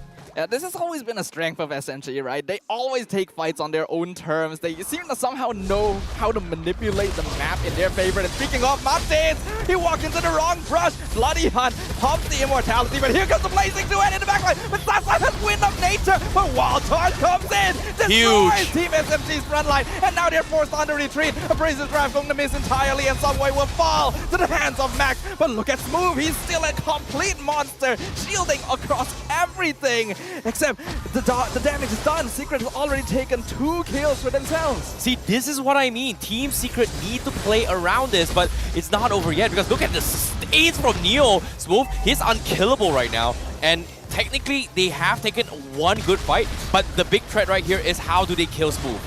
Yeah, there's not a lot they can do. Astral Echo comes out to scout things out. Neo threatening Stormy, now doing what the Novaria has been doing to him while Max still works on the Lord. Oh my god, Neo! Neo, he flickers under the tower, what? But Stormy able to outmaneuver, and a Bloody Hunt catches out Neo, punishes overextension. Max secures the Lord. Smooth still hums out surviving, but he will finally fall to 4 members of Team Secret. This is huge. This is huge for Team Secret. They finally got Matt online as well. At the same time, look at how Smooth was tanking everything, right? It took almost everything coming from Team Secret just to kill him. And imagine if SMG were to group up. But all in all, great play coming from Team Secret. They were able to find an opportunity to pick off both Sasa as well as Subway right from the get-go. And they need every single damage and skills to hit in order to successfully kill both Sasa and Subway. And that's going to be a big problem because once Maima misses a beat, that's it for all the damage counter coming from Team Secret. Yeah, they got a lot of pressure on them right now, but I do feel like SMG are making some mistakes here. Sasa seems to be out of position quite a lot, and that is costing them. The Lord will be crashing down. I'm pretty sure this will take the tier 2. SMG should defend. Subway will buy some time, but Secret is looking for the engage. Yep. At the same time here, they are going to be looking to play for another poke coming from SMG, right? Like, every single time why Sasa is out of position is all because of the fact that when the Franco pulls in, they need a quick burst. And who can provide that? It's definitely not going to be Stormy here, considering that it takes time for him to actually set up for those astral recalls because of the fact that the ball needs to come back first before he can actually launch that long-range burst. So I guess that's the idea why Sasa is going to be in that foreign. But all things considered here, now they realize the problem. They are going to try and play around Miko and Smooth being together in order to soak up some of the damage bursts coming from Team Secret. Yeah, we've talked a lot about adaptations near the recent weeks of MPL, how teams that are able to adjust their gameplay based on things they've done wrong the fastest tend to be the strongest. We'll see whether or not SMG can live up to that. Stormy, his accuracy has definitely dropped off since the early game, but still very scary with that Star Shatter. You know, if you think about it here, there's a reason why Stormy has one of the highest the least amount of death in every single game here. He has been sidestepping his way through. That big clutch up top was huge considering the fact that they need to kill Stormy. He's a high value target that provides so much value in terms of damage, utility, and information. And if Team Secret is able to take that out of the way, means that they will have that mobility to kind of finish off the rest. Because it takes almost everything out of Team Secret to actually find Stormy, and if they do that, means that the rest of the members of SMG is going to be able to kind of do their own thing. An engage from Secret, concealed play from SMG gets them out, but Matt is actually doing enough damage now to actually threaten Smooth. So the Esmeralda not gonna have that easy domination of 1v4ing quite as much anymore. They gotta be careful. Now, we're hitting the 18-minute mark soon. This is where everyone's gonna be max slaughter here. Matt obviously gonna be hitting like a truck on this Claude. So the previous sequence here for Team Secret was using Matt as a bait for the Blazing Duet so that Team SMG kind of clumped up, and then they follow up with the 4-man wall charge. So that means right now, considering that it is late game, they will have tools to deal with mass damage. So building up those stacks on Matt for the Blazing Duet is going to be very, very important. However, not like this though. Oh, that's nice. The snipe right after the Immortality proc means that Martins is no longer part of this fight. And Secret, they can't just give this up. They actually kind of need this Lord to keep themselves in the game. SMG, still 5-man strong. Astral Echo gonna come out to scout things out. Neo looking for Sasa. He gets the knockout strike. Sasa, Wind of Nature at the last moment to duel Neo. Meanwhile, Max and Subway in their own 1v1. The Lord is falling, and it's going to Team Secret. Max secures it, but now he himself is in a lot of danger. Subway keeping him in place while Smooth chases down the clock. But Subway, he gets taken out by the Veteran Strike, while Stormy gonna be hunted down in the backline by Matt. And Subway will fall as well, staying way too long. Team Secret reversing the game. Oh my god, like the discipline coming from Team Secret was just phenomenal here, especially coming from Matt in particular. He was building up so much stacks in those Blazing Duet here. He actually held it throughout the entire fight. Even with the Lord Burst, he didn't even commit to it just because of the fact that he needed to take down Stormy. And the moment he found Stormy kind of stranded here, he went for the kill, almost took Saksa down while getting out. So that is huge for Team Secret. This is very bad for SMG right now, and Secret, they're definitely reading their lucky stars. Matt is doing a lot of damage. Miko is dropping low. Martins threading the backline. Bloody Hunt canceled instantly. The Lord is on top of the crystal. Martins sacrifices his life, but they're already taking down SMG. They have to do it. They've done it. And the crystal will fall to Team Secret. They deny the victory from SMG. They have done it. This is a good step. It's not over yet, but Team Secret takes the first game against SMG. This is huge.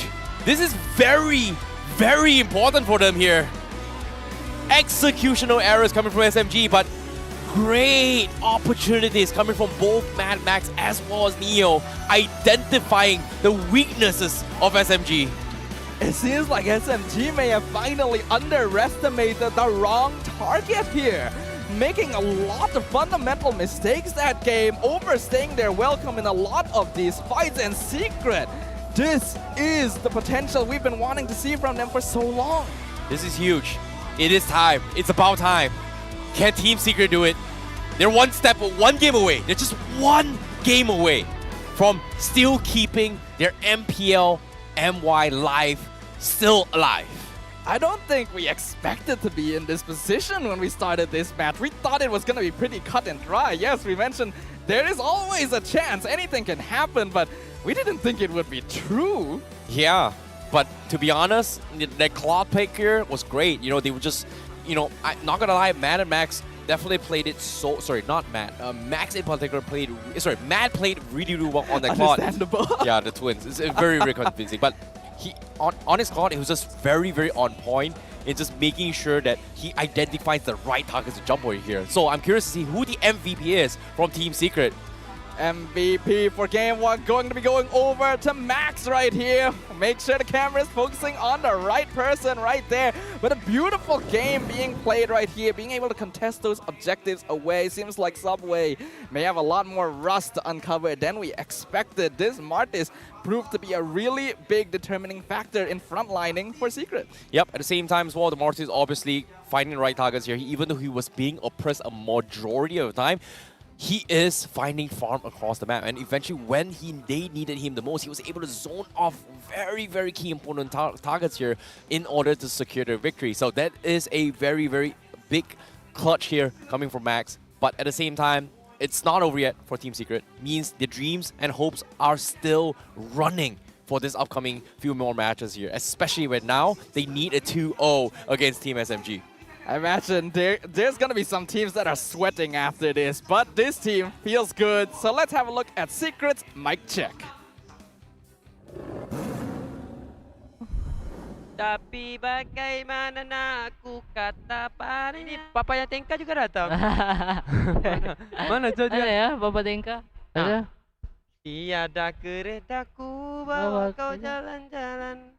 Rumahku pun tiada, ada pun bapa punya. Lalu strike bersama tim secret. Tim secret ni aja, santai aja. Santai aja. Novarian of Flicker 16. Okey. Korang Battery one. udah wan ya, udah wan. Slotness. Nice. Udah. Sabar. Guys, reset bisa nggak? Bisa. Jangan kayak orang nggak pernah menang, cowok. Sumpah. Kalian tore. Aman, tore. Nice tuh. Alhamdulillah.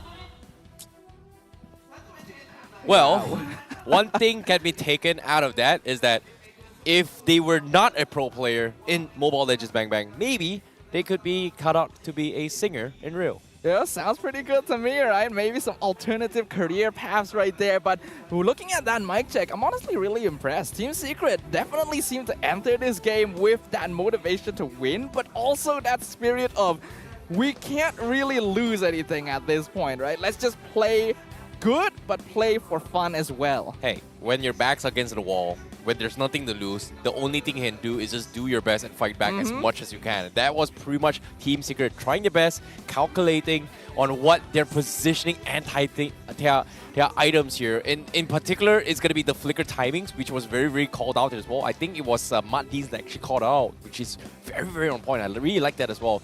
That being aware of those skill timings will put you in a very, very advantageous position. However, let's talk a little bit about items here.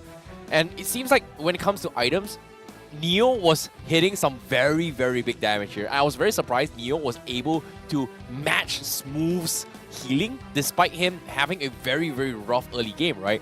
Having those Bloodless Axe as well as the Festival of Blood as well as the Spellbam from the Fighter Emblem gave him the additional sustain to kind of match it against the Esmeralda, which was huge. Yeah, Neo was doing great here. The fact that he was able to max out his items and his itemization is great, having that Dominance Ice to counter his move in lane, and the pressure that he was creating, right, was huge. Like, even in that engagement where he was looking for Stormy and then he ended up dying under a tower, he was creating time and space that allowed them to get the turtle. And that made a big difference in allowing Secret to continue controlling the map. Yeah, unfortunately for Neo, he didn't get the full stacks, but still, he played it to their strength. However, now, when it comes to the items here, I feel like Matt, even though he doesn't get a lot of kill here, but he's very, very objective-based and very patient on how he chooses his fight alongside with Max. And so far, both of them, very, very on point. Seems like they understand when SMG is going to be doing certain things. In particular, it's going to be when to back and when to choose their fights. However, subbing Subway in,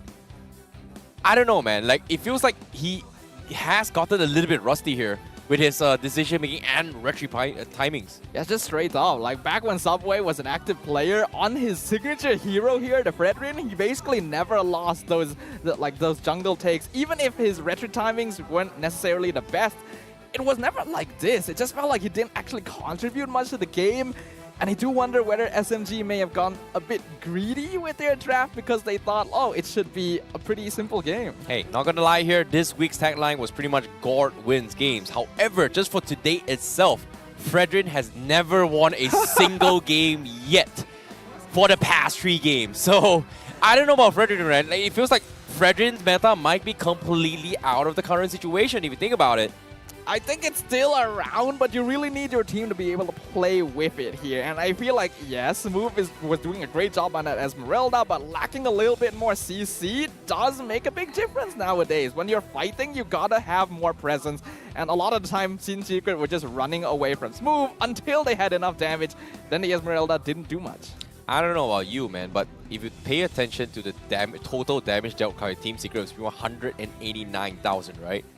Smooth has taken 157,000 damage out of that. That's like 80% to close to 90% of all of Team Secret's damage. And that's how tanky he was. I mean, Smooth was basically unkillable for the first, 14 minutes of the game. And then once Matt actually got items, then he realized, oh, I can't just stand here anymore. This could be a problem. It's just that SMG doesn't have any other way to engage. If Miko misses the hook, then it's just based on Smooth and Subway and whether or not they can survive. But well, they did not. Yep. At the same time here, all things considered, that pretty much sums up the stats coming in here. I want to see how the rotations went because we're going to be jumping into the heat map of how Max and Subway played because this is pretty much the 15 to 18 minute mark. But obviously, we are close to the ending the game here. It felt like Max was just completely focusing on zoning them out. This was the prior Lord fight as well. Like, you can see that Max doesn't stray too far away. He always makes sure to go in for the flank. And what's really interesting was that Max actually played towards the right side of the brush, where right away from the Lord Pit on the top side, just because of the fact that he is looking to go for potential flanks to try and get the kill on the back lines. And I feel like Stormy was a very, very big threat in terms of providing those information with those the ultimate. I mean, that's why they had Neo basically assigned to the Novaria the entire game, right? And the thing about the Fredrin Martis matchup is that Max will innately have an advantage because he can play more aggressively, while Subway just has the hope that he's more tanky. So that's why Max can position himself a bit more aggressively. He can look for the backline, he can go for pincer attacks. Subway just ended up being left alone a lot of the time, and that didn't quite work out for SMG. Agreed. And the early game as well here, you can see a lot of aggression plays playing around Sasa as well as Miko, right? And that's pretty much the downside about Novara. I think I talked about this during the draft, where Novara's early game, you don't see a lot of damage unless you hit those maximum value shots. And even that is not like a quick burst. It still takes a little bit more time before you hit those shots. And if you want to be quick and fast, you gotta have spells that are just instant cast, and that's why a lot of these times here, you can see that SMG, they tentatively try to play around Sasa to set up for those kicks, and that's the reason why Sasa is just so far front. And because of that, it allowed and provided an opportunity for Team Secret to constantly dive for those Sasa.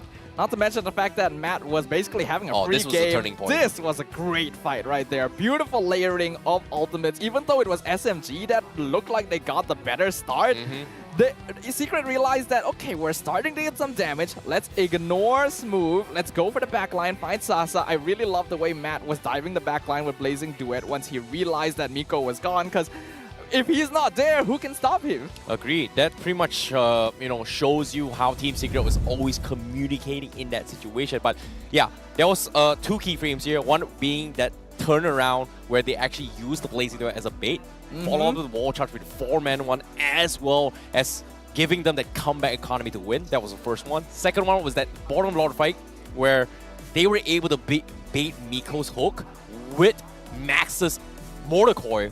And because of that, they just didn't do. They're just not able to translate into any kind of fights there. They are not able to turn any of these fights into victories. But if you guys are looking for the best way to turn your fights into victories, then maybe it's time to look into the best device we have out there. The ROG Phone 7 is the best choice for gamers because it is equipped with the Snapdragon 8 Gen 2.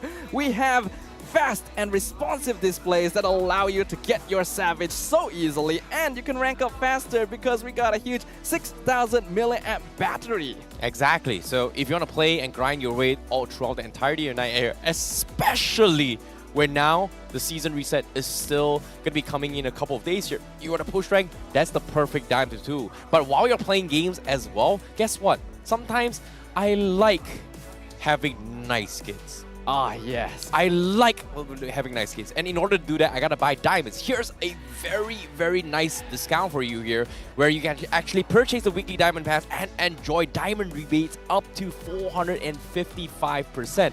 You can claim 100 diamonds on the day of purchase and also another 120 diamonds by logging in for the next 6 days. And that is the sweet, sweet deals that you can actually go for.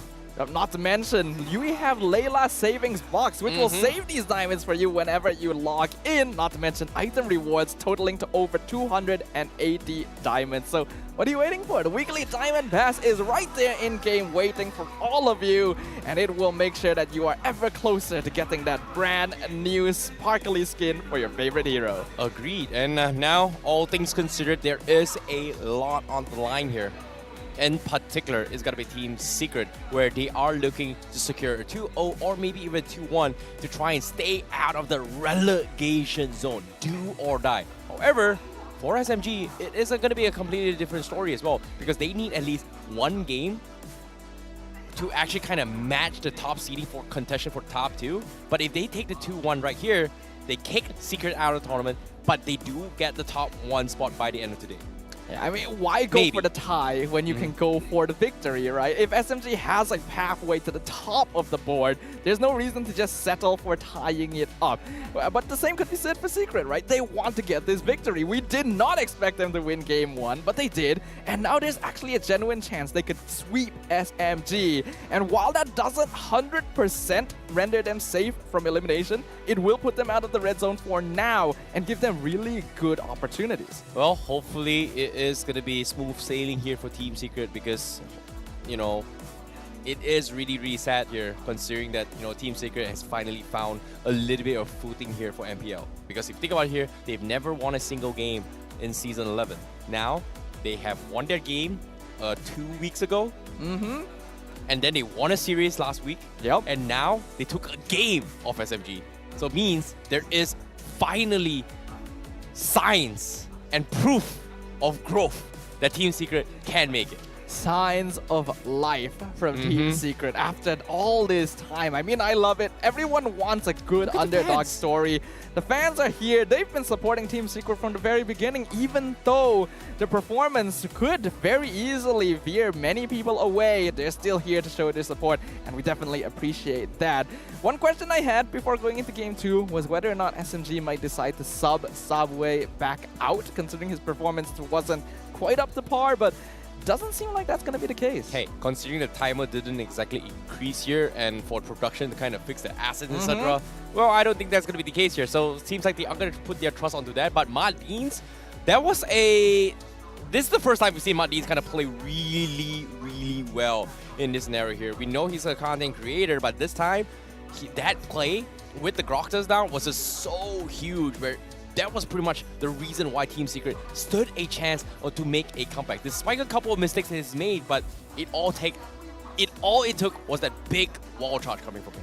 Yeah, Martins is a very new player to the MPL, and compared to other roamers, it does look like his hero pool is comparatively smaller, but when he's given a chance to play these pocket picks, his performance is different. It's like night and day when he's on something that is more unfamiliar. So I feel like SMG's got to focus on that more in the draft. Yep, I agree. Meanwhile, let's talk a little bit more on Miko as well. You know, despite having one of the best early games as a Franco alongside with Stormy, he's been hitting his hooks every single time.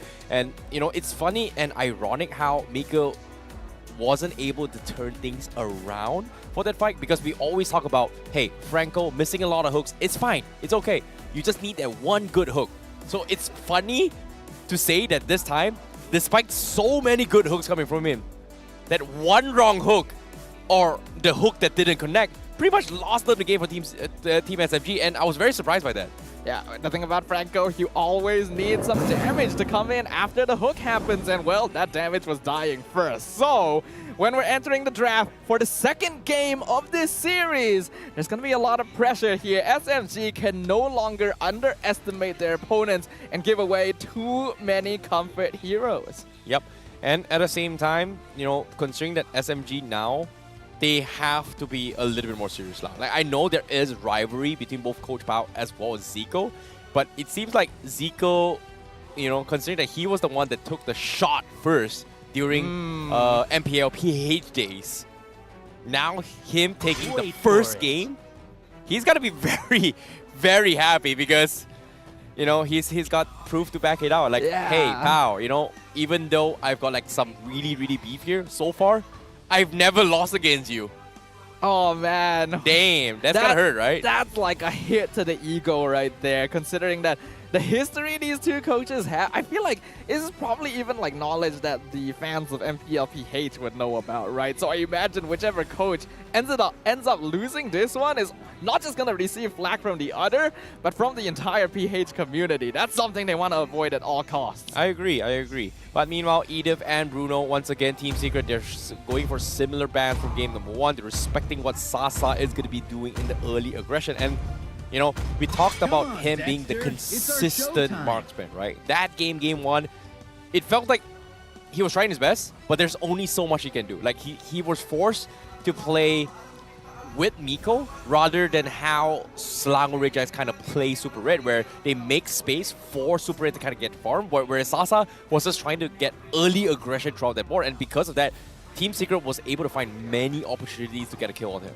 Yeah, it's kind of different the way they would play comparatively, because Sasa generally doesn't want to be left alone for a little while. He wants to be able to farm up and then join the fight when he's ready. So switching up that style, kind of necessary, because like Subway is way less aggressive of a jungler compared to Saksa, which I understand, right? But if it doesn't work for SMG, they gotta find something that works. There's gotta be a compromise now. Yeah, it's interesting how SMG was an objective-driven team for so many seasons, and I'm not gonna lie, yes, he may have looked a little bit rusty coming from Subway, but his positioning and playstyle was still very objective-driven, but because he is in a position where he's focusing on objectives, the rest of the teams are focusing on team fights instead, it made him feel a little bit disconnected in all those fights in game number 1.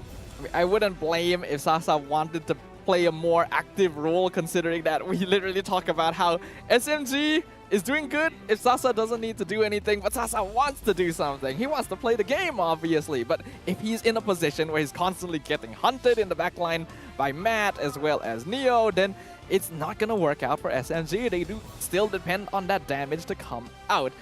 Now, what do you think about the Fredrin first pick? You want an honest truth? Oh, yes. Fredrin has had 0% win rate thus far. The falling stars brought us here. I'm not sure why they're going through with this, but it is, after all, a Subway signature. I guess maybe Team SMG, they don't really want to take unnecessary risks, where, hey, Subway, you're very comfortable with this hero, you've played this so many seasons, we're just going to give you this, considering that you are kind of off the season for now. So maybe that's the direction they're going for. But Team Secret, they steal the Novario away, they bring in the Kaja as well. Yeah, I think this is pretty okay for Team Secret. Vision, Divine Judgment, I really don't like the Fredrin first pick. I agree with you there. It feels weird. They didn't really need to prioritize it to this extent. If Subway needs first pick for his hero, then I'm not sure it's worth going with it. But because of that, we see the Baxia come out from Secret after the Kufra Valentina from SMG. Hey, we've got fans, we've got the viewer. We caught a glimpse of Mali Chan just now in the crowd here. MPNC is here to stalk their opponents. They are going to be playing up next, but at the same time, there is a lot of history between MPNC and some of these boys who's going to be playing here, because they have played together before, in particular Team Secret. So I guess he's going to be, backing up to kind of support his homies for a little bit here. I guess Neo is going to be the guy that he's going to be watching out for. But of course, Baxia was banned in game number 1. This time Secret, they say, hey, you know what? I'm going to play the Baxia. Let's go. Like, Team SMG, they banned it off in the previous game, but it seems like because Max is going to be looking to play that, they are going to be in a situation where they can try and contest a healing strategy. Yeah. Like, sustainability, if you think about it as well, Kaja has pretty decent sustainabilities. Baxia is very, very tanky, and if they decide to go for what's it called? An Estes for the Baxia, is going to force this Kaja an XP lane. Or maybe even a XP lane, you think about it. I think that would be going a bit too far out there for Team Secret. They're not exactly NC after all. Sorry, correction. Not exactly Toda. We don't talk about that. I'm sorry, but yeah. Yeah, I do like what Secret is doing right now. Baxia is basically a more mobile, aggressive version of Fredrin that sacrifices some of that tankiness and damage for a more consistent presence. So this was something SMG prioritized banning first last game, because I think they were worried about the early rotations that Max could do, but now it's available. They also have Divine Judgment. They have Astral Echo to scout things out. SMG has some scaling with the Valentina, but I'm not sure if it's gonna be enough. Okay, I like the export here because of the fact that the true damage does deal with the Fredrin a little bit more. But unfortunately, say Team Secret didn't exactly draft that. But I feel like the next hero they should kind of consider is gotta be a hero that actually stops the backlines.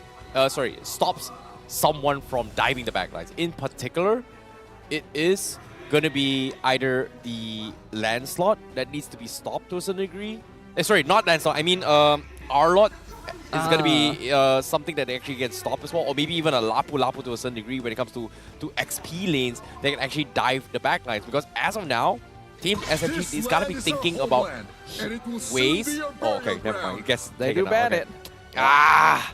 Like, I know that the Lapu Lapu is going to be a big threat for Stormy, right? Like, once he dives in, Stormy has no choice but to run.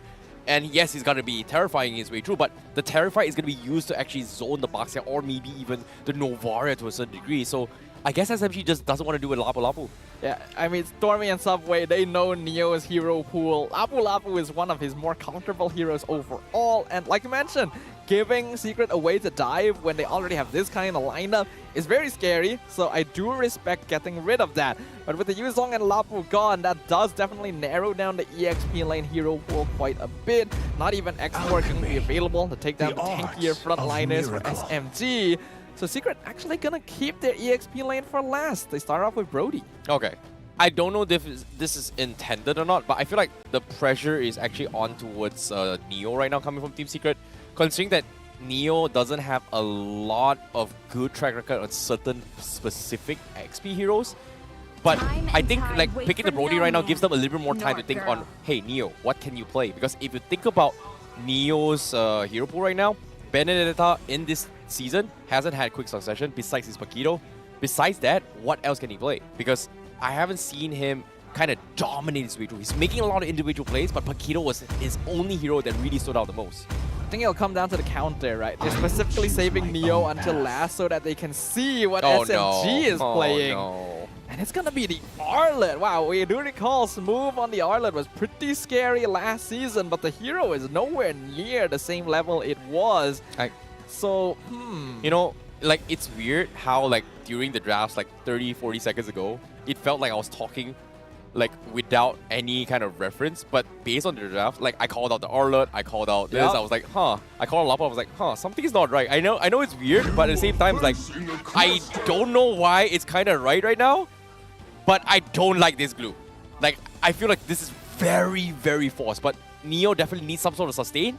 But considering that SMG doesn't have a Faramis to deal with the split, but they do have so much CCs to deal with it. So I don't know what this intention is, but it seems hard. It seems very difficult for Team Secret. I think it's actually not too bad though. Glue is actually pretty good at dealing with these tankier heroes that are mostly stationary. Split, go in, you pull Subway out, and that will enable them to control how the team fight goes to a certain extent, which is exactly what they were looking for at that stage. Doesn't do too badly into the Arlet, so why not? Hey, I guess once upon a time we had Glue and Faramis, the double pick-off potential here. This time they kind of try to replicate here, but with the split as well as the Kaja to try and isolate specific targets and also take fights here. Team Secret is looking to separate SMG's synergy here, whereas SMG, they do have this wombo combo composition here to try and fight against Team Secret. Yeah, we have some very interesting points right now, but ladies and gentlemen, the land of dawn beckons. Team Secret, one game away from escaping relegation here in Season 12 and denying an easy trip for SMG to the top of the ranking. Yep, it is going to be a very, very important match here from Team Secret. Team SMG, they definitely respected Max's Baxia, but here's a little bit of fun fact as well. Just now, in the fun factor, 80% win rate when Miko is playing Edith, and so far, we don't have an Edith this game. Yeah, it's been banned out first. Quite concerned. Oh, Martin's in danger here. He's gonna be locked down by Miko, and Stormy is here. So it's Miko that gets the first blood. Wrong rotation there. Hey, this is huge. This is very, very huge. Considering that, you know, right now, SMG, they've got this Valentina and Kufra, two very, very annoying heroes in the early game in terms of mobility restriction, right? You've got Terrify coming in from Stormy, you've got the bouncing ball that kind of forces you to disengage or maybe even force flickers. That is very, very annoying to deal with. So I like that this is actually coming in from SMG and they're playing a little bit more aggressive. However, let's talk a little bit more at the emblems here. Because Team Secret, they've got mobility this time. They've got 3 agilities to try to kite their way through, but it's going to be very difficult to do so if they are not able to match Miko, because right now This doesn't have the kit to challenge this Kufra at all, especially when he doesn't have his Divine Judgment. Yeah, he's way squishier compared to last game on that Grok. That could affect things, but Max is now level 4, gonna start rotating around. Subway does secure the gold crab among everything there. And the turtle coming up in another 10 seconds.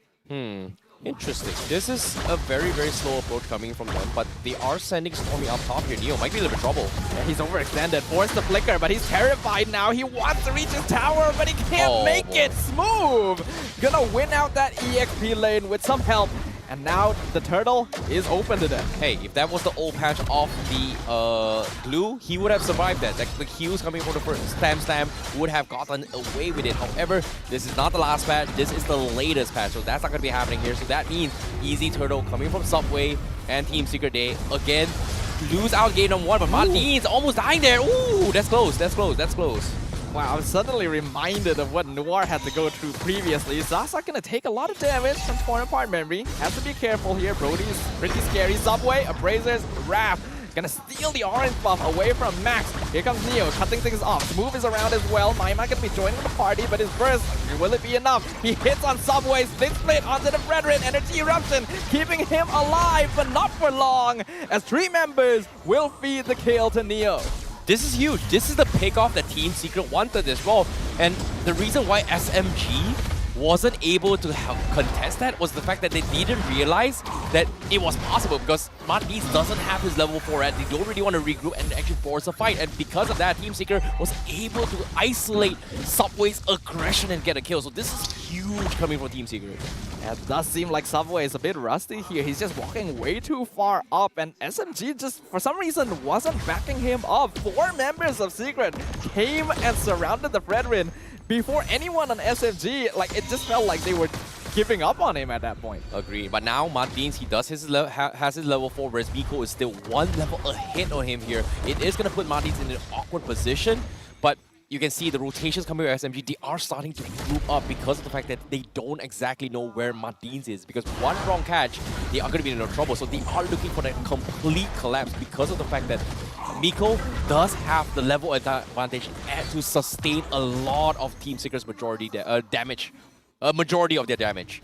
Yeah, but it all comes down to whether or not they're gonna be able to get that backline in the first place, because SMG has been really out of position here, Subway especially, so they gotta keep an eye on that. This game, if Sasa's gonna continue playing aggressively with Miko, he's gotta mind his position better in these fights. At the very least, he doesn't have a claw to think about.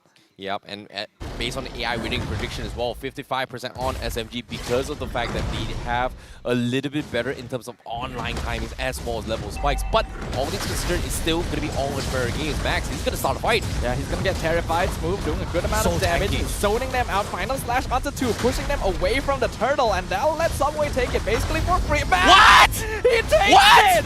Subway misses Retri again! And now Smooth is being caught by Split. He flickers into the Lord Pit to try and survive with some lifesteal. Appraises Grab, keeping them alive! Smooth somehow gets the kill, and now Max is taken out. Neo is dropping low. SMG lose the turtle, but they're gonna take out the remaining members of Team Secret. Neo! Cyclone dive! Stormy! No! Flickers behind! Oh no, this is a mistake! He gets Neo! Maima, he wants to kill him, but he doesn't have enough damage.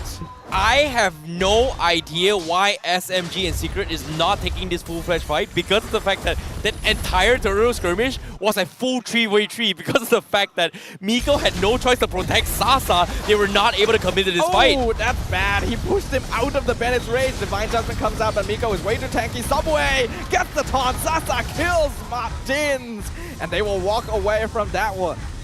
Oh boy, that is so awkward here. But somehow SMG is actually mirroring Team Secret as much as they can. Like, we have Martins trying to protect Matt as much as they can. We've got Miko trying to protecting Sasa as much as he can, just because they want to play around these gold lanes. And because of that, there was a huge disconnect right in the middle, where on the top turtle, they're playing 3v3s, while on the bottom, the 2v2s doing absolutely nothing. They're not even rotating in that fight, which is awkward. But all things considered, items coming in here. We do see a Radiant Armor coming from Subway to deal with Maima. Great, you know, dealing with the Divine Judgment is somewhat helpful, but it's not life-threatening. But I guess the idea here is to limit Max's damage output with the Toys Persons. it does help against Neo as well. The split is magic. fair Max enough. coming in from the side. Neo gonna be looking for something. Matt is flicker forward. Divine Judgment gonna be denied by the Tyrant's Rage. Bennett's Rage doing a lot of damage here as Maima will fall. Matt as well, double kill. Going over the smooth. The Artlet is going insane right now. A 3-for-0 trade in favor of SMG.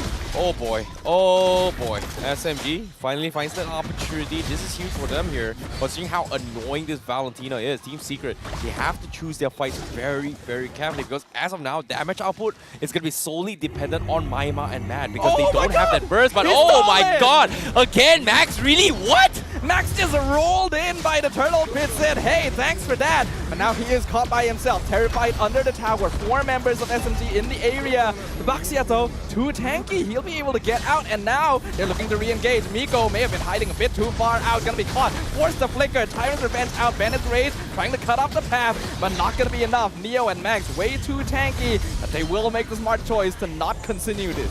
K tanks by. That's Max's Basically, motto right, right? K thanks bye. Nice to see you. Nice to hear you. Oh wait, you're here? You know what? I'm gonna come and poke you his way through. But Team Secret choosing their fights very, very carefully here. And SMG definitely being caught on surprise multiple times here. And there's a reason why Team Secret has one of the longest average game played in MPL MY for a reason. Even though they've been losing here, they've been able to find disciplined plays. And I like this discipline coming from Team Secret. However, all things considered, SMG, they definitely pulled the blunder on that because as of now, they are struggling to actually finish off the tanky heroes. In this case, Baxia as well as Glue is a big threat for SMG right now, and they don't seem to have the damage to actually burst them down, except for Sasa. Yeah, they gotta buy a bit more time for Sasa and Stormy. I will have to say though, Smooth is really showing us what he's capable of now. We talked about how the Artlet not as good nowadays, but 4-0 at this stage against something like a Glue in lane is kind of insane. Yep, it is indeed here. Smooth looking to set up for those 5v5 fights. And I guess Team Secret, they're very aware of what Smooth is capable of with those final slash. And that's the reason why they're playing it very, very spread out. But with Maima hitting shots like that, that is gonna open things up a little bit here. Because if Stormy is taken out of the equation right from the get-go, a majority of those CCs coming from him, as well as damage, it's going to get completely mitigated because Team Secret can tank the rest with this Baxia as well as Neo on this Glue. Absolutely. Maima, his hit rate hasn't been as high. Stormy had nearly doubled this last game, but it's still doing its job perfectly. As long as he's able to find the squishier targets, that's more than enough for Team SMG since their front line is so bulky. Lord gonna be contested, reset by SMG. I feel like they should go for some macro play right now, but both teams taking it slow.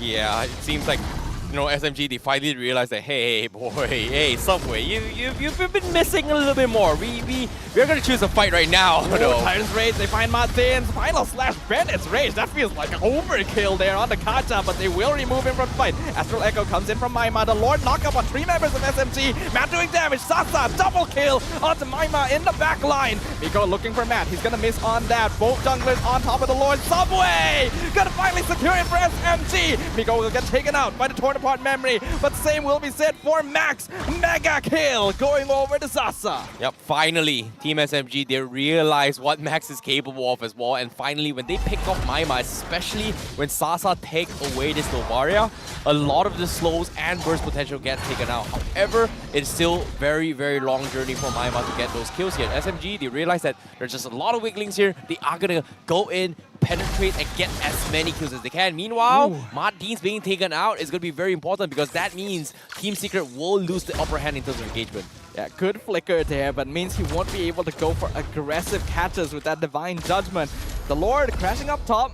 Sasa will take out the tier 2 tower there. Team Secret should be able to defend this. It's only the first Lord of the game, but they gotta avoid losing anyone. Maima gonna be sniped down to 40%. Max zoning out Team SMG with Neo to make sure that the Lord can be removed. But they get final slash. Neo pushed into Team SMG. Star Shatter still coming in from Maima as the split looking for Smooth. Will he jump on him? Probably not. Oh, nice dodge from Neo there. Sidesteps the Tyrant's Revenge. Okay, he still got it, but at the same time here, slowly but surely, Team Secret their power spike is going to slowly whittle down. In particular, it's going to be Max here. Boxer has great early game, but once you head towards the later stage of the game, he is going to be a very, very tanky Michio, but he's not going to be able to trap in the back line. So eventually, a majority of the damage is going to be solely dependent on both Maima and Matt getting those early engagements and poking in weaves. But seems like Final Slash comes in. Neo is gone, unstoppable for Sasa, but Subway gets pulled in by the Divine Judgment and taken out. Nibiru's Passion gonna be zoning out Team Secret as Max secures the immortality, and Miko will fall to Max. Oh boy. Sasa dropping real low. Team Secret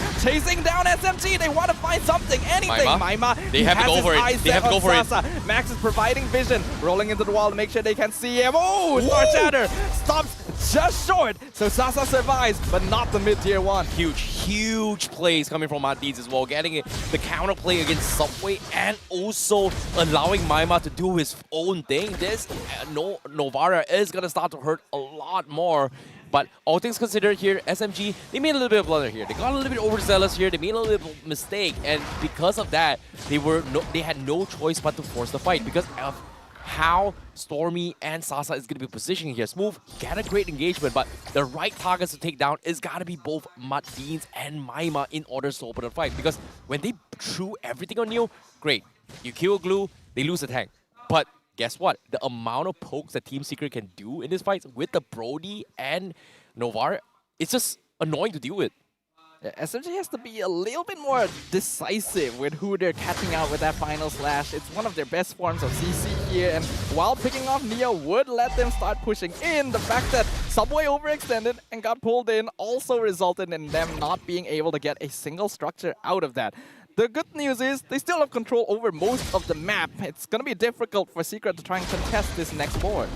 Interesting enough, Sasa just got his pass ball, so in case Maima decides to take him down from what, 0 to 80 in terms of damage output, in terms of health here, towards 20%, he is going to try and regenerate as quickly as can to try and rejoin the second part of the fight. So I guess that's the direction here. But again, SMG, they're going to play this a little bit safer. They were able to win out the first objectives here with Subway securing it. But Team Secret, they have to choose their fight very carefully now.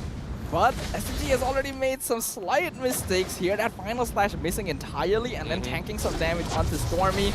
Max will find the push and now he gets knocked up, pushed back into Bennett's range. Max is dead. Monster kill for Sasa. Neo Flicker does not save him from becoming double kill in the high-end sights of Sasa. Oh boy.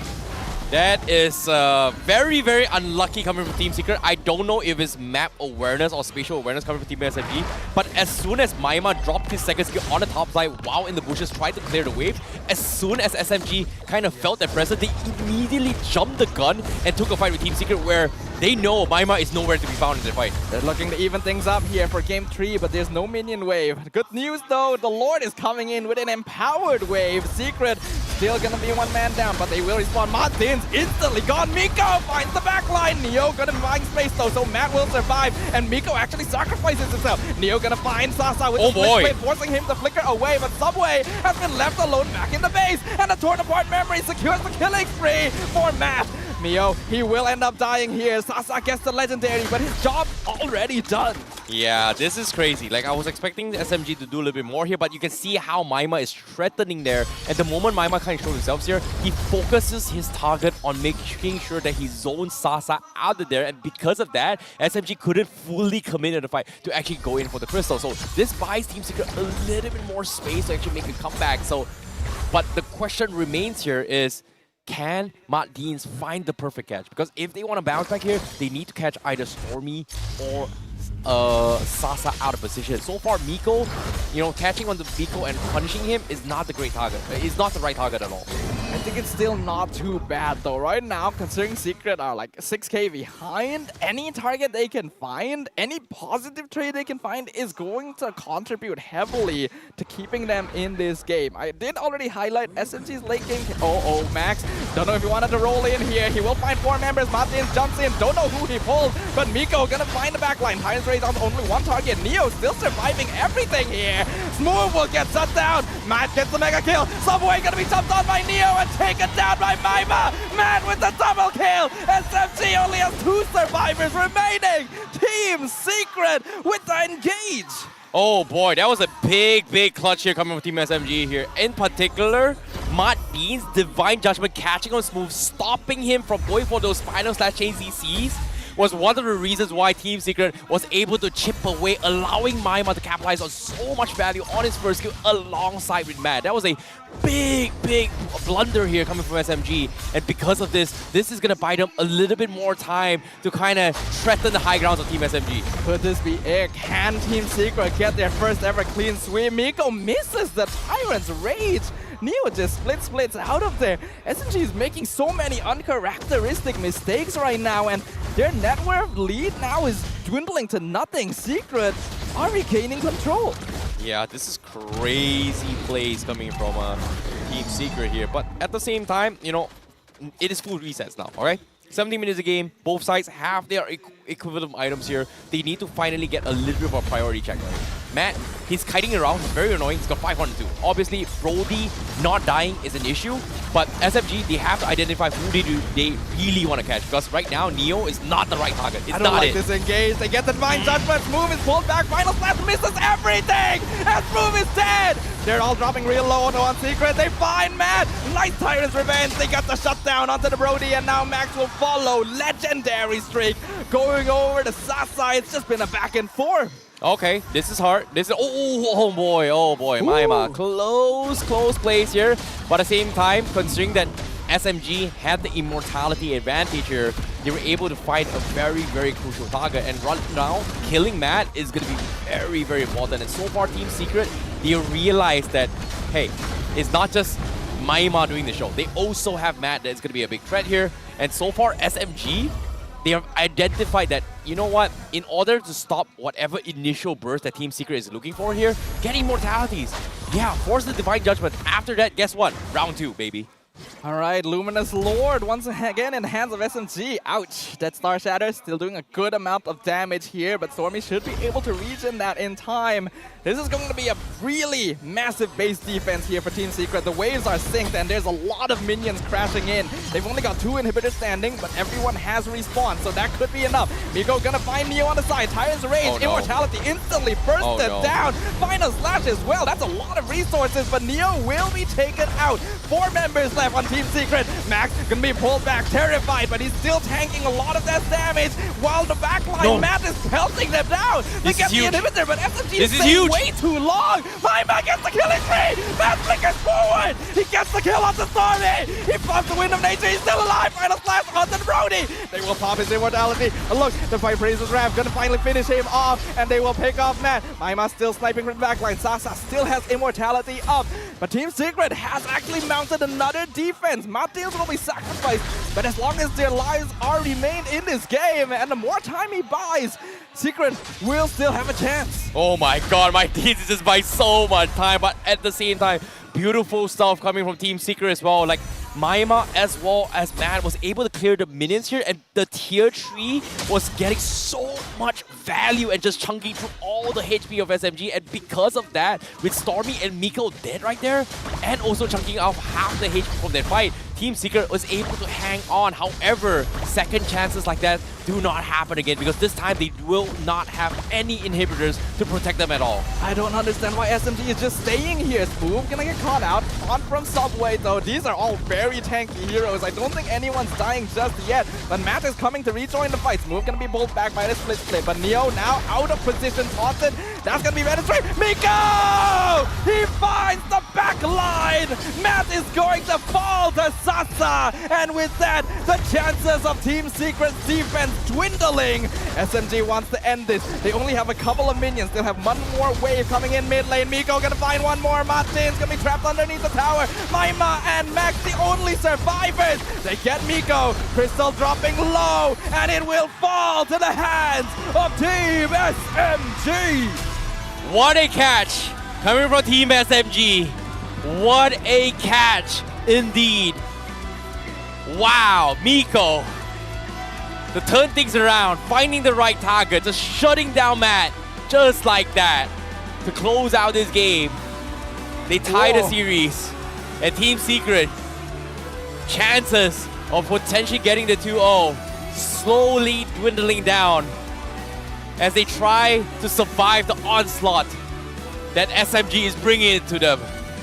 What a sweaty game that was. It was so scrappy and so weird from SMG. You expect cleaner gameplay from this squad, but eventually they're able to whittle down their opponent's defenses. Team Secret put up such a valiant defense for so long, but we are going for a full series. It is indeed a full series. And my goodness, SMG seems like they are struggling a little when it came down to game number 2. And there is a reason why Team Secret has one of the longest average match in MPL MY Season 12. And there's a master performance coming from Team Secret. Like, they know how to play and salvage situation every single time. And it's crazy, considering that they put SMG in this awkward position. That was such a good base defense there. Honestly, if not for the fact that Neo tried to go for that last kill, pulled Matt in, I feel like they could have actually lasted longer there. But still, huge props there. It felt like a really messy game, but also a really entertaining time.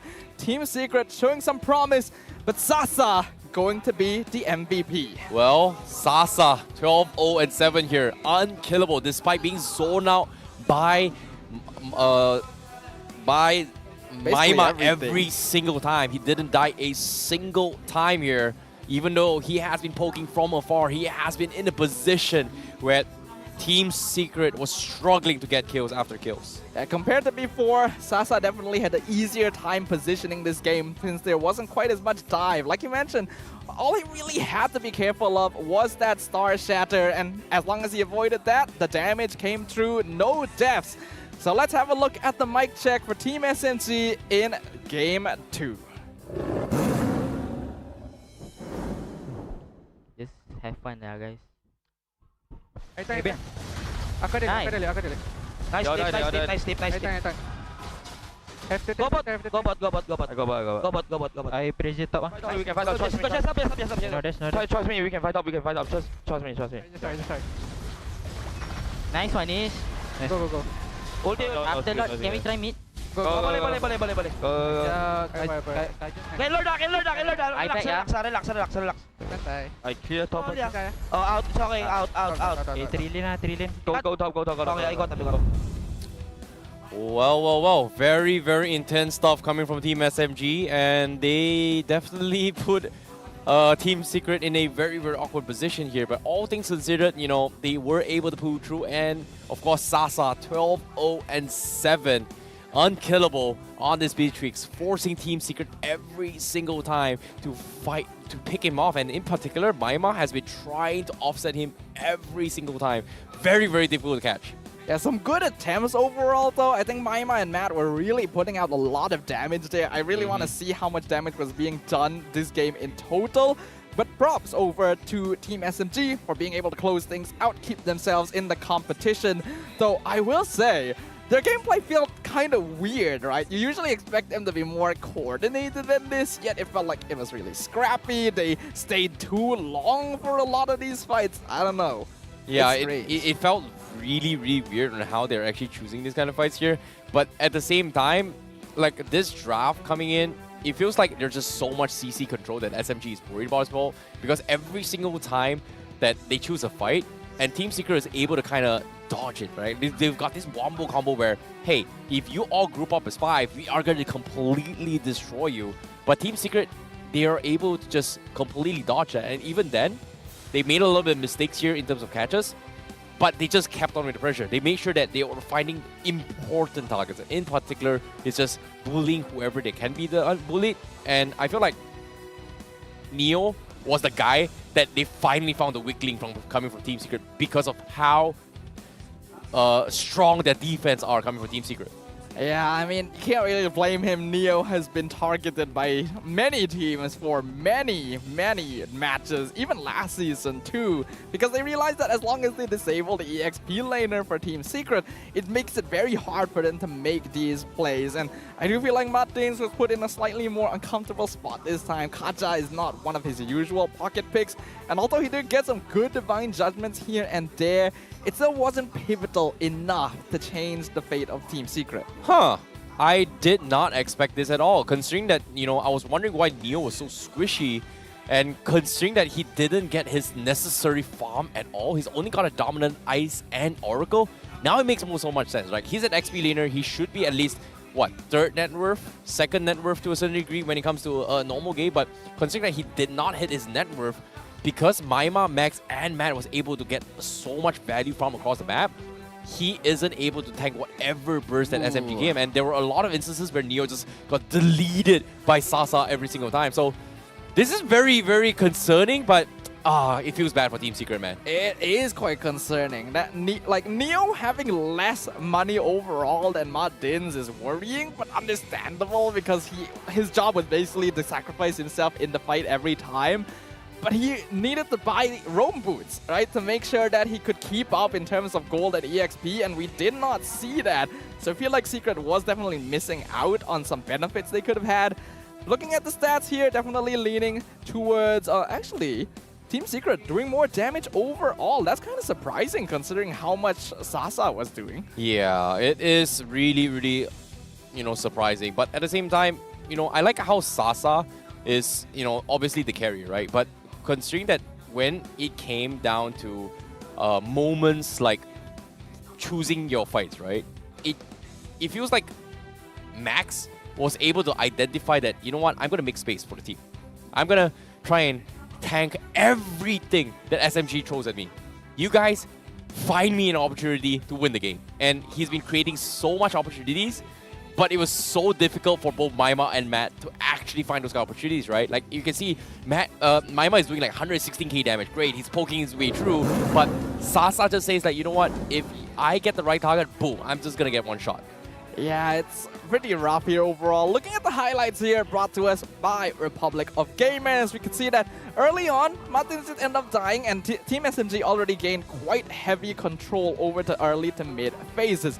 But then they did start making some mistakes here and there, overstaying for fights, underestimating the damage that Team Secret could output, and that resulted in some unfavorable trades that allowed Secret to regain some ground. Yeah, it is very, very annoying and frustrating here. But considering that every single time Team SMG like makes a play, right? Like you can see like Miko, they make a play to try and contest this or try to go for a setup here. Matt and Max is just able to just stop it in the strike. It's either they sustain the burst coming in or they're able to outplay them by clearing either minions, taking advantage of turret damage, taking advantage of terrains. You can even see, even in this fight, logically, if Miko got the perfect Tidus Rage on 4-man, they would have just died. But because Miko started the fight here and they interjected in a way by stopping Smooth with the follow-up, boom, instantly every follow-up from SMG gets stopped in the track and Team Secret just counterplays here. So I feel like Maldives is making the right play, but it was still very, very difficult because the layerings that is going through from all these fights needs to be so on point in order to make it work. Yeah, the execution needed to be way cleaner there, and while we are definitely seeing some more spirit from Team Secret, that those micro mechanics are still lacking from some of their players, and they gotta be able to make up for that. But it's also clear that their opponents are not entirely undefeatable, right? Yep. It's not invincible by any means. SMG, for some reason, making a lot of weird basic mistakes in terms of positioning and team fighting. It feels like the rest of the team still thinks they're playing with Saksa, so they're going over aggressive. But some way is a slower jungler, not in terms of speed, but in terms of the way he moves. So you gotta adapt to that. Hey, all things considered here, both teams, they tried their best here. They poured their hearts and soul. They gave it a very, very interesting performance. But nevertheless here, game number 3. Like, let's talk about this a little bit here. If SMG wins game 3, that's it for Secret. Yes. You know, Man and Max, they tried their best, but there's only so much they can do, right? But if Secret wins this, they're still not out of relegation zone. They're still need to win their final games 2-0 in order to somewhat sneak into his 8th place. It's a tricky hill to climb. It's quite a battle they'll have to overcome, but the most important part is to keep that opportunity alive, right? Keep the fire burning, and you gotta do whatever you can to keep it lit. And that's what we're seeing from Secret right now. Just clean up the act a little bit. The potential is there. I'm just sad they didn't get a clean sweep. I felt like it was possible. Well, all things considered, you know, Team Secret, they definitely played their best, but you know, they need a little bit more time here before they get into game number 3 here. All things considered, likewise can be said for SMG, because we are going to be taking a short break right now, and we'll be back with game number 3 in a little bit here, of course.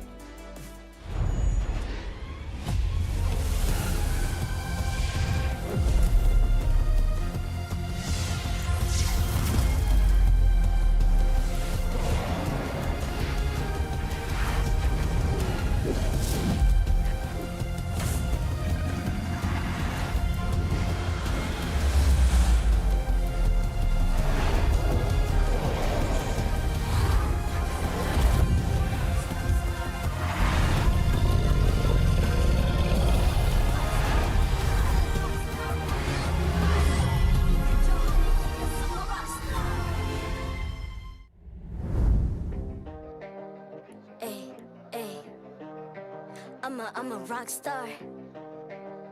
Yeah, rock star. Ay, ay, ay. I'm a rock star, baby. I'm a rock star. I'm a rock star. I'm a rock star. I'm a rock star. Panggil aku rock star. Ini kejohanan kita semua orang rock star. Kita rockstar, kita buat saja gaya kita. Makin panas apinya sudah membara. Macam mana pun kau menempuh segala. Demi negara kau buat semua bangga. Step into my world, you know I'm always in my zone. You know I got my team, no I'm never alone. Bring out my best, buat yang terbaik. Jadi juara perlahan kita naik. Aku nak push, naik-naik jadi lebih bagus. Jadi hero, ku ada skill. Berapa banyak musuh aku dah kill. Ramai cuba mencapai, cause they envy me. Tiap game aku pasti jadi MVP. Easy. I'm a rockstar, baby, I'm a rockstar. I'm a rockstar, I'm a rockstar. I'm a rockstar, panggil aku rockstar. Ini kejohanan kita semua orang rockstar. I'm a rockstar, baby, I'm a rockstar. I'm a rockstar, I'm a rockstar. I'm a rockstar, panggil aku rockstar. Ini kejohanan kita semua orang rockstar. Tengok nanti siapa yang juara. Ni peluang kita bawa pulang piala. This is my game, this is my time. Menang semua, everything will be mine. Kalau jatuh kau pasti kembali. Bangun balik ku tegak berdiri. Kuatkanlah tenaga, ganjaran diperoleh. Ni kejohanan kita, Malaysia memang boleh. Rise up to the top, kita buat bersama. Semangat kita kuat di bawah satu bendera. Ay. I'ma go hard for the win. Win. On the battlefield till the end. Trying to beat the greatest anyone has ever seen. Stand by, I'm coming in for the win. I'm a rockstar, baby, I'm a rockstar. I'm a rockstar, I'm a rockstar. I'm a rockstar, panggil aku rockstar. Ini kejohanan kita semua orang rockstar. I'm a rockstar, baby, I'm a rockstar. I'm a rockstar, I'm a rockstar. I'm a rockstar,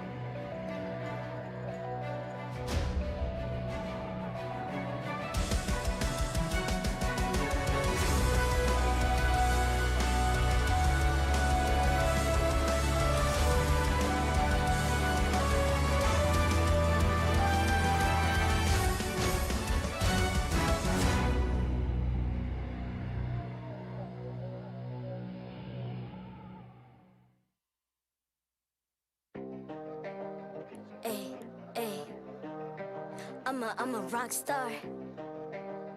Yeah, rock star. Ay, ay, ay.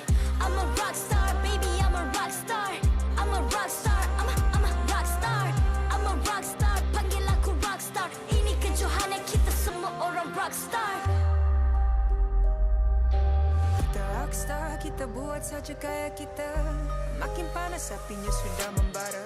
Macam mana pun kau menempuh segala. Demi negara kau buat semua bangga. Step into my world, you know I'm always in my zone. You know I got my team, no I'm never alone. Bring out my best, buat yang terbaik. Jadi juara.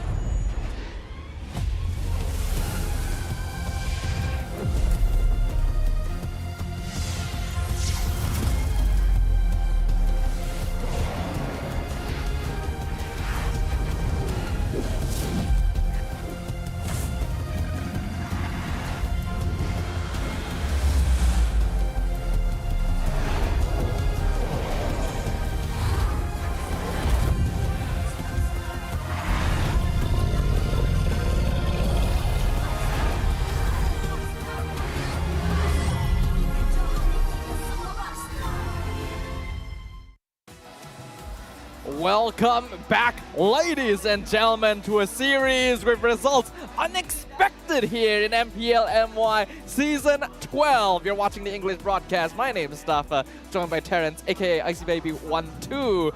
We're currently going to a game tree between Team SMG and, against all odds, Team Secret. You know, not gonna lie here, it seems very, very difficult here. I wasn't expecting it as close as it gets, but considering that it is this close now, Team Secret, one game away from being relegated from MPL MY Season 12.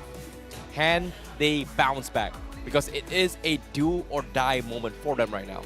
It's scary, right? You never want to be in this position. Literally one game. If Secret wins the game, their chances of moving on are still alive, albeit slim. If they lose, they're just gone. They're just out. There's no chance for them anymore, even with one match left. So, wow, like, can you imagine the pressure they must be feeling? Exactly. And the contrary here for Team SMG fans, if they win the series, they're pretty much guaranteed top 2 by the end of today. So that is going to be something that I think a lot of us are going to be looking forward to as well. But all things considered, SMG still has one more game for next week in order to secure top 2. Team Secret, they also have one more game next week to, I would say, secure their slots in towards the playoffs. It's tricky. But the thing is, that next match won't even matter if they won't win this this game. So it's important as we look at the match history, and it is so red. But at least they did get that one victory. It's still better than their performance last season. Hey, you know what? Red should be their lucky color because all things considered, they lost every single team, but they won against Red That's Esports. true. But all things considered, you know what's closer than Red? Orange kind of looks like his brother to Red. So maybe SMG taking this victory here will give them a little bit of a chance here to try and win against MPNC because right now, they need all the wins they can in order to qualify. They can get is going to go so far, because we all remember what happened to Team Secret last season. They got eliminated in perhaps the most brutal manner. And then they got back to the qualifiers, reformed, actually did very well to come back into the MPL, and then fell off the map again. It's so unexpected. It's something no one wants to have to go through, and yet they're still fighting so hard to keep their dreams alive here. I want to see them go further. I want this underdog story to be an epic one. Yeah, I agree. And now, stopping the dreams of Team Secret, the Giants, the Titans, once upon a time, the Anacondas, SMG, gonna be strangling them perhaps here. And is it gonna happen? I don't know, because ladies and gentlemen, we're gonna be heading to the drafts very, very shortly here as well. But you can see a very, very important moment coming from Maima. He knows what's at stake. We all know what's at stake. He knows what's at stake. He's got to gather everything he has. The atmosphere here is electric, right? It's not very loud, and yet you can tell the tenseness that is lingering in the air. Aware of what these two teams are going through right now. We do see that Team Secret going to be on the blue side, Team SMG on the red side. Edith Paquito ban still sticking to what's standard. But considering what happened in game number 2, there were moments of glory, right? Team Secret actually had a chance. Yep, and all things considered here, both teams pretty much won on their blue side for this matchup. So I guess Team Secret, they're hoping to get that, but considering that Paquito has been banned coming from Team SMG, well, it is going to be Couch Pal bouncing back and saying, hey, you know what? Game 2 was a little bit close, but at the same time, we've got comments, guys in the fans here calling out Karakuri. That's great. Grandmaster caster of MPL Malaysia. When are you gonna reach Mythic? When will the day that Karakuri reaches Mythic, the sky will fall. That's basically the situation we're dealing with right now. But let's not talk about Karakuri's questionable ranking. Let's talk about what's happening in this game. SMG will ban out the Baxia this time since Matt was somehow just drive-buying the neutral objective multiple times previously. Secret's still sticking to the Kadita. Okay. Now, I know we didn't talk too much about this in the game here. Let's bring back the beef of what Zico and Pao was talking about, right? Game 1, Zico said, hey, you know what? I took game 1, easy. You know, Pao, I trash talk you. Yeah, when during your days here, a public posted you. Yeah, you kind of, you know, great. You know, I'm just better than you. Game 2 says, you know not, no. You don't trash talk me. Fights back. Boom, 1-1. Now, game 3. Who's gonna be the winner? Who's gonna land the finishing blow, right? Who's gonna land the finishing blow? Who's gonna one that gets trash talk by the end of this game? It actually is just back and forth here. Both of, like, it's not just the teams that have much at stake, it's the coaches, right? It's that pride, it's that ego, it's your reputation as a coach here, as well as basically, who can say, I told you so, at the end of the day. True. I told you so. Such an iconic word that every Malaysian has kind of heard it before. You know? And in this case, seeing that Gord will not make it in this game as well, they are going to ban him off. But please don't prick the Frederick. But Team Secret, they responded to Bruno. We saw the Bruno kind of banned off. But I feel like Team Secret this time, they're picking the Bruno because of the fact that they denied it away from Sasa. Bruno was pretty much banned from Team Secret in 2 games in a row, and this time to say, you know what, I'm just going to pick it away. I mean, it's pretty good, right? Previously, Matt on the Brody did a good amount of damage, but that hero does have a shorter range, and compared to other heroes, doesn't scale as well. Bruno lets him play aggro, but also scale for the late game, which is very good. That's why so many teams are afraid of the hero now, but it is the Fredrin. Hey, you know what? I'm happy with this, because why? Fredrin finally won again. Broke the 0% lose streak. Sorry, 0% win streak. 0% lose streak. 100% lose streak. I don't even know how that those numbers match up. Like, what does that sentence even mean? 0% win rate, 100% lose rate. You know, pretty much broken now. Finally won a game for today. For today, just for today. All right. Okay. So, all things considered, Team Secret now in this very peculiar situation where they're actually bringing in Lapu Lapu. This Lapu Lapu was banned in the final phase by Team SMG in game number 2. Seems like Neo could be playing it here. We're not going to be seeing the Paquito, but considering that Neo was struggling with that glue, they needed some way to dive the backlines and also sustain through the fight. And glue wasn't really the answer there. He was able to somewhat sustain, but he wasn't able to do enough damage to either clear the waves quickly enough or threaten the backlines. And that was the big problem for Team Secret. And I think this is an adaptation they're making from game number 2 and hoping that Team SMG is going to replicate this. But so far, seems to be near identical heroes from game number 2 from Team SMG. It is just straight up the same 3 starting picks here from Team SMG, which is quite a thing. I mean, if it did work in game 2, why not replicate it? Except that game really went messy, right? Their movements were so weird, so un-SMG, that it does make you wonder about things. But for now, let's have a look, right? We do see Team Secret going for the Novaria again. Maima did a good job on it, and normally you don't want to reveal your EXP lane before your opponent, but since Neo has been having such difficulty with so much targeting on his EXP lane, why not give him the most comfortable hero he can get? Parology is my class. Diggy is my name. I don't know, like, comfort is great and all, but for Subway to play 3 games with Fredrin, I'm sorry, man. That's gotta be the most boring hero ever. I mean, he played like 3 seasons of Fredrin, so why not? Are you trying to be a Fredrin top global #1 in Malaysia or something like that? But of course, you know, you can see the fans are calling out as well. You know, a little bit of taunting banters coming in. But all things considered, I think right now Sasa is got to go. His B-Tricks is got to go. So I feel like Team Secret, they have 2 options right here. Ban either the Cloud or the B-Tricks, considering how well Sasa has been playing games. But no, they don't go for it. They actually take down the Yu-Jong once again. That is a lot of attention being given to Neo here. He really needs to perform this game, because if he doesn't, after all this, there'll be a lot of questions.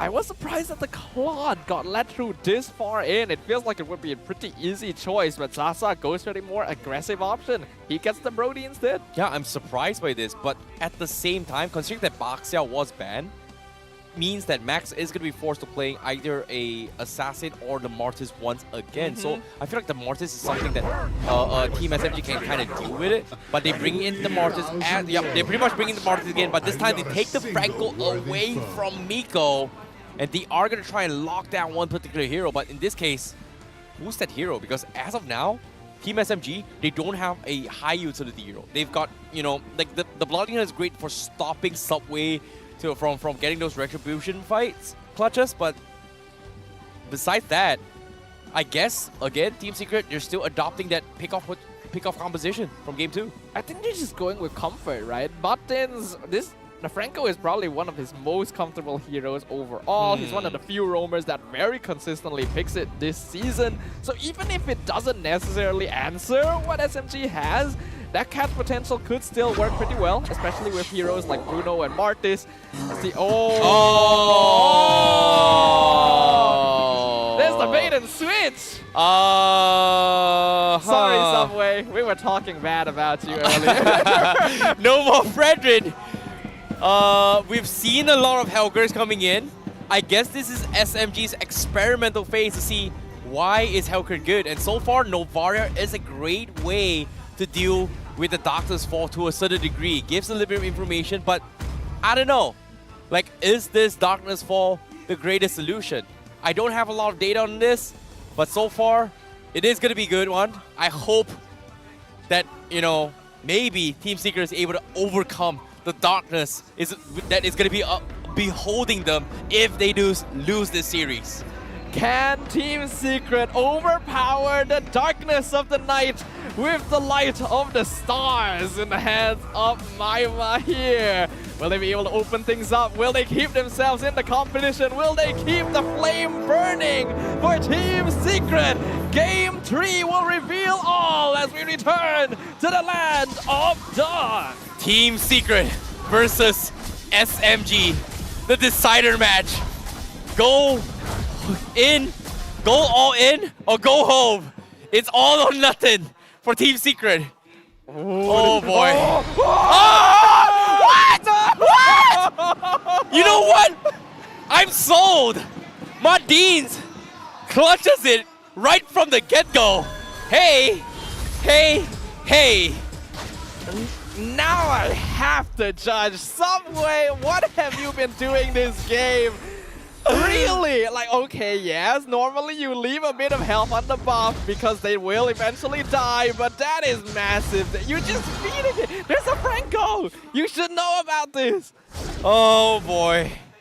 It's do or die. It's do or die.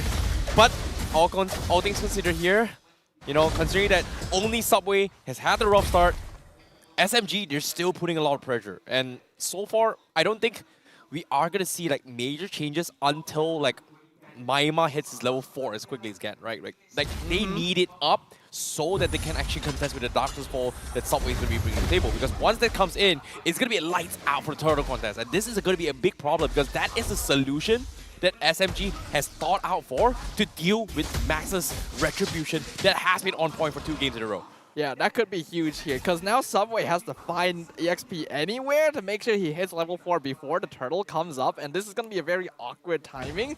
He will get there eventually, so Team Secret needs to work on the turtle pretty fast. Yeah, it is going to be a very, very difficult moment. But all things considered, Sasa, he's gonna force the flicker out. Matt threatening Sasa in lane. Brody is strong early, but Bruno is still scared. Subway, he's gonna pop that Dark Knight Falls. Not going for the turtle. He's looking for Matt instead. He's not gonna get the kill. Instead, Neo gets that first blood. He'll trade his life for Stormies. And that's gonna be quite a skirmish. That's the downside of having an assassin jungler, right? Like you can't exactly sustain towards the front lines here. But this is the first time Team Secret has gotten the first turtle here. But now here comes the catch. Flicker Bloody Hunt onto Sasa, and while Miko manages to cancel it, Sasa was way too low, so they will get that kill. But unfortunately, it's Martins who gets it, not Matt. Yeah, very nicely done coming from Team Secret though, considering that, you know, they have been playing this very, very similar play style here. They want to make sure that Matt gets his necessary farm. So they pretty much play this 2-3 composition draft or formation where they have the roamer and the marksman kind of sit in lane for the end of time and have the other three kind of make space here. And I'm really surprised that SMG is also mirroring this. Maybe because of the fact that Martins is actually able to threaten Sasa, and that's the perfect example of why they need Miko here. Yeah, but you'd usually expect SMG would be a bit more aggro, right? Right, With their movements, like going for kills, especially with like the Hellcut and the Brody. It's strange, but the Dark Rifle comes out again. They're gonna jump on top of Martins, who was already stunned earlier, but he's still alive to get that final bit of Bloody Hunt. Unfortunately, not enough damage, and now Stormy comes in. He's got the Decimate and secures the kill onto Nat. Oh, I genuinely feel bad for Team Secret. Like, Team SMG, they grouped up, they finally forced the fight here, but because of the Darkness fall, the rest of Team Secret didn't exactly knew what to react. Like, should they come to the fight? Should they not? They didn't have exactly the time. But when Lights Out came in, Maima was a little bit too far off to actually trade off any kills. So, a little bit unfortunate for Team Secret, but that's the downside of dealing with the Hellcat. That is true. We do know Secret as a team has had some communication issues for a while, but if you turn off the lights, it just becomes even worse. Neo pauses ult to try and see if he can jump on Subway, but not going to be successful, and the Hellcat is definitely catching up now, even though he's still a little behind in terms of level. They're going to go for the turtle. Yep, this time Subway does have his level advantage. They do have the Darkness. Team Secret is going to try and bait this out, because if Subway is tanking that turtle, if they do get the right catch, that is going to be huge. However, the ult coming from Maima has been reviewed means that Team SMG is going to have a greater time to Darkness fall. So Team Secret, they have to be very careful on how they take this approach. Oh no, he missed. He did Completely, but Subway's still on a turtle. They should be able to get it for free. The question is, does Team Secret want to continue to fight?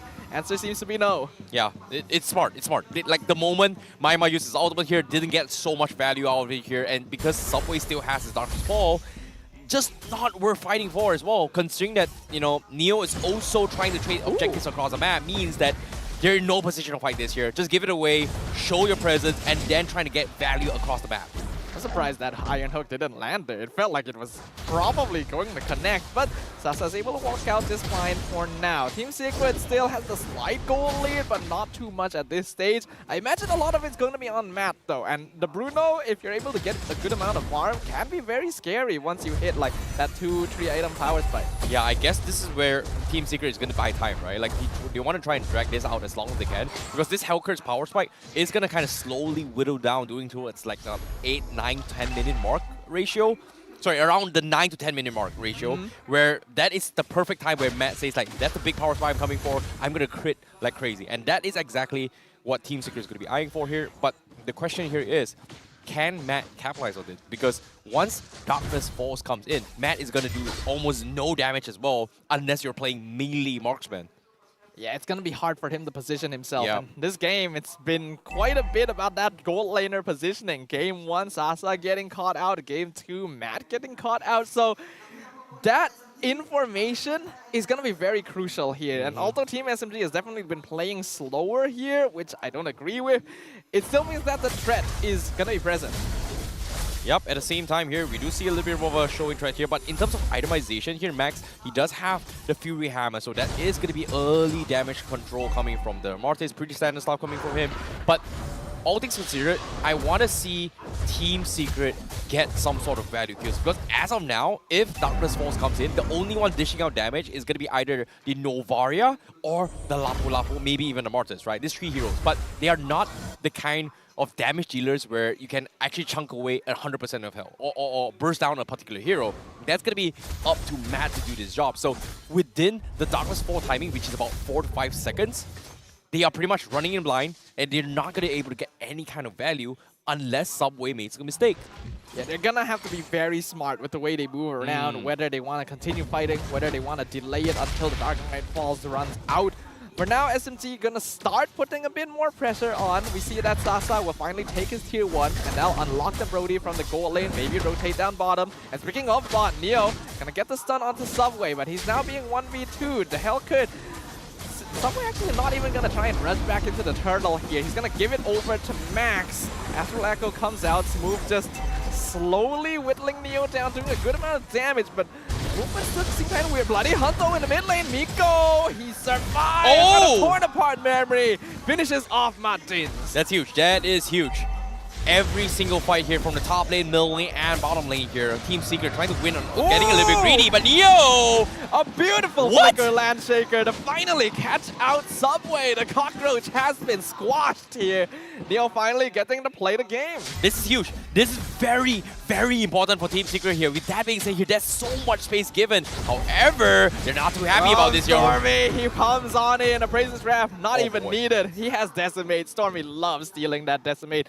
He'll get the kill onto Neo and get some vengeance for Subway. Yep. At the same time as well here, you know, SMG, they're still playing a little bit of priority in the middle lane here. It seems like they want to try and chunk away the middle turret before they head towards the next objective. But AI winning prediction says SMG's got 54% right now, which makes a lot of sense considering that every single time Darkness Falls comes in, nope, there's nothing much they can really do. But all things considered, they haven't been playing around that yet. And now, with the ult coming in from this Novaria, that pretty much indicates that, hey, SMG, you know what? Dark Knight's Fall comes in, we're going to be blind. Oh, Bloody Hunt onto Miko here, keeping him in place for Matt, but Dark Knight falls. Here's the blindness coming in. Neo jumps in on top of Smooth. Miko drops his immortality, but Martins will finish him off in exchange for Neo as Stormy steals the Bloody Hunt. A Flicker of Praises Wrath on top of Matt will drop him to half HP, but Max comes in with the shutdown, gets the Decimate. He's going to be looking for Smooth now. Ideally, Sasa, but he's out of position. Weird rotations there as they play roly-poly ring around the Rosie there,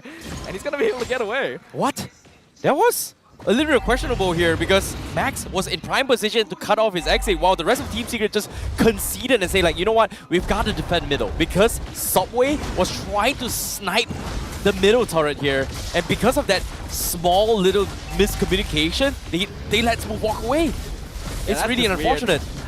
Smooth just puts his hand in his pocket and walks away with swagger. Fredrin, of course.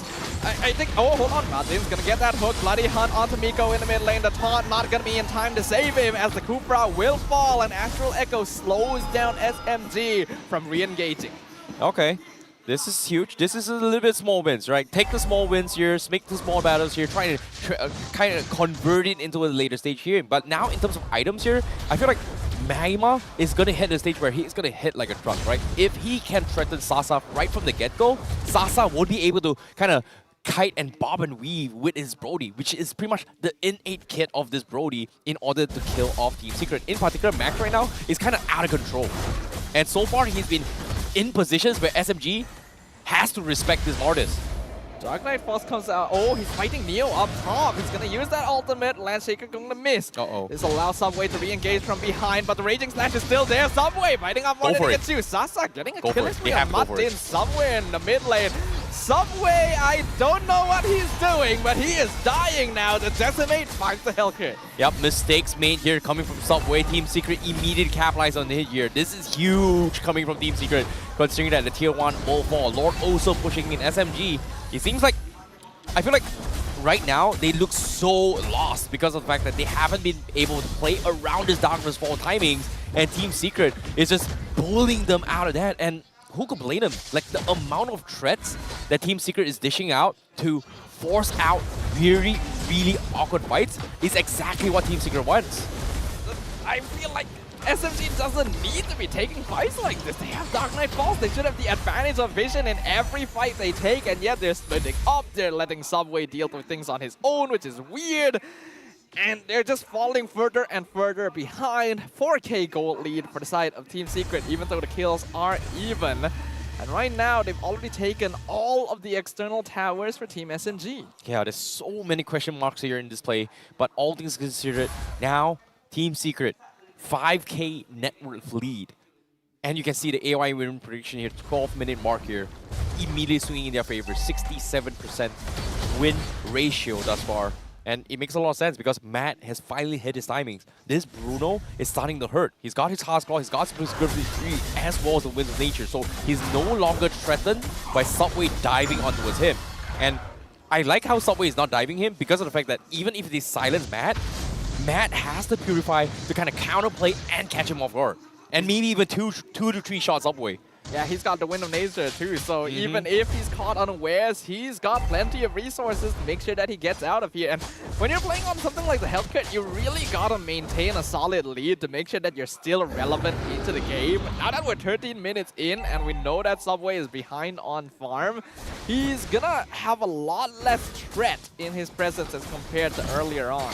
Yeah, this is going to be huge as well. Lord already in position here. SMG try to make play, but Nico, do they want to go for this though? Yeah, Max will secure the Lord quite easily. Neo jumping the back line, gets a two-man Landshaker, gets caught by the bloody hunt, but he's still alive after everything. He will finally fall. Sasa gets that mega kill, but Team Secret are still rushing them down. Subway will fall. Finally here, they take him out.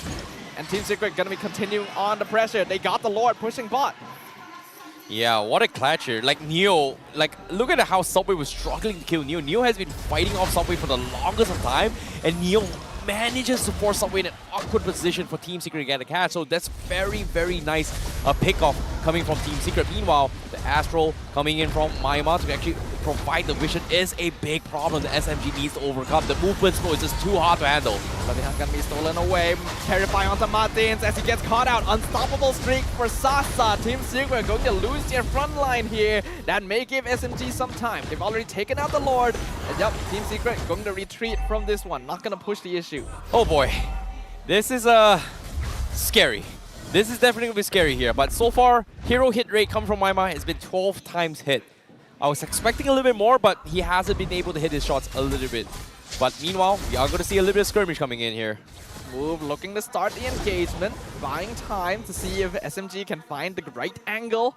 But Secret doing a good job of just walking back slowly, making sure they're keeping aware of where the rest of the SMG members are. And that Star Shatter going to do some damage. Neo looking forward. Oh, a double flicker here. Stormy escapes the Landshaker. Miko looking for the engage, but he's going to stop there. Braze's Wrath gonna miss. Smooth, able to dash out to safety as that was a weird interaction, but Miko gonna get dragged back here. Subway, he misses the Deadly Stinger entirely under his own Dark Knight falls. In the front line, Wind of Nature going to be used as Matt takes down Smooth, but he will fall as a monster kill. Neo gets his ultimate back up once again. Raging Slash onto Miko, but Sasa still doing a lot of damage. Landshaker going to find the Star Shatter, going to miss the back line, and that means that Sasa is godlike. Max, he wants to kill so badly, but he gets shut down. Oh, mistakes coming from Team Secret as well. Neo forced the issue, and SMG was able to drag them out in a very, very awkward position here, fighting in SMG's terms. But all the contrary as well, Maima is trying his best to pick off Sasa, but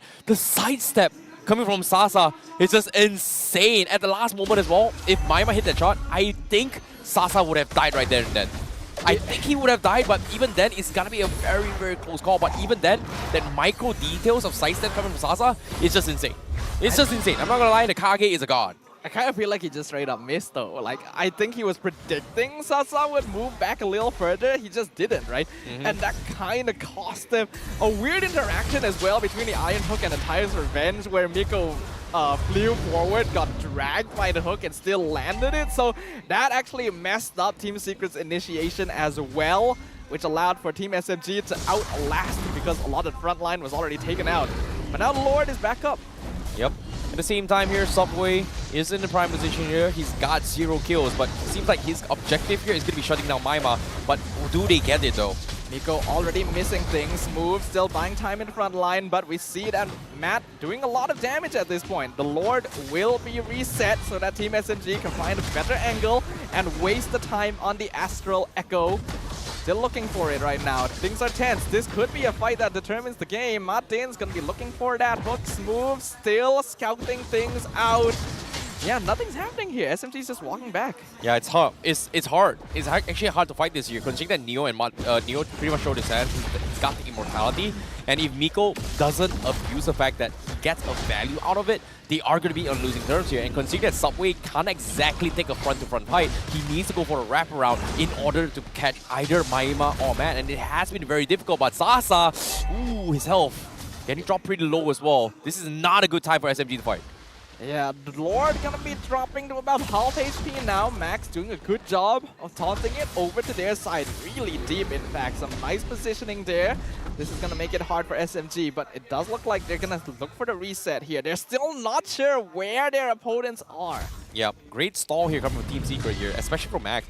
They understood that the waves are getting shuffled bottom lane and the top side. They needed the wave to actually push back in order for SMG to reposition. And it looks like they're going to make it a 10, but Subway. Oh, that would have been huge. Iron Hook will miss, but they get Bloody Hunt on this move. Pops the Immortality. Neo in the backline, completely disrupting everything as Dark Knight Falls will fall. But Neo still causing complete havoc. The Torn Apart doesn't finish him off. And Miko will get taken out by Matt on the sideline. Star Shatter dropping Sasa to 20%, but he'll survive and he'll back up.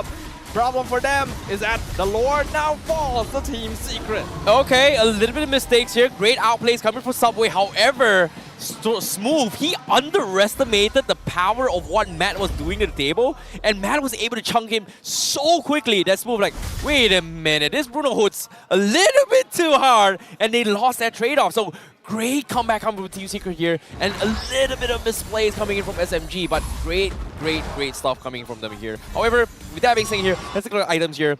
Matt, he does have the Rose Gold Meteor to deal with Stormy as well, so interesting enough, he's pretty much full slotted, but I feel like Team SMG, they're struggling to kill him right now, and Matt so far has been in positions where he's right in the middle of everything, but if Miko doesn't catch him, there's nothing SMG can do to actually go for the follow-up burst. Yeah, they gotta be so careful right now. The base is basically naked, no towers left except the mid inhibitor, and there's a Luminous Lord pushing down bot lane. Very powerful, this Lord overall. Martins, he lands the hook on the Smooth. Bloody Hunt suppressed him. Dark Knight Falls will fall. Neo gets the backline. 3-man Landshaker to stun Team SMG. Smooth has already been taken out. Deadly Stinger not doing anything as Matt purifies out of the stun. And the Iron Hook finds Sasa! That's gonna be a shutdown for Maima. Killing spree. Team SMG falls. They've done it. One by one. Team Secret wins the victory! They keep their MPL dreams alive! They've done it! Team Secret, they keep things alive! You can see the celebrations, the emotions of Martins. He poured his heart and soul for this. What a performance coming from Team Secret. And you can see Zico's face. Look at him! He's taunting Coach Paolo. He's taunting him! Oh. What now? What now? That was a suspicious performance there, I will say, from Team SMG. This is not the team we expected. This is not the team we're used to from the first couple of weeks of MPL. But perhaps it's not them. Perhaps Team Secret has finally found their secret sauce. Their second victory in 2 seasons. Their chances of moving on remain alive. What a game coming in from Team Secret. They keep it alive, but they're still not out of it yet. But this is the baby steps that they have been looking for here. And I'm looking forward to see what Team Secret has to say as we throw it over the stage with Lofel to interview with them. Make some noise for Team Secret! Sememangnya an amazing performance. Dan Maima, I nak tanya, you guys berjaya untuk kalahkan SMG, a very tough opponent. How does it feel? First of all, alhamdulillah saya panjatkan kesyukuran kepada Allah SWT kerana beri kami peluang untuk berkumpul sama hari ini. So, lawan SMG kita tahu dia antara di atas carta liga. So, kita orang memang respect dia orang. And alhamdulillah kita orang dapat bermain sebagai satu pasukan untuk menang ke atas mereka. Alhamdulillah. Alhamdulillah. Dan sememangnya rasanya ramai orang pun tertanya, macam mana you guys kalahkan SMG? Apa rahsia dia? Rahsia dia memang dekat Madin. Kita orang cakap kat dia, main macam rank je. Main macam rank je. Now, later I have a question for Zico as well. Tapi since Mak Deans, give it to Mak Deans kejap. Mak Deans, tadi nampak atas stage, Mac ketuk kepala. What happened? Dia ajar apa? Dia memang selalu macam tu. Selalu macam tu? Time scream ke apa, training ke memang selalu dia tegur. Dia cakap apa? Lain Memang kali dia ganas. Ha. Gitu. Alright. Now, nak bagi kepada Coach Zico. Zico, I understand that this match is very important to you, personally as well as professionally. Is there anything that you want to say, specifically to Coach Pao, but also to Team SMG? It's time to fire up, guys. It's time to fire up. So now, guys, agak-agak, who is the MVP? Mak dia sudah, bukan. But now, let's show. In 3, 2, 1, the MVP is Max! First question, Max, right? You Max? Yeah. Confirm, huh? Yeah. All right, Max, again, how are you feeling? Because in this match, it wasn't an easy fight. Perasaan kalahkan SMG? Kayak bahasa Indo boleh nggak? Bisa. Senang. Ada kesempatan lagi buat playoff. Ada kesempatan lagi buat playoff. Guys, reminder, Team Secret has a chance. Jadi dengan ni, ada tak nak cakap apa-apa kepada semua yang datang menyokong dan semua yang tengok live? Yang udah dukung, ya terima kasih banyak lah. Walaupun kami jarang banget menang kan, maksudnya tim sekarang juga top 10 masih mau datang dukung. Ya, aku apresiat banget lah. Makasih banyak. Okay, give it up for Team Secret! Congratulations! Thank you very much. Thank you very much. You guys can go now. Sememangnya perlawanan yang sangat-sangat hebat dan ini juga menunjukkan MPL Malaysia sangat-sangat sengit di mana even Team Secret berjaya untuk kalahkan SMG.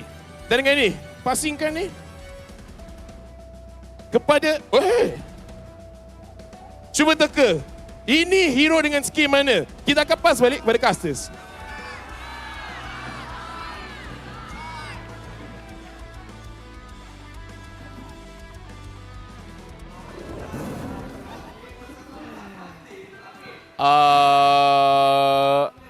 Max, you're a great player, but why did our staff just pass in an umbrella on the stage? Because you gotta guess the hero, man. What hero is that? I don't know. Pretty clear, right? There's only one hero with an umbrella. Right? Wait, I'm doubting myself. There's only one hero with an umbrella, right? All I gotta do is look at you and you'll keep doubting yourself. I know, right? I know, right?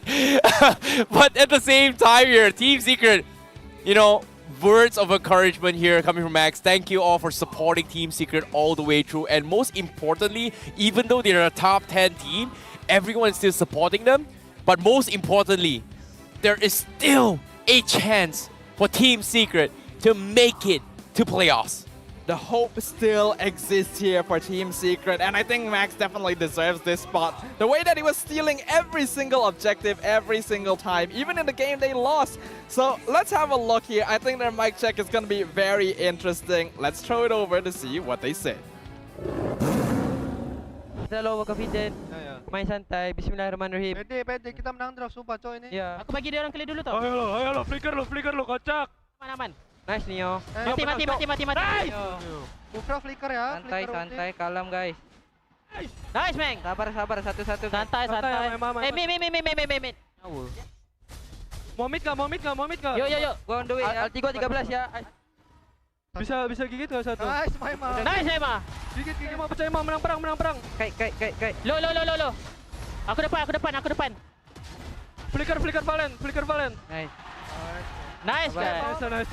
Alhamdulillah. Guys, kita ada kesempatan guys. Alhamdulillah ya Allah. Nice.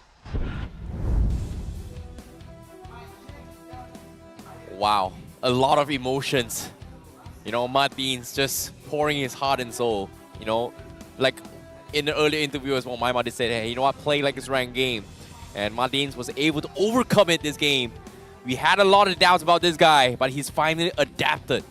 And is it too late?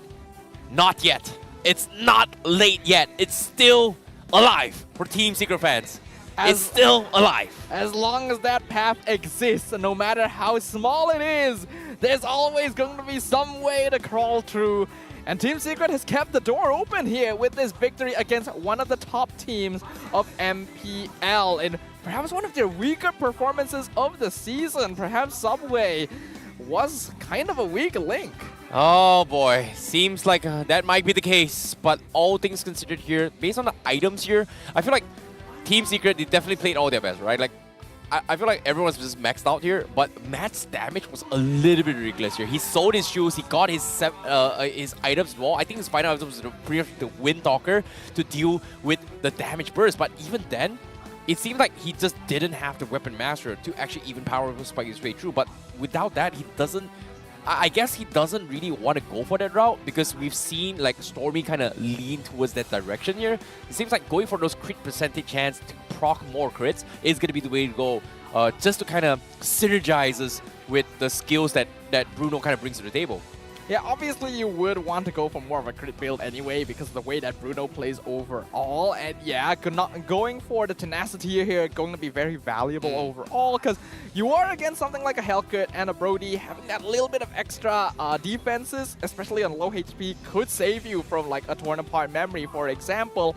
Of course, Matt never really was at threat of that because his positioning was great this time. Team SMG unfortunately didn't have the tools needed to face against Team Secret.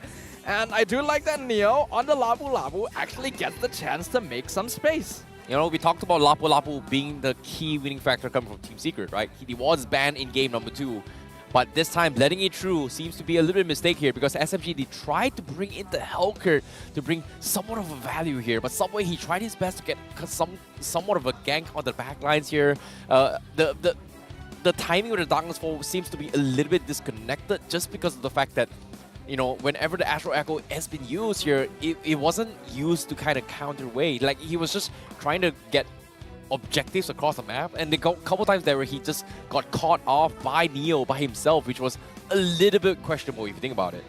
I will say that we've never seen Subway play Hellcat before, even in the many seasons he's been active in the MPL. But it's not as if he hasn't been training Assassins at all, and I feel like it would be weird for them to put him on an unpracticed hero considering that they do want to go for those top spots. So it's a very weird decision that SMG went for here. They seemed uncoordinated. It's not the team that we expect to go up against, but hey, there are opportunities like that sometimes, and it just so happened that Team Secret was there to take advantage of it this time and keep themselves in the competition. Well. Seems like all things considered here, the biggest damage output here is gonna be Matt himself, obviously, here with 91,000 damage.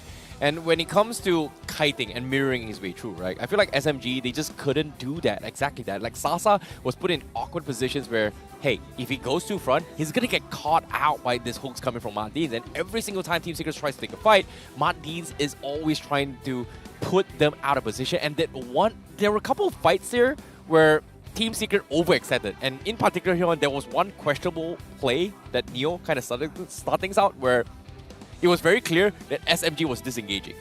And Team Secret decided to force the issue by flickering forward and put them in an awkward position where SMG would say, like, you know what? They're out of position. Let's punish this. And because of that, it almost stopped them from actually closing out the game, if you think about it. Yeah, there's a lot of cleanup that needs to be done on both these teams, honestly. Team Secret won this time, but it did come down to some weird choices, some strange mistakes, and it still could have gone either way depending on who ended up doing overly risky things. But we'll have a look-see here. Wow. Most one-sided gold graph we've ever seen. I did not expect this. That's one. Like, I cannot imagine that to see SMG in this position by Team Secret. And right from the beginning, it feels like it went neck and neck, but went towards the middle stage of the game where, you know, Subway getting picked off a few times here kind of allowed so much space for Team Secret to kind of capitalize on here, get a little bit of goal lead. Yep, they made a little bit of mistakes here, but still, even then, they were able to recover back. It makes you question, is Team SMG actually too reliant on Saksa? The moment he's gone, this happens. It's unprecedented considering the kind of performance we've expected from them over the past few seasons. Hopefully, they'll pick themselves back up here because losing this game just lost them a huge opportunity to make it into the top 2. Yeah, all things considered here, SMG still in okay position. Losing this game isn't too bad yet, but it is a great sign for Team Secret. That's a very, very important moment for them here. They need to actually you know, kind of secure points to try and make it 3-2. I don't exactly know the points yet, but before we get to the points here, let's talk about the highlights in early game, right? Like, you can see that Team Secret, they're focusing on towards the goal lane a lot. This has happened 3 games in a row, which kind of forced SMG, like, I don't know, like, it kind of forced Miko to kind of mirror them, which feels a little bit off SMG's usual playstyle. And they're usually the ones starting the aggression. They're usually the ones determining the tempo, rotating across the map to an extent that it wouldn't be possible for their opponents to move around safely. And yet, we never saw that at all. I think Max was doing a great job of creating space. Martins definitely feels very comfortable on a hero like the Franco.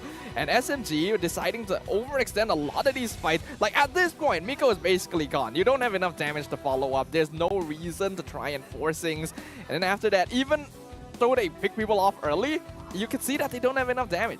Oh boy, but in this final moments here as well, you can see Mad and Max are trying to actually force a couple fights here. I think this was the mistake. Yeah, this was the fight that kind of cost them a potential win here, because SMG was able to bounce back off that fight because of Neo's engagement. And did here as well was a little bit of misplace coming from SMG here. You know, Martin's got a really nice catch, and Man was able to get a very nice crit to take down Smooth, which kind of allowed them to secure the loss. So this was pretty much a very, very close match between both of them here. It still could have been anyone's game, if you think about it. But having a look at the standings now as a result of that game, Team Secret, unfortunately, still going to be at the bottom of the charts. But those 2 points are going to go a long way. Before this, they were at 3. If they got any less points than this, they wouldn't have no chance of catching up to Lunatics at all.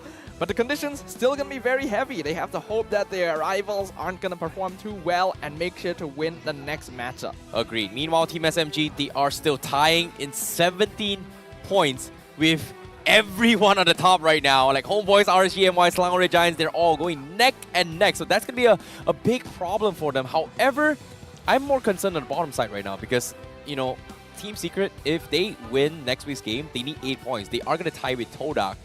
But who's going to get kicked out if Secret makes it is going to be a big question here. It's a lot of continuous ifs right now. If Secret makes it out, if this team loses, if this team wins, it's still a lot of conditions that have to be met. And we still have a whole week of the regular season left to go, so let's not make any predictions for right now. If you think about it here, if Team Secret got the 2-0, maybe just enough points. But of course, that is going to be for them to tell in next week's performance, all right? Team Secret is going to be playing next year because for the final series of week number 5, it is going to be RSG MY going up against MPNC to close things out for MPL MY's week 5 performance. So RSG right now, considering that they are the top of the groups here, if they take 1 point or even 2-0, they're number 1 off the charts by the end of week 5. Yeah, we were talking about how, unlike previous seasons, we still don't really know who is going to be like number 1, number 2. But if RSG are able to get like a 2-0 sweep against MPNC, it's pretty safe to say that they are confirmed number 1, or at the very least top 2 going into the playoffs, which is excellent, right? It's been so long since we've seen RSG MY in this position, ever since they got champion in Season 7. I love it. Their gameplay has been so bombastic, but NC, we cannot underestimate this team. Exactly, because this is 2 of the most improved team, right? Like RSG MY, you know, they started things out, what, like 7th place in the previous season, you know, but now just like, oh, you know what, bump right out. And I agree with you, Season 7 was their prime time, but at the same time, Demon Kite won champion when he is in Malaysia, not once, maybe a second time. He's done it once with MSC. MSC champion when it was here. That could be interesting. Perhaps that's what fate is going to decree. But NC, they've been improving quite a lot as well. So this is a match that none of you want to miss. We're going to go on a short break. When we come back, the final series of the day. You won't want to miss it. See you there.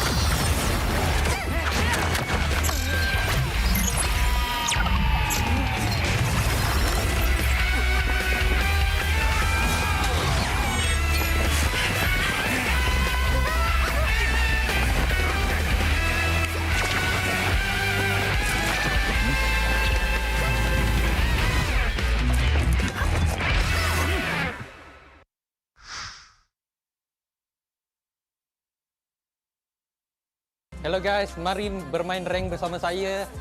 Kita orang sekarang mempunyai double star raising point dan double star protection point. Bonus ni cuma ada untuk 5 perlawanan rank game anda saja. So korang jangan lupa untuk bermain rank bersama teman-teman anda dan takluki Land of Dawn. Ciao. You have been slain. Defeat.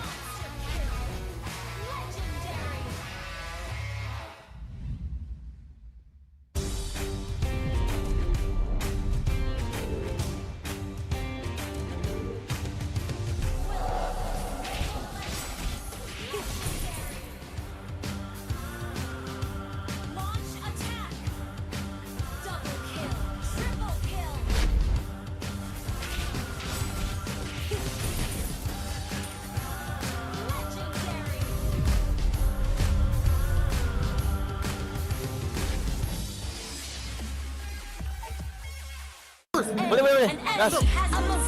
Dah lah dapat skin percuma, dapat extra protection, dapat semutan semua hero lagi. Gas guys.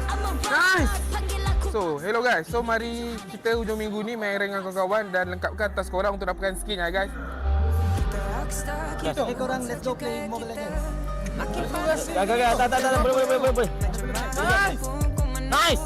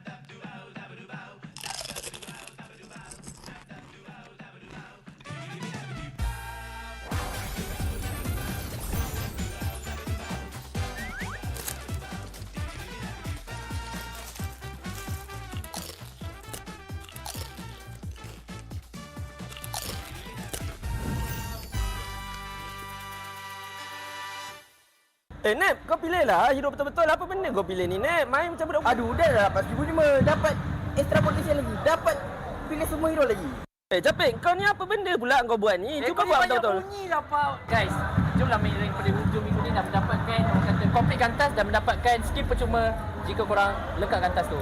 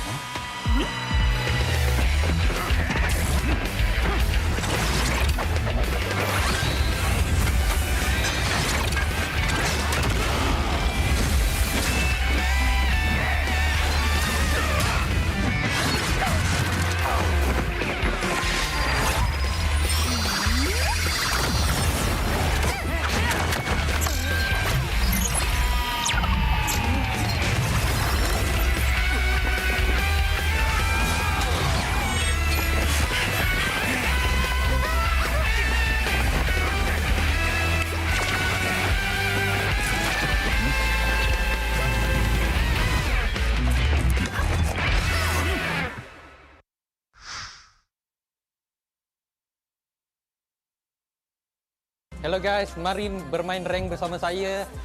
Kita orang sekarang mempunyai double star raising point dan double star protection point. Bonus ni cuma ada untuk 5 perlawanan rank game anda saja. So korang jangan lupa untuk bermain rank bersama teman-teman anda dan takluki Land of Dawn. Ciao.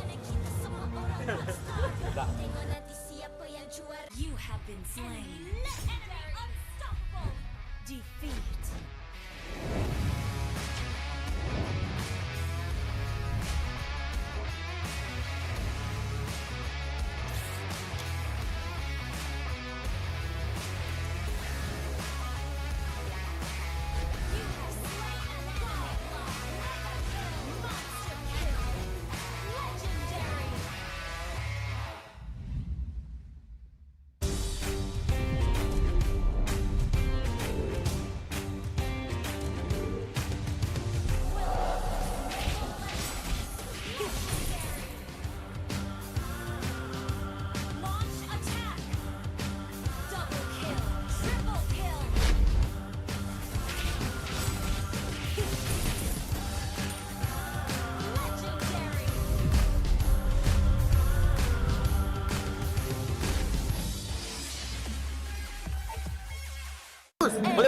Gas. Dah lah dapat skin percuma, dapat extra protection, dapat semua hero lagi. Gas, guys. Nice. So, hello guys. So, mari kita hujung minggu ni main rank dengan kawan-kawan dan lengkapkan tas korang untuk dapatkan skin ya guys. Gas. Korang let's go play Mobile Legends. Gak. Tak. Boleh. Nice. You have been slain. An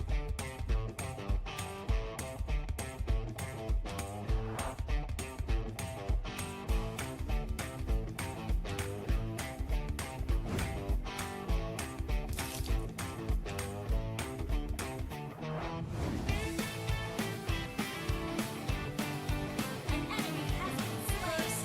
Double kill. Legendary. Victory.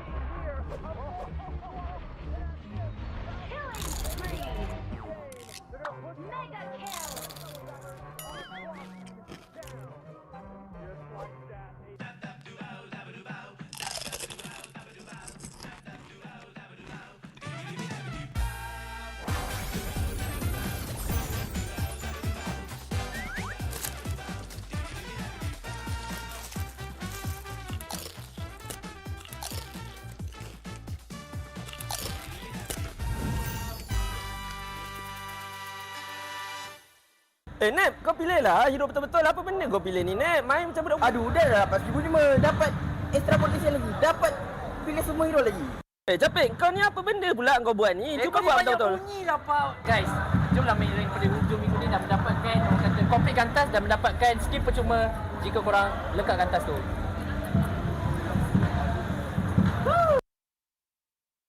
Hai guys, nama saya Lopet and saya bersama dengan siapa nama? Kifi. Okey, kita dekat depan Team Secret di mana Team Secret menang lawan Team SMG tadi.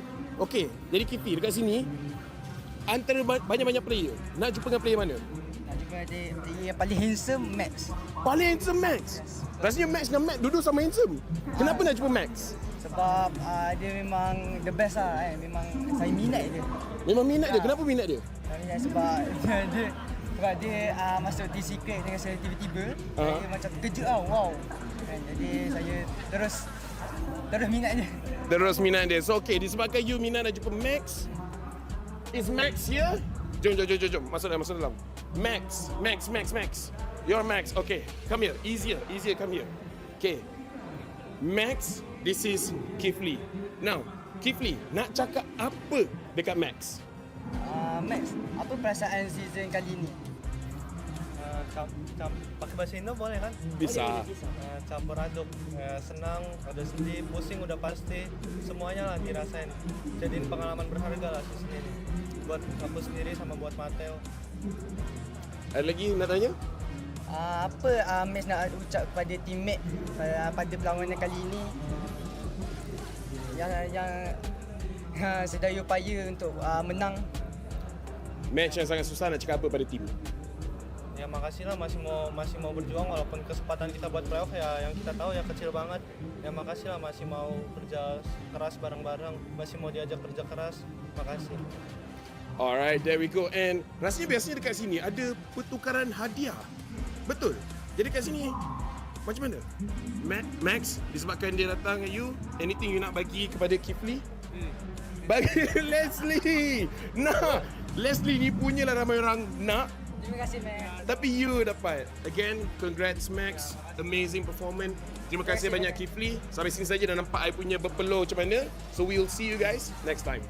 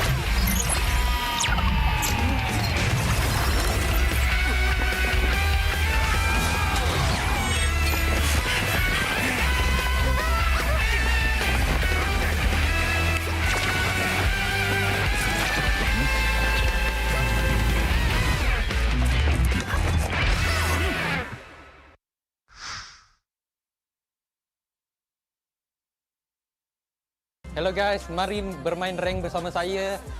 Kita orang sekarang mempunyai double star raising point dan double star protection point. Bonus ni cuma ada untuk 5 perlawanan rank game anda saja. So korang jangan lupa untuk bermain rank bersama teman-teman anda dan takluki Land of Dawn. Ciao. You have been slain. Unstoppable. Defeat.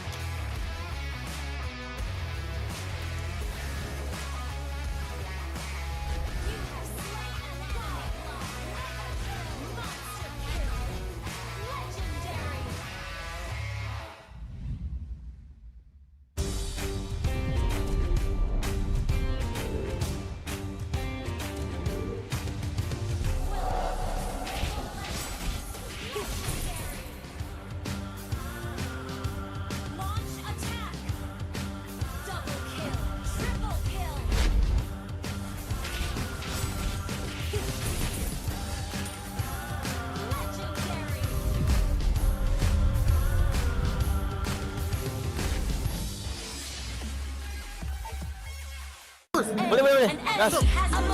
Dah lah dapat skin percuma, dapat extra protection, dapat semua hero lagi. Gas guys. Nice. So, hello guys. So, mari kita hujung minggu ni main rank dengan kawan-kawan dan lengkapkan task korang untuk dapatkan skin ya guys. Korang let's go play Mobile Legends. Gak. Tak. Boleh. Nice. You have been slain.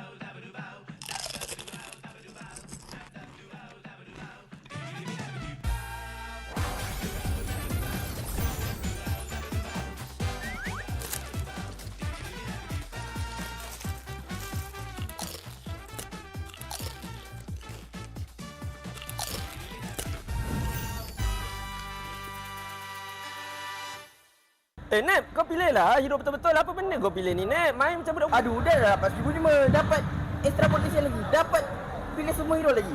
Capek. Kau ni apa benda pula kau buat ni? Cuba buat betul-betul. Bunyi lah, Pak. Guys, jomlah main rank pada hujung minggu ni dan mendapatkan orang kata complete task dan mendapatkan skill percuma jika korang lekatkan task tu.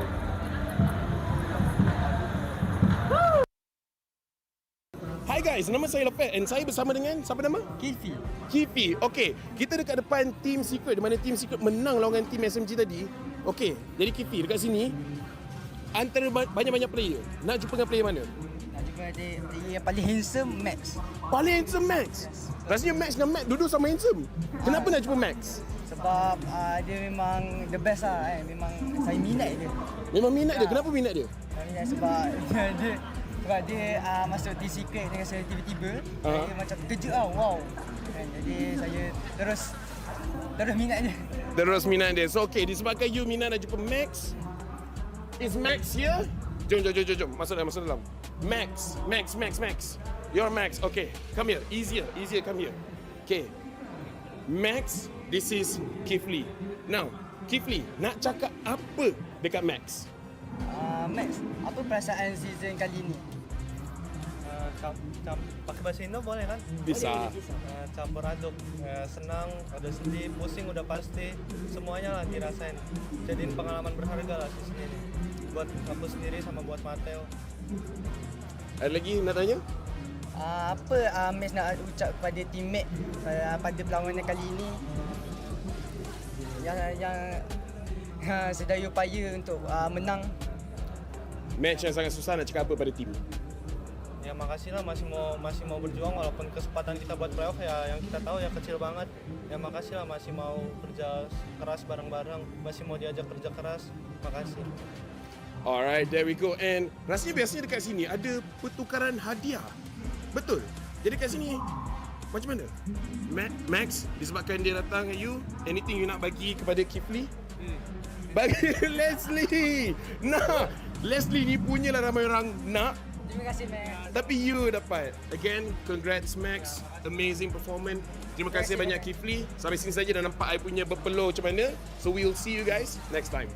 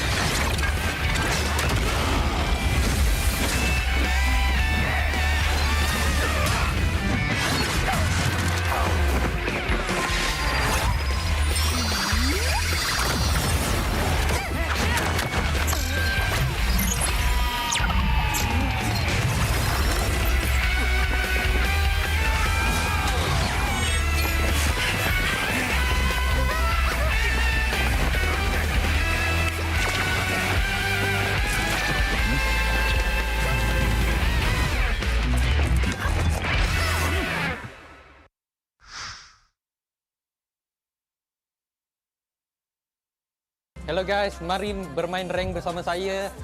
Kita orang sekarang mempunyai double star raising point dan double star protection point. Bonus ni cuma ada untuk 5 perlawanan rank game anda saja. So korang jangan lupa untuk bermain rank bersama teman-teman anda dan takluki Land of Dawn. Ciao.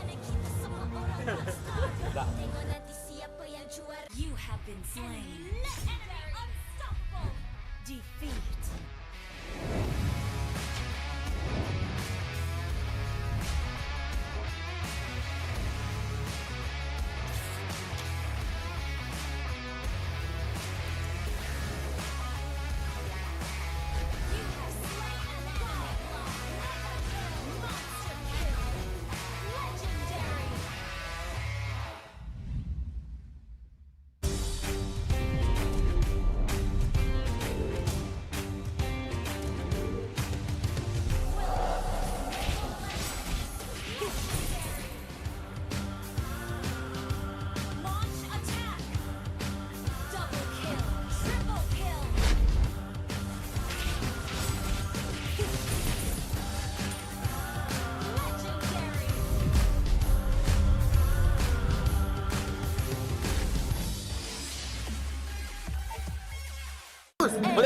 Gas. Dah lah dapat skin cuma, dapat extra protection, dapat semua hero lagi. Gas guys. Nice. So, hello guys. So, mari kita hujung minggu ni main rank dengan kawan-kawan dan lengkapkan task korang untuk dapatkan skin ya guys. Gas. Korang let's go play Mobile Legends. Gas. Tak. Boleh. Nice. You have been slain.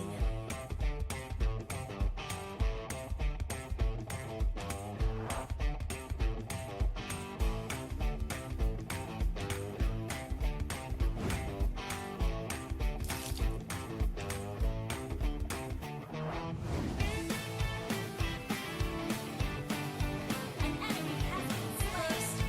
Double kill. Legendary victory.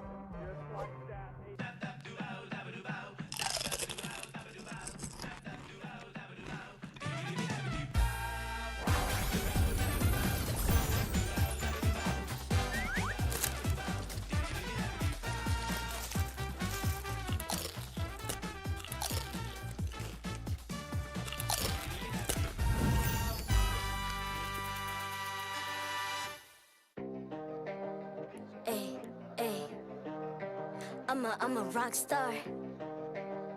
Yeah. Rock star? Ay. I'm a rock star, baby, I'm a rock star. I'm a rock star, I'm a rock star.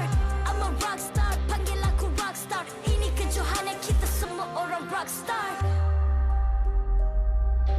Kita rockstar, kita buat saja gaya kita. Makin panas apinya sudah membara. Macam mana pun ku menempuh segala. Demi negara ku buat semua bangga. Step into my world, you know I'm always in my zone. You know I got my team, no I'm never alone. Bring out my best, buat yang terbaik. Jadi juara perlahan kita naik. Aku nak push, naik jadi lebih bagus. Jadi hero, ku ada skill. Berapa banyak musuh aku dah kill. Ramai cuba mencabar, cause they envy me. Tiap game aku pasti jadi MVP. Easy. I'm a rockstar, baby, I'm a rockstar. I'm a rockstar, I'm a rockstar. I'm a rockstar, panggil aku rockstar. Ini kejohanan kita semua orang rockstar. I'm a rockstar, baby, I'm a rockstar. I'm a rockstar, I'm a rockstar. I'm a rockstar, panggil aku rockstar. Ini kejohanan kita semua orang rockstar. Tengok nanti siapa yang juara. Ni peluang kita bawa pulang piala. This is my game, this is my time. Menang semua, everything will be mine. Kalau jatuh kau pasti kembali. Bangun balik ku tegak berdiri. Kuatkanlah tenaga, ganjaran diperoleh. Ni kejohanan kita, Malaysia memang boleh. Rise up to the top, kita buat bersama. Semangat kita kuat di bawah satu bendera. I'ma go hard for the win. On the battlefield till the end. Trying to beat the greatest anyone has ever seen. Stand by, I'm coming in for the win. I'm a rockstar, baby, I'm a rockstar. I'm a rockstar, I'm a rockstar. I'm a rockstar, panggil aku rockstar. Ini kejohanan kita semua orang rockstar. I'm a rockstar, baby, I'm a rockstar. I'm a rockstar, I'm a rockstar. I'm a rockstar, panggil aku rockstar.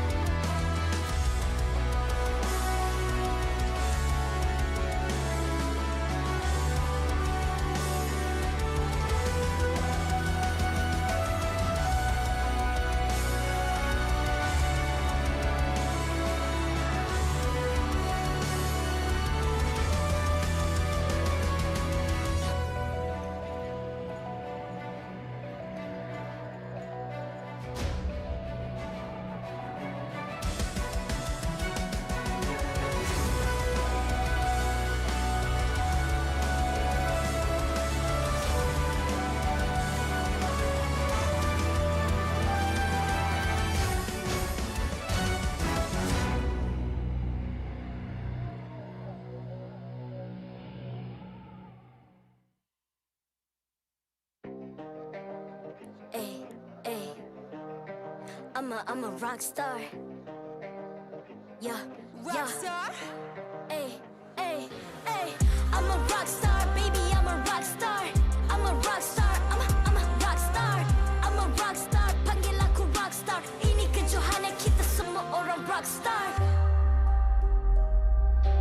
Kita rockstar, kita buat saja gaya kita. Makin panas apinya sudah membara. Macam mana pun kau menempuh segala. Demi negara kau buat semua bangga. Step into my world, you know I'm always in my zone. You know I got my team, no I'm never alone. Bring out my best, buat yang terbaik. Jadi juara perlahan kita naik. Aku nak push, naik-naik jadi lebih bagus. Jadi hero, ku ada skill. Berapa banyak musuh aku dah kill. Ramai cuba mencapai, cause they envy me. Tiap game aku pasti jadi MVP. Easy. I'm a rockstar, baby, I'm a rockstar. I'm a rockstar, I'm a rockstar. I'm a rockstar, panggil aku rockstar. Ini kejohanan kita semua orang rockstar. I'm a rockstar, baby, I'm a rockstar. I'm a rockstar, I'm a rockstar. I'm a rockstar, panggil aku rockstar. Ini kejohanan kita semua orang rockstar. Tengok nanti siapa yang juara. Ni peluang kita bawa pulang piala. This is my game, this is my time. Menang semua, everything will be mine. Kalau jatuh kau pasti kembali.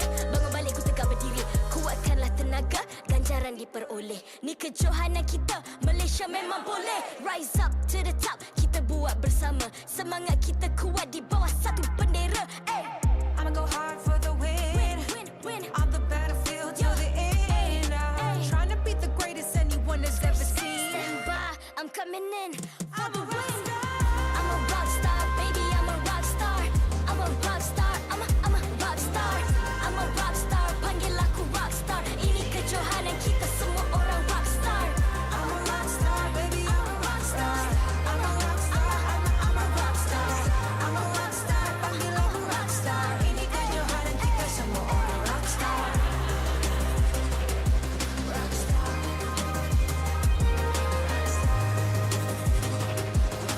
Ini kejohanan kita semua orang rockstar. I'm a rockstar, baby, I'm a rockstar. I'm a rockstar, I'm a rockstar. I'm a rockstar, panggil aku rockstar. Ini kejohanan kita semua orang rockstar.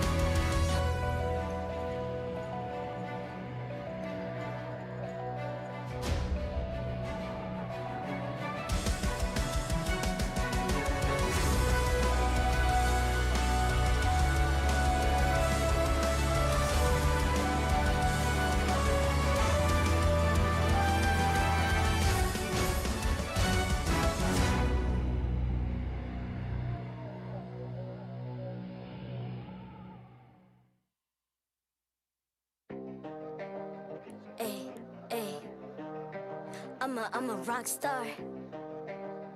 Yeah, Rockstar. Ay, ay, ay. I'm a rock star, baby. I'm a rock star. I'm a rock star. I'm a rock star. I'm a rock star. Panggil aku rock star. Ini kejohanan kita semua orang rock star. Kita rockstar, kita buat saja gaya kita. Makin panas apinya sudah membara. Macam mana pun kau menempuh segala. Demi negara kau buat semua bangga. Step into my world, you know I'm always in my zone. You know I got my team, no I'm never alone. Bring out my best, buat yang terbaik. Jadi juara perlahan kita naik. Aku nak push, naik ramai cuba mencabar cause they envy me. Tiap game aku pasti jadi MVP. Easy. I'm a rockstar, baby, I'm a rockstar. I'm a rockstar, I'm a rockstar. I'm a rockstar, panggil aku rockstar. Ini kejohanan kita semua orang rockstar. I'm a rockstar, baby, I'm a rockstar. I'm a rockstar, I'm a rockstar. I'm a rockstar, panggil aku rockstar. Ini kejohanan kita semua orang rockstar. Tengok nanti siapa yang juara. Ni peluang kita bawa pulang piala. This is my game, this is my time. Menang semua, everything will be mine. Kalau jatuh kau pasti kembali. Bangun balik ku tegak berdiri. Kuatkanlah tenaga, ganjaran diperoleh. Ni kejohanan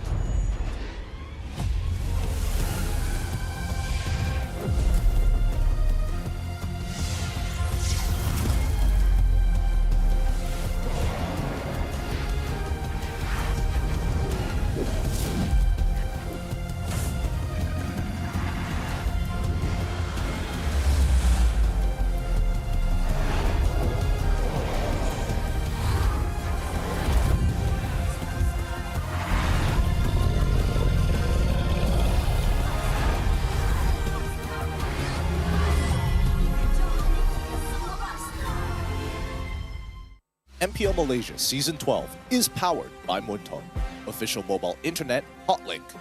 Score an epic MLBB skin for only RM1 with Hotlink. Summon your legends, unleash your style. Lightning-fast gaming experience with Hotlink all-new prepaid. Now with 5G, visit the Hotlink booth today. Champion Extra GG with Garnier Men. Fight 99.9% acne-causing bacteria in just 10 seconds.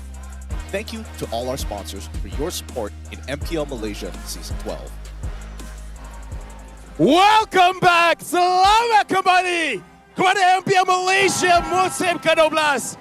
Dan dekat sini saya tahu ramai meminta Ros. Kredit kepada WTM. Minta Ros. Yang dapat Roslan.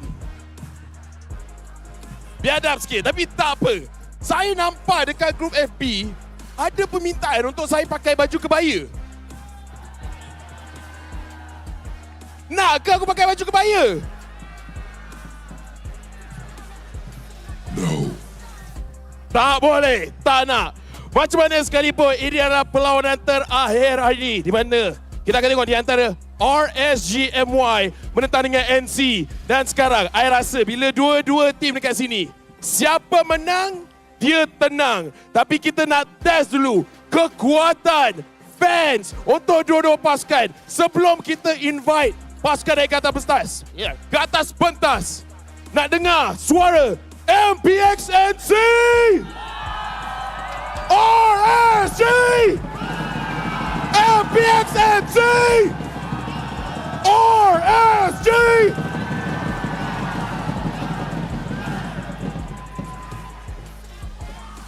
Dengan ini, kita akan terus menjemput RSG. RSG Malaysia masih memegang peratus kemenangan tertinggi dengan jumlah 86%. Menjadi salah satu pasukan pencabar title kejuaraan dan slot ke M5. Pasukan RSG konsisten untuk kekal mendominasi sebagai pendahulu carta liga. Adakah RSG MY berjaya membawa pulang 3 mata penuh hari ini?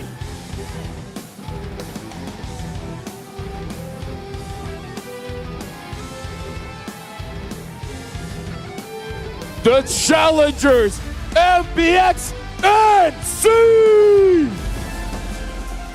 Pasukan MPNC kembali berapi hari ini untuk menghentikan dominasi RSG.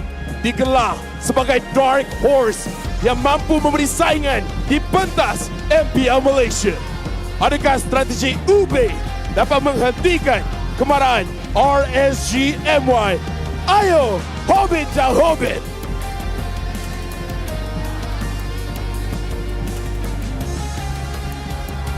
Sekarang, mari kita menjemput barisan marshal kita yang akan menggalas tugas untuk memastikan perlawanan sentiasa berjalan dengan adil dan lancar.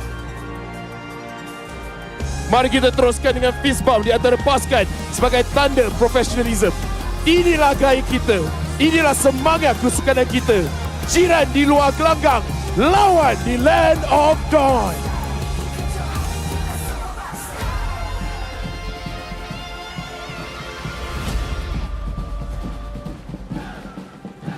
Sememangnya perlawanan yang sangat intens. Kita juga boleh dengar daripada side MPNC terus membagi semangat. RSG kat mana? GG! MPNC! Dengan ni semestinya dah tak sabar nak tengok perlawanan untuk hari ini. Teams, this is your moment.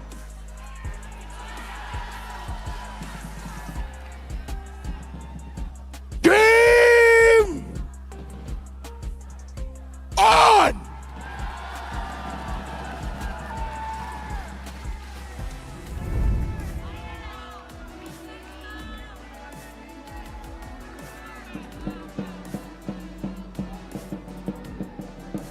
Time. We are shown exactly how it will happen. Welcome back to the English broadcast for MPL MY Season 12. You're joining me, Staffa, along with Terrence, aka Icy Baby 1-2 for final match of the day.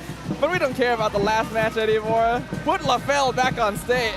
You know what? It kind of feels like moments like this where like, you know what? I've graduated. Woo!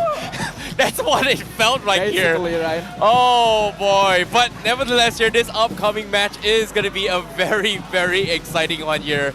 But nevertheless here, this upcoming match, you guys got to predict who's going to be the winners here and also the MVP. All you got to do is scan the QR code right below. And by the end of the day, we will be announcing winners that is going to be walking away with exclusive goodies by Mobile Legends Bang Bang if you get those predictions right. Is it going to be members coming from RSG or is it going to be MPNC? That is going to be something that you guys are going to be looking forward to find out. But for now, this upcoming match is going to be very, very interesting because RSG MY in prime position to take the #1 spot. Ooh, the #1 spot. Everyone is coveting that #1 spot right now. But we're also coveting a little bit something extra, you know? Maybe #1 might be RSG, but #1 in our hearts and our stomachs is Mr. Potato, our official snacking legend. Honestly, it is so ridiculously tasty. As a big fan of Mr. Potato myself, I can promise you that it will fill you up right up. Okay, here's a little bit of fun fact here for Mr. Potato, right? Yesterday, I was hanging out with Sunfrost here. We were pretty much at the Hotlink booth. We were doing an MC stuff with them here. He told me, like, you know what? You should get Mr. Potato. I was like, why? Why?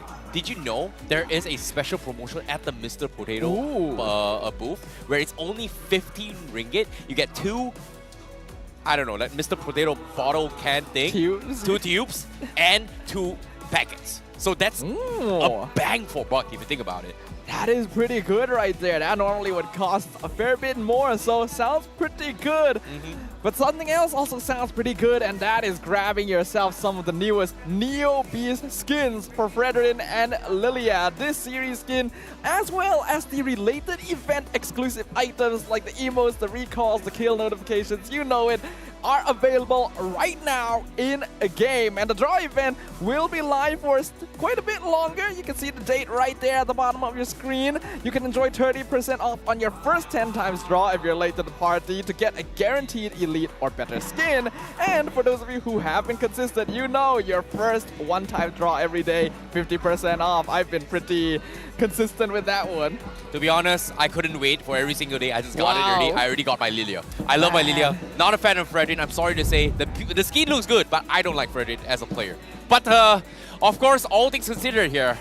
Now, the standings. Haha. Top 4. Everyone is tied. 17 points. And RSG MY currently in top 2 position. If they win this series, or even score a point right now, they are going to be #1 by the end of week 5. But obviously, just getting that 1 point isn't what they're aiming for. They want that clean sweep, 3 points, and they're basically guaranteed top 1 since their last match going to be against Red Esports, currently struggling among the charts. Should be a pretty easy opponent for them. But speaking of opponents, their opponents today, MPNC, currently sitting at 6th place on the standings, 10 points. What we found out from our calculations, this team is not going anywhere. Yep. It doesn't matter what happens. Exactly. Win or lose for MPNC, they are still going to be in the bottom half of the top 8. So that is going to be something they'll be considering here. But before that, let us introduce the team that's eyeing for #1 spot here is going to be none other than RSG MY. We have Demon Kite, Storm, Loleo, Izanami, and Repo to start things off for RSG MY. This is a team that has been growing fangs and claws ever since the season started growing and improving.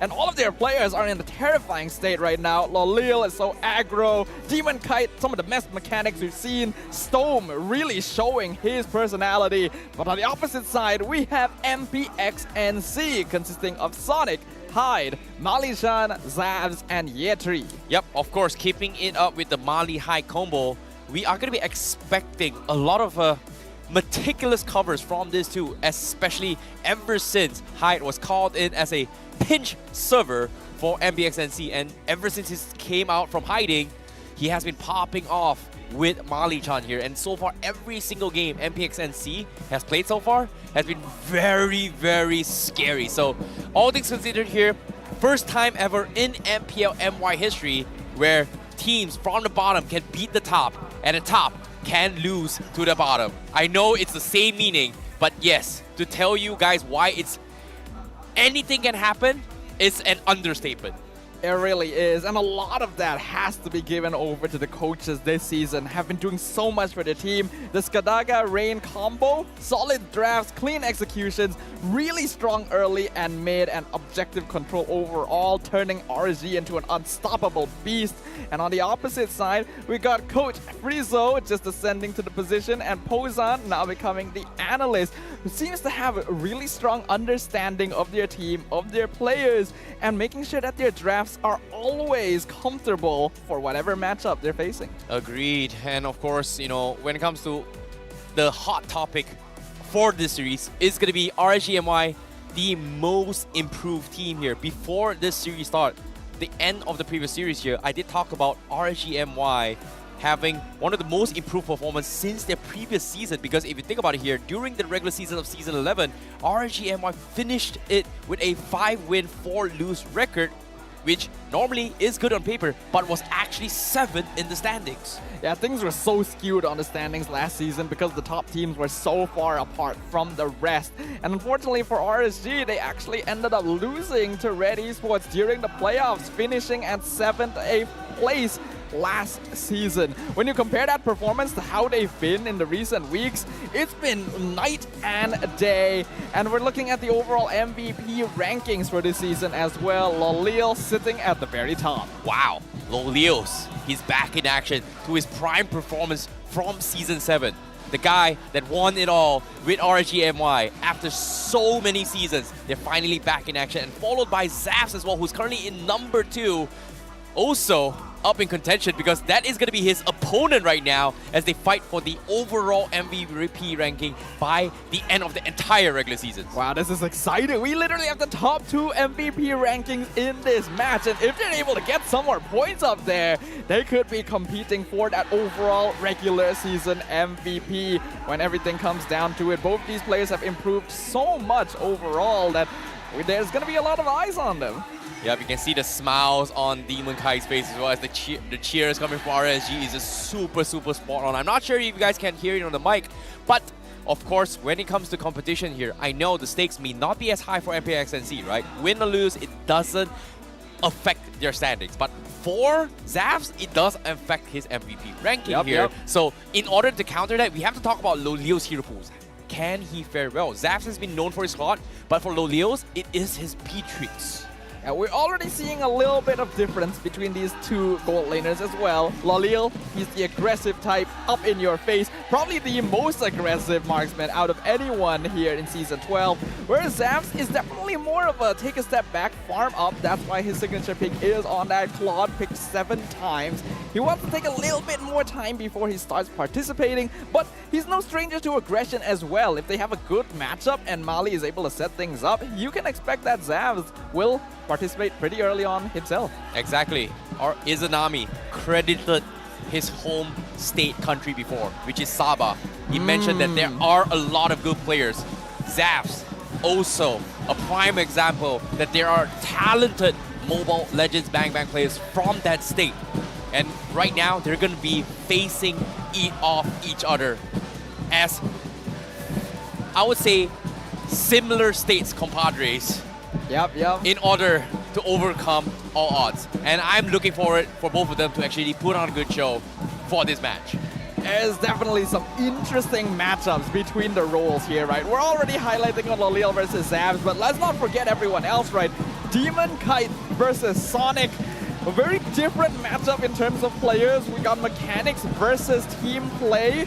It's gonna be interesting to see how they compare. We got the Roamers, Storm, who's been really showing up, and Mali-chan, who's pulling his team together. So many interesting dynamics this game. Yes, it is very, very interesting as well because so far known as the Malaysian Blacklist, MPXNC, or known to be playing the Ube strategy so far. Pretty much the only team that's still playing the Ube strategy here in MPL MY seems to be hanging on after Hyde's appearance alongside with Mali-chan. So this is going to be a fundamental test whether or not does it still work against RSG MY. It's gonna be difficult. The Ube strategy is one of the more popular ones because it's just generally solid across all phases of the game. But if there's one point where it's the most vulnerable, it's going to be that early game where they want to get some farm, get some time. And RSG, well, late game used to be RSG's game, but now it's that early. They want to run at you and they want to stomp hard. Agreed. Ever since Storm and Demon Kai kind of integrated with the team here, RSG MY has been closing out quick games thus far. And in this sense, I want to see how RSG MY is going to be able to overcome this. Because if you think about Ube strategies, right, we always talk about the Philippines. MPL Philippines here is going to be one of the prime examples of why people are so afraid of this strategy. And having Demon Kite and Storm in this pool, it feels like they do have the experience to overcome this. Will that experience be able to overcome the opponents in front of them? As the draft for game number 1 will now begin. RSG MY on the blue side, MPXNC on the red side. Already plenty of respect being given with Zav's Claude and Sonic's Fredrin banned out by RSG, as well as Demon Kite's Fanny and Lancelot banned by NC. Interesting. Pretty targeted bans coming from both sides. They are going to be, you know, they have definitely done their homework, right? They have been watching games here coming from yesterday and the day before as well. You know, we saw really scary Fanny plays coming from Demon Kite. In particular, when he faced off against Todak, where he was able to get a very quick snipe in a, I would say, a blind spot for most Fanny players to get a kill from, and taking down Zyme Senpai from Todak in that match, which is scary. And I guess that's where, you know, MPXNC decides, like, you know what? No one has done it before. Demon Kite does it. And let's just respect this. Let's just take it out. Just ban it. It was literally Demon Kite driving into the fast food drive-thru and just grabbing some fries, and that's it. He just walks on out of there for free. Why not Mr. Potato? That is true, you know. Is there a Mr. Potato drive-thru somewhere? It's time to get on that. Technically, in cinemas in Malaysia, there are a lot. Ooh. Alright, let's go get some Mr. Potato drive-thru after this. Unfortunately, Demon Kite won't be getting that drive-thru because the Fanny is already gone. We see the Charisma ban as well from RSG, making sure that year 3 is handled. And even the Yuzong, wow! Oh my god! So much respect! Okay, you know, like I was about to bring out the Yuzong, but considering that this is, you know, by far the most annoying I've seen coming from Repo as well. Like, when he played the Yuzong, it was so much sustain, so much threat that he posed to any other players, any other teams thus far. It became a force that they have to respect this. But considering that this is respect bans coming from MPNC, means that there are S-tier heroes that are going to be sliding through. And because MPXNC is on the red side, they are going to get it 2 power picks in this vicinity. So I guess Valentina going to be the safe one coming from RSG MY for Izanami. But MPXNC, what are they going to do? Joy? Are they going for the Joy? The Joy is open. Other than that, things like the Angela, the Baxia are pretty good. The Edith actually open. The Paquito. Yep. So many S-tier picks going to be led through at this point. Do they want to prioritize Sonic? I feel like his pool is definitely a little bit smaller compared to the rest. Yep, they will lock in the Martis. You know, I like that, you know, like if you were talking about heroes like Edith, right? MPXNC, you know, we know for a fact that if they go for the Edith, that means Yetri is pretty much going to be playing that, right? We haven't seen Mali-chan kind of play that role just because of the fact that when we compare roles in the role position, Mali-chan is leaning more towards the Enchanter healing composition, a support player rather than the frontal tank hero. So I guess that's why they don't open things up with Edith. So that means that RSG MY is going to be able to get it for Storm, or maybe even Repo if they decide to go for it here. So RSG MY, do they respond to this? Because as of now, it feels like it is a very safe pick, but no. Whoa. They don't. They go for the Baxia instead, as well as the Beatrix for Lolios. Comfort heroes. Understandable they'd go for Lolios Beatrix at this point, because it's pretty obvious they're going to start banning marksman in the second phase. But the Baxia is unexpected. Definitely a good matchup into the Martis. But we're not going to see Demon Kite's micro mechanics this game here when he's on a hero like this. Though when it comes to a hero like this as well, very dangerous for Ube strats. The Baxia's mobility and ability to create pressure in the early game can really affect NC. Yeah, this is something to be worried about as well. But as of now, Baxia, it seems like, you know, they picked up Baxia preemptively knowing the MPXNC is going to be playing that Ube strategy, right? So I think this is a great early pickup and adaptation from RSG MY based on MPXNC's historical data, but they bring in the foreign. I like this because Bloom on Mortis, especially in the early game for Snowball, is pretty hard to deal with. This is easily Mali's most consistent hero out of all his support pocket picks. And it's pretty effective against Baxia because it actually negates anti-healing when you use that Bloom, so it could be pretty good. But we also have to talk about some other heroes like the Claude, banned out first. Zavs, 7 games, 7 wins. He's been unstoppable so far to the point that even RSG decides we can't deal with this. You know, Zav has got to be the hot player here. Like, ever since his debut coming in with MPXNC here, he has been very, very consistent as a marksman. His Claude has made wonders for MPXNC whenever they pick it. And it's funny, right? Considering that we have had a lot of players that had signature Claudes at that moment that kind of won them games. In particular, Red Esports was one of those teams when they debuted Mel. And it's funny, every single time a rookie comes in towards MPL MY, Claude is going to be that hero that takes them like, wow, Claude, damn. You know, Claude is not S tier, but, you know, in the right hands, it looks like an S tier. He's just good old reliable, right? Good damage, great scaling, AoE, being able to escape from things. It's understandable why people feel safe on the hero. But in the second phase of bans, we do see the Arlet banned out. Already respect over to Storm, as well as the Gord to make sure that there's no consistent damage coming out onto the Baxia. The Grok going to be removed. A lot of respect to Storm right now. These are easily 2 of his best roam heroes, so they recognize that with an Ube strat, their engagement gonna be not as strong. Gotta make sure Storm doesn't get comfort. Okay. You know, that is gonna be respect on towards how Storm played the Arlet, right? So I guess that is, you know, MPXNC, you know, studying their opponents. So they definitely did their homework here. So you have to give props towards Friezo for contributing for MPXNC. But I feel like these are just targeted bans. What about the priority bans when it comes to matchups? So what hero is great with dealing with foreign? You know, Baxia, not necessarily the greatest way to deal with it because, you know, like the ult coming from Florin kind of negates the anti-heal, but that's only a one-time thing. Because considering the fact that Baxia is always going to consistently deal damage here, if you're right in front of his face, you are pretty much going to get the anti-heal in your face regardless of, you know, the cancel debuff coming from, or I would say the removal coming from Florid. So I feel like this is going to be putting Mali in a very, very awkward spot. Yeah, but I think he'll be able to overcome it. Mali-chan has definitely been under bigger duress in the past. This is his most consistent hero for a reason, and Paquito being led through to the second phase of picks here. And it's not just him. Things like the Edith, like the Joy are all still wide open and could be pretty scary.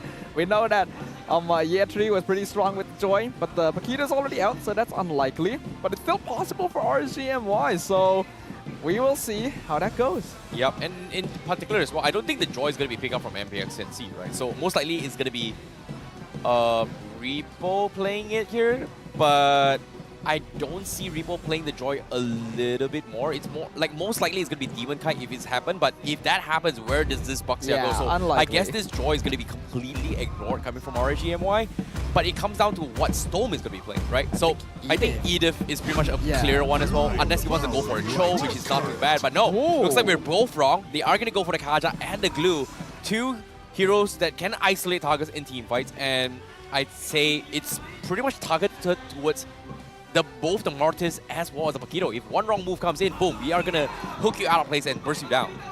I like how they put Link Eza on screen when we see the fan asking, when is Link Eza going to play? We would love to see the Boy Wonder back on the stage once again, but I think RSG MY has really found a working combination here.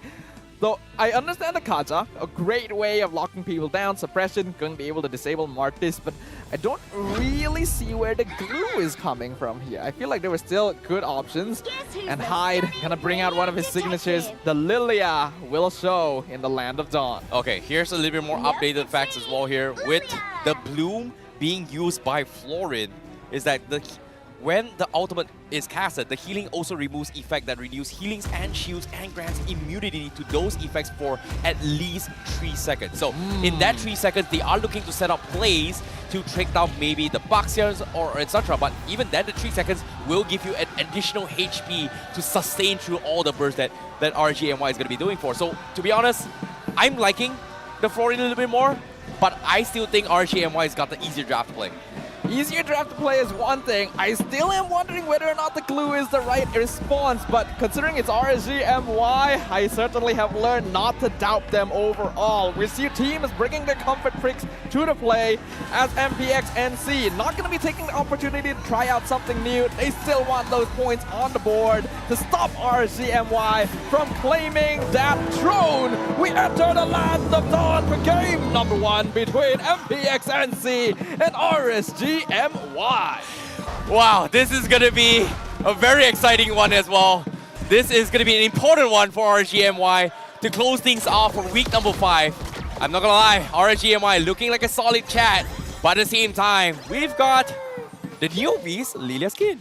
That is nice. That is really nice. Like I told you, right? It's you do have that very skin. sexy. I know, like I like it. I really like it. I'm still trying to see if I can get Fredrin for myself. But looking at things here, already a little bit of skirmishing. I'm very interested to see how active Demon Kite is going to be on the map since he is on his Baxia. And leave it to Demon Kite to bring Impure Rage on everything. But here's a little bit interesting fact as well, because in this emblem system, even though we're talking about Lilia, right, I like that Hyde is actually going for the Festival plus just for sustain. I guess the idea that MPNC is going for is that they want to try and mirror that Ube strategy to try and prolong fights, right? So they do have Festival of Blood also on a Paquito to kind of synergize with the heals coming in, whereas RSG MY, they've got 4 agilities as well. That's just crazy. Once again, this team wants to run at you fast. And we'll see whether or not that agility will help here. We can see Turtle gonna be up in another 30 seconds. Both teams gonna be taking it slow for now, wanting to hit their level 4 power spikes before they try anything. NC especially is gonna want to take this a little bit slower. They have to be aware of RSG. You know, that's the thing for having agility in this game for RSG MY, right? They have to deal with so many things that MPNC needs to do. Yeatri has so much mobility, Sonic has so much mobility, and of course, when it comes to the Lilia itself, once he pops those magic bombs, he is going to have those additional movement speed. So having the agility to kind of work with is going to give them an upper hand. And once Hyde gets his Ice Queen 1, then it's going to be something that Demon Kite may see to struggle later on.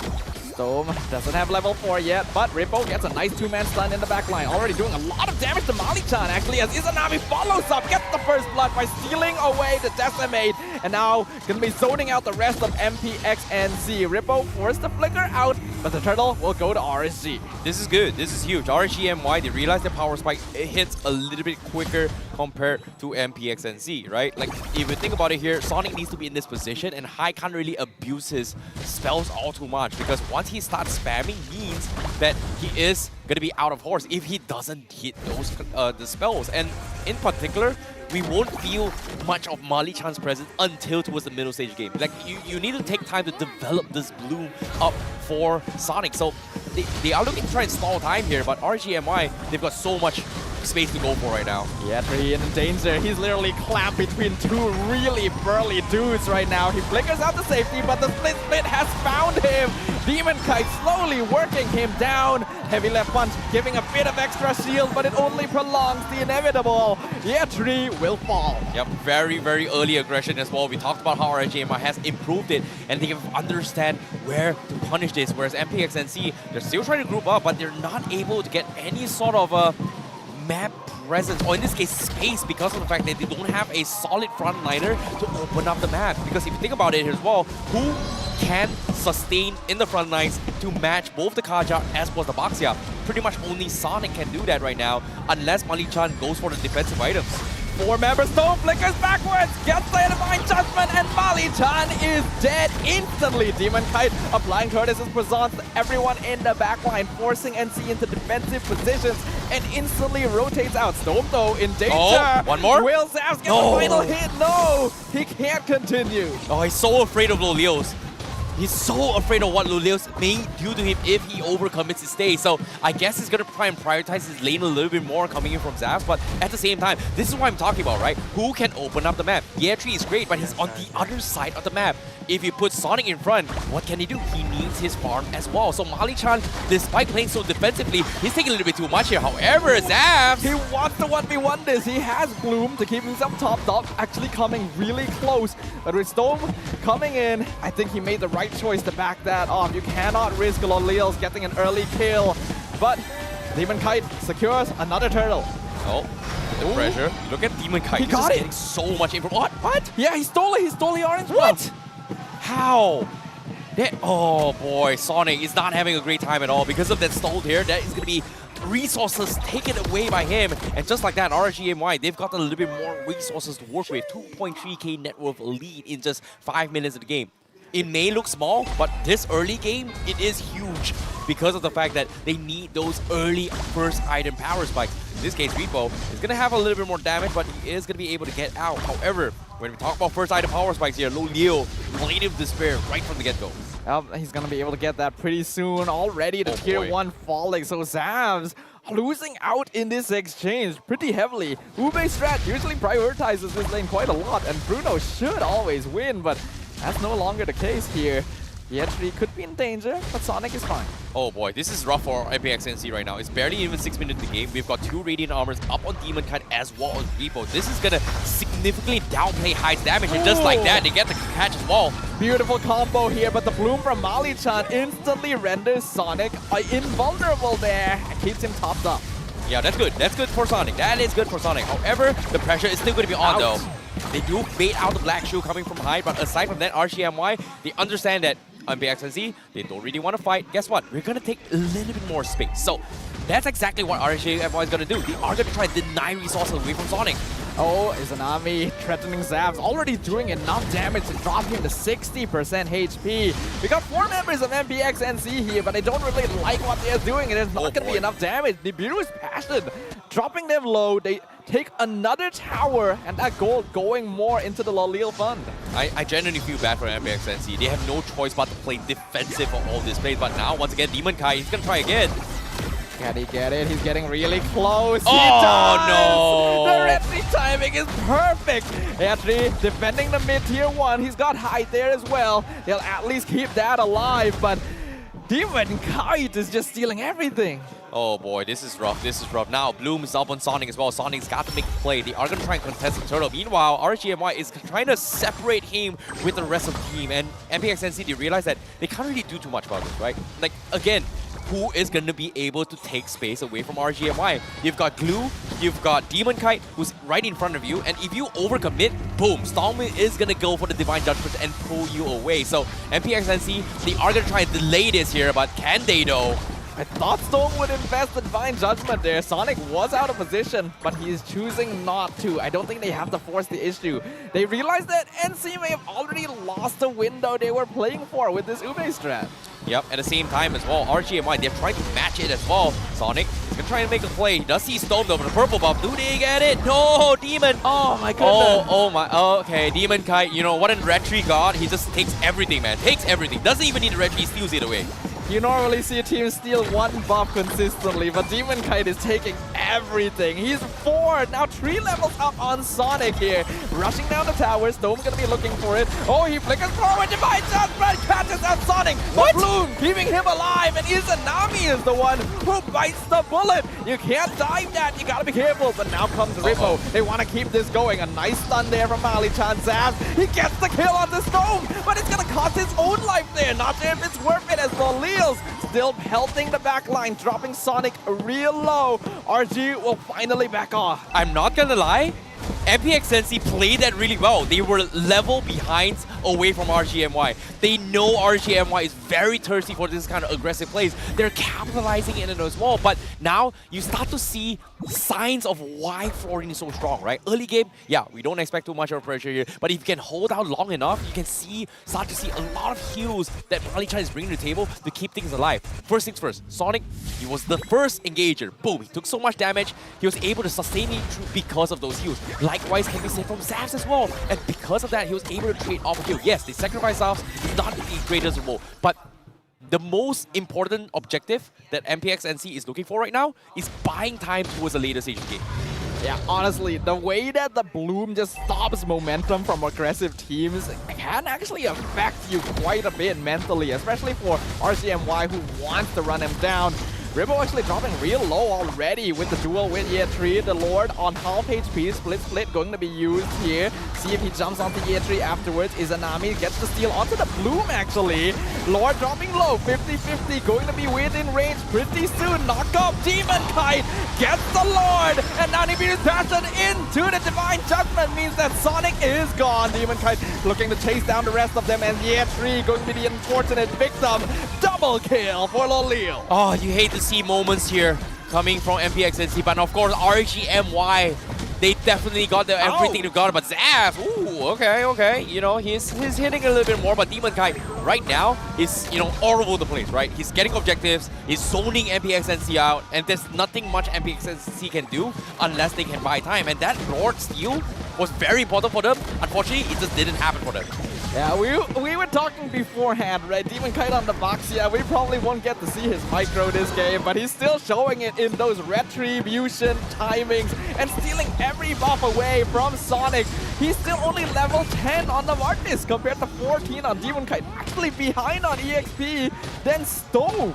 Yep, this feels bad for him as well, considering that Sonic has got so much to work with here. They're heavily depending on Mali-chan keeping him alive, but level advantage means also stats damage differences, reduction difference here, item differences that may affect those team fights. So if they can hold on and come back, that's going to be great. However, can they do so? Izanami, that's the wrong ultimate. He got worldy there, but they're still gonna siege down the tower. Lord doing some damage. Sonic dropping the half already, but NC will be able to clear up the Lord just fine. Not gonna take any casualties. That's important because the next wave is already here. And Storm goes to the backline. He finds Hyde. He gets the killing spree for Lolil instantly, and they follow it up. Double kill onto Sonic. The crystal is exposed. Demon Kite jumping the backline, forcing Zaps to flicker right into his own base. Yeah, Tree can do nothing, but becomes triple kill. Rippo steals the Maniac away. That's unfortunate, but what isn't is that RSG have cleaned up the game easily to claim victory.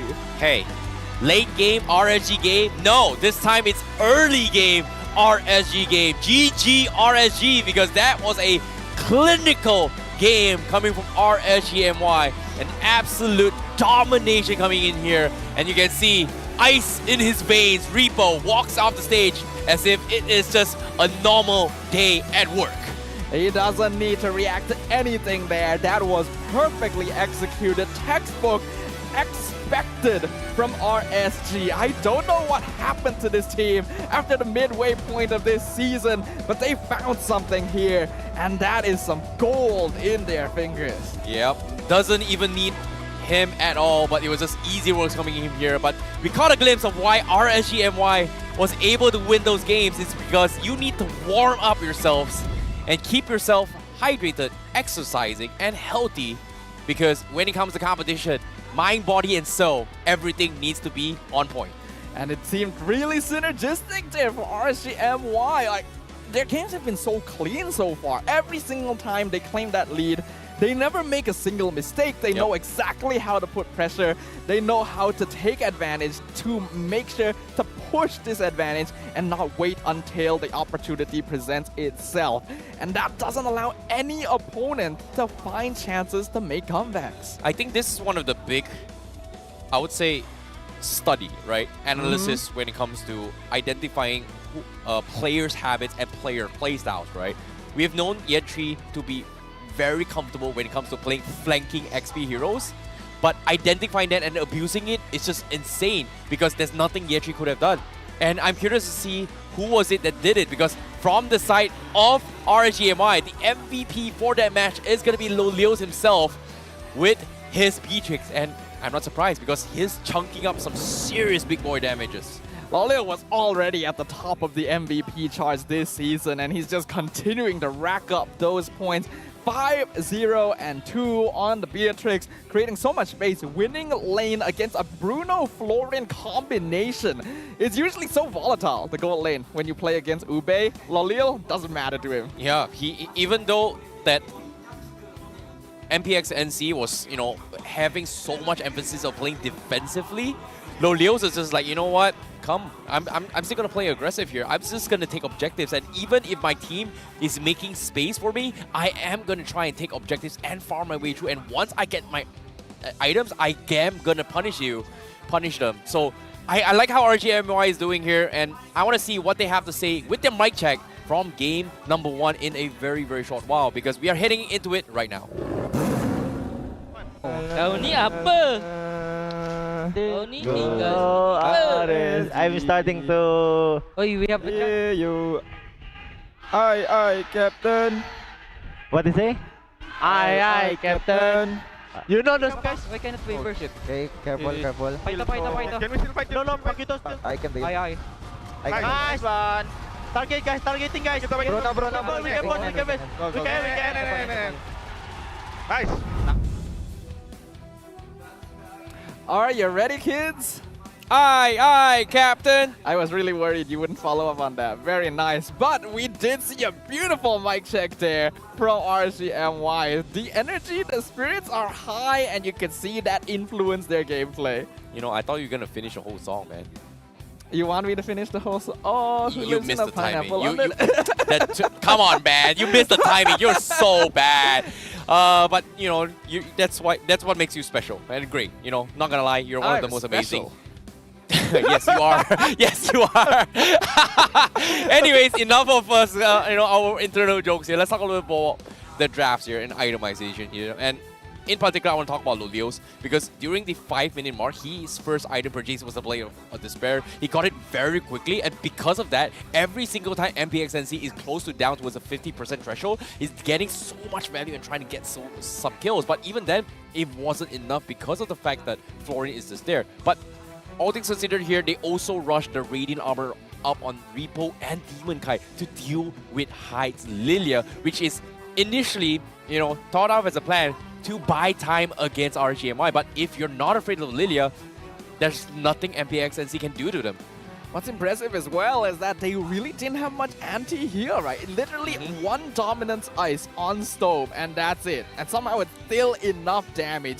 Not to mention Storm got the Oracle, which is interesting. Yeah.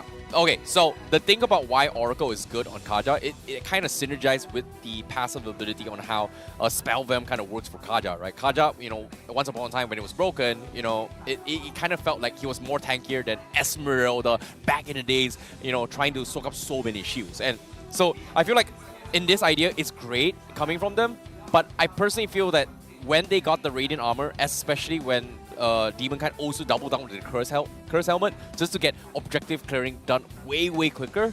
Because of how all these little things kind of translate as well, it forced MPNC in an awkward position. And why I mean awkward position, look at this.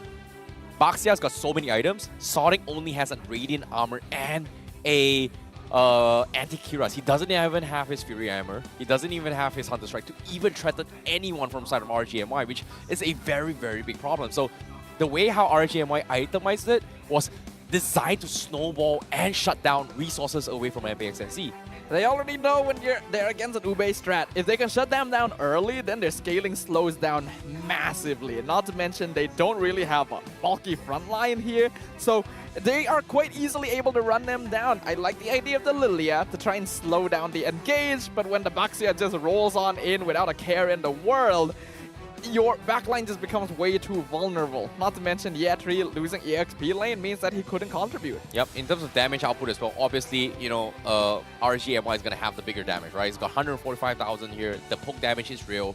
Valentina obviously has much more spammable skills compared to a Lilia. Lilia, if you don't hit your shots, bro, 5 balls, that's it. You're not going to be able to get your resets in time. Like back in the days where you have Black Shoes, boom, you get a free 5 more Shadow Balls. But this time, obviously, the cooldown reductions is faster now, but you want to be able to burst people quickly compared to a Valentina, which is one of the bigger problems coming from MPNC. And of course, the second problem would be damage taken. Like, who can actually soak damage? Obviously, from the side of MPNC is going to be Sonic, but he's always in the position where he needs to find farm, and if he does that, he gives away free space for RSG MY. And when we talk about space, who can take it? Repo? Boom. He's going to be playing on the side lanes. Sure, great. You don't really need him in the front lines. Demon Kite can open up the map because of the Shield Unity. You've got Storm, who can open up the map as well and threaten people from the side of MPXNC. Yeah, the Baxia was so good here. It's basically one of the easiest solutions to an Ube strat, as long as you know what you're doing. And well, Demon Kite has proved time and time again he knows exactly what he's doing. As we can see in these highlights here, RC started things off running. Izanami even stole Decimate. He almost never does that. Yeah, this is a little bit of a disruption, a nice pickoffs coming from RSG MY, right? Like they took that early advantage of 2 kills and kind of snowballed their way into this situation. And even in this snowball, we can see a lot of brilliance. But hey, if MPXNC plays Ube, they have a lot of hope. But because of the level difference that is happening on MPXNC, technically, this aggression that RSG MY is showing them should be punishable if it was 50-50. Yeah, but it wasn't 50-50 a lot of the time. The RSGMY had more tools, more flexibility. They were already way ahead. Storm once again getting pickoffs every single time. And even during that previous Lord fight, Izanami switched to stealing Bloom, and that kept Lolil alive. So it means that they're adapting on the fly, right? That's the strength of this team. They seem to be able to evolve with every passing minute. Yeah, Valentina just getting so much value here, so much major spells to be used as well. Using your enemy's weapons is also a form of war. And in this case, it definitely happened for the side of RSG MY. But for now, I like what I'm seeing. I like these adaptations here. But of course, you know, buying time with the Lila didn't exactly work out if he does not have those HP pool here, because things may not look slim for them. However, you know what looks good? I think what does look good is our faces. Oh. You know why? I think you guys already know why. Shall we tell them why? Why? It's because we use Garnier Men to champion extra GG. We fight 99% of acne-causing bacteria in only 10 seconds. Do we have the team on the desk today? We do. I was worried we used all of it the other day. The reason why I'm not using it, because I don't want to share what Lafel does. Because Lafel has pretty much used up half of this tube, and I don't want to use it because of Lafel. Because this is Lafel stuff. But it's nice. It's really nice. I got to send it as well. It smells really good as well. And 10 seconds, boom, everything gets removed all the way through. Is there anything left in that tube? There's still half of it. Okay, that's good. Okay, Lafel's got a big face. We need to save some for later. He's got a big face. He uses almost half of it. I was like, oh my god, that's just one time. Boom. He just, oh my god, his face looks so white. It's crazy. Interesting. But you were there with me. What do you mean? That's fair. That's true. You were there with me. He did actually do it like when we were both on death, right? Either way, I think it's about time for us to move on to our next topic here. Of course, it's going to be game 2. RSGMY, 1 game up. If they get a clean sweep, they're basically guaranteed top 2 at the end of the season. MPXNC, again, they don't really have a stake in this no matter what they do for the rest of the season. They are going to be in the playoffs, in the bottom 4 regardless. So we did think about the fact that it opens up opportunities for them to do some experimentation, but it didn't seem like they did that in game 1. Well, technically, I think it's more like they're trying to solidify their formation, right? What could have broken their formation? Because if you think about it here, the weakest thing was that they did not have front lines coming from MPXNC. But the second thing would be that the stakes coming from MPXNC is more on Zaps. Can he clutch it out for the team? Because when we talk about MVP ranking, Staff and as well as Lolil is going to be contesting for that. Yeah, that is true. And unfortunately, Zav's not going to be able to contribute to his points. But if we're also talking about Turtle Mania, wow, that is a big difference between first and second place. Demon Kite at 37 turtles total. That's a bit of a tongue-tie twister right there. 37 turtles total. Again, 28 from Chibi. Not gonna lie, Chibi has been very, very consistent since his debut with Homeboys here in MPL MY. It's been multiple seasons now. He's been in the top rankings here, but to see Demon Kite overshadowing him, that's scary. That is very, very scary. It just shows you how well and disciplined Demon Kite is. Because I had this discussion with Lafel first week. Boom, Demon Kite was a little bit off with his retributions, but over time it got a little bit better. He understands timing and space better now. Demon Kite was just grinding the MPL MY. He started at level 1, now I don't know what level he is. He's been on some kind of experience binge, but he is scary. Speaking of experience bin though, 3 levels ahead of Sonic in the previous game. That is right? a big experience gap coming in from his jungle on this box here. Man needs to touch some grass. He's farming way too fast. So I guess farming is touching grass, right? Technically, you're Technically, right. In certain definitions of the word. I agree. You know, and you can see the fans, they are cheering on Zaps as well. Even though win or lose, they are still going to be in the bottom 4. Zaps still eyeing for the MVP spot by the end of the regular season. Will it happen? We don't know yet. But now, speaking of drafts here, identical bans coming from MPXNC. You know, they are still going to be playing on the same side from game number 1. But RSG MY, they are also going for same bans. Nothing major changes here right now. Huh. Yeah, exactly the same thing. Oh, no, same opening as well. I'm not quite sure if I remember. Was the Fredrin banned last game? Yeah. Actually, it is. It is banned. Okay, yeah. Now that Valentina was first pick. Yeah, so it's literally the same thing here. Very interesting. Okay, yeah, that confirms it. It's near the same identical. stuff. Weird here, but I mean, for RSG, it worked very well for them previously. It's NC that needs to bring something new to the table. Oh. They start off with Paquito this time, still keeping the Bruno. Huh? Okay, you know, like same things again, same openings, you know, Paquito as well as Bruno. But if I do remember correctly here, MPXNC opened up with the Mortis first. And Mortis as well as the Bruno instead of the Paquito. So still leaning towards that direction, but this time RGMY, they steal the Mortis away instead. So we're not going to see the Boxia here, so that means MPXNC has a little bit more room to abuse the Ube strategy. You know, the Boxia was annoying, but this time, they don't need to force the Flori now. Are they trying to bait NC to pick Boxia? I feel like NC should go for it. Like, if they go for the Boxia, means that we might see Mani-chan playing on the Estes again.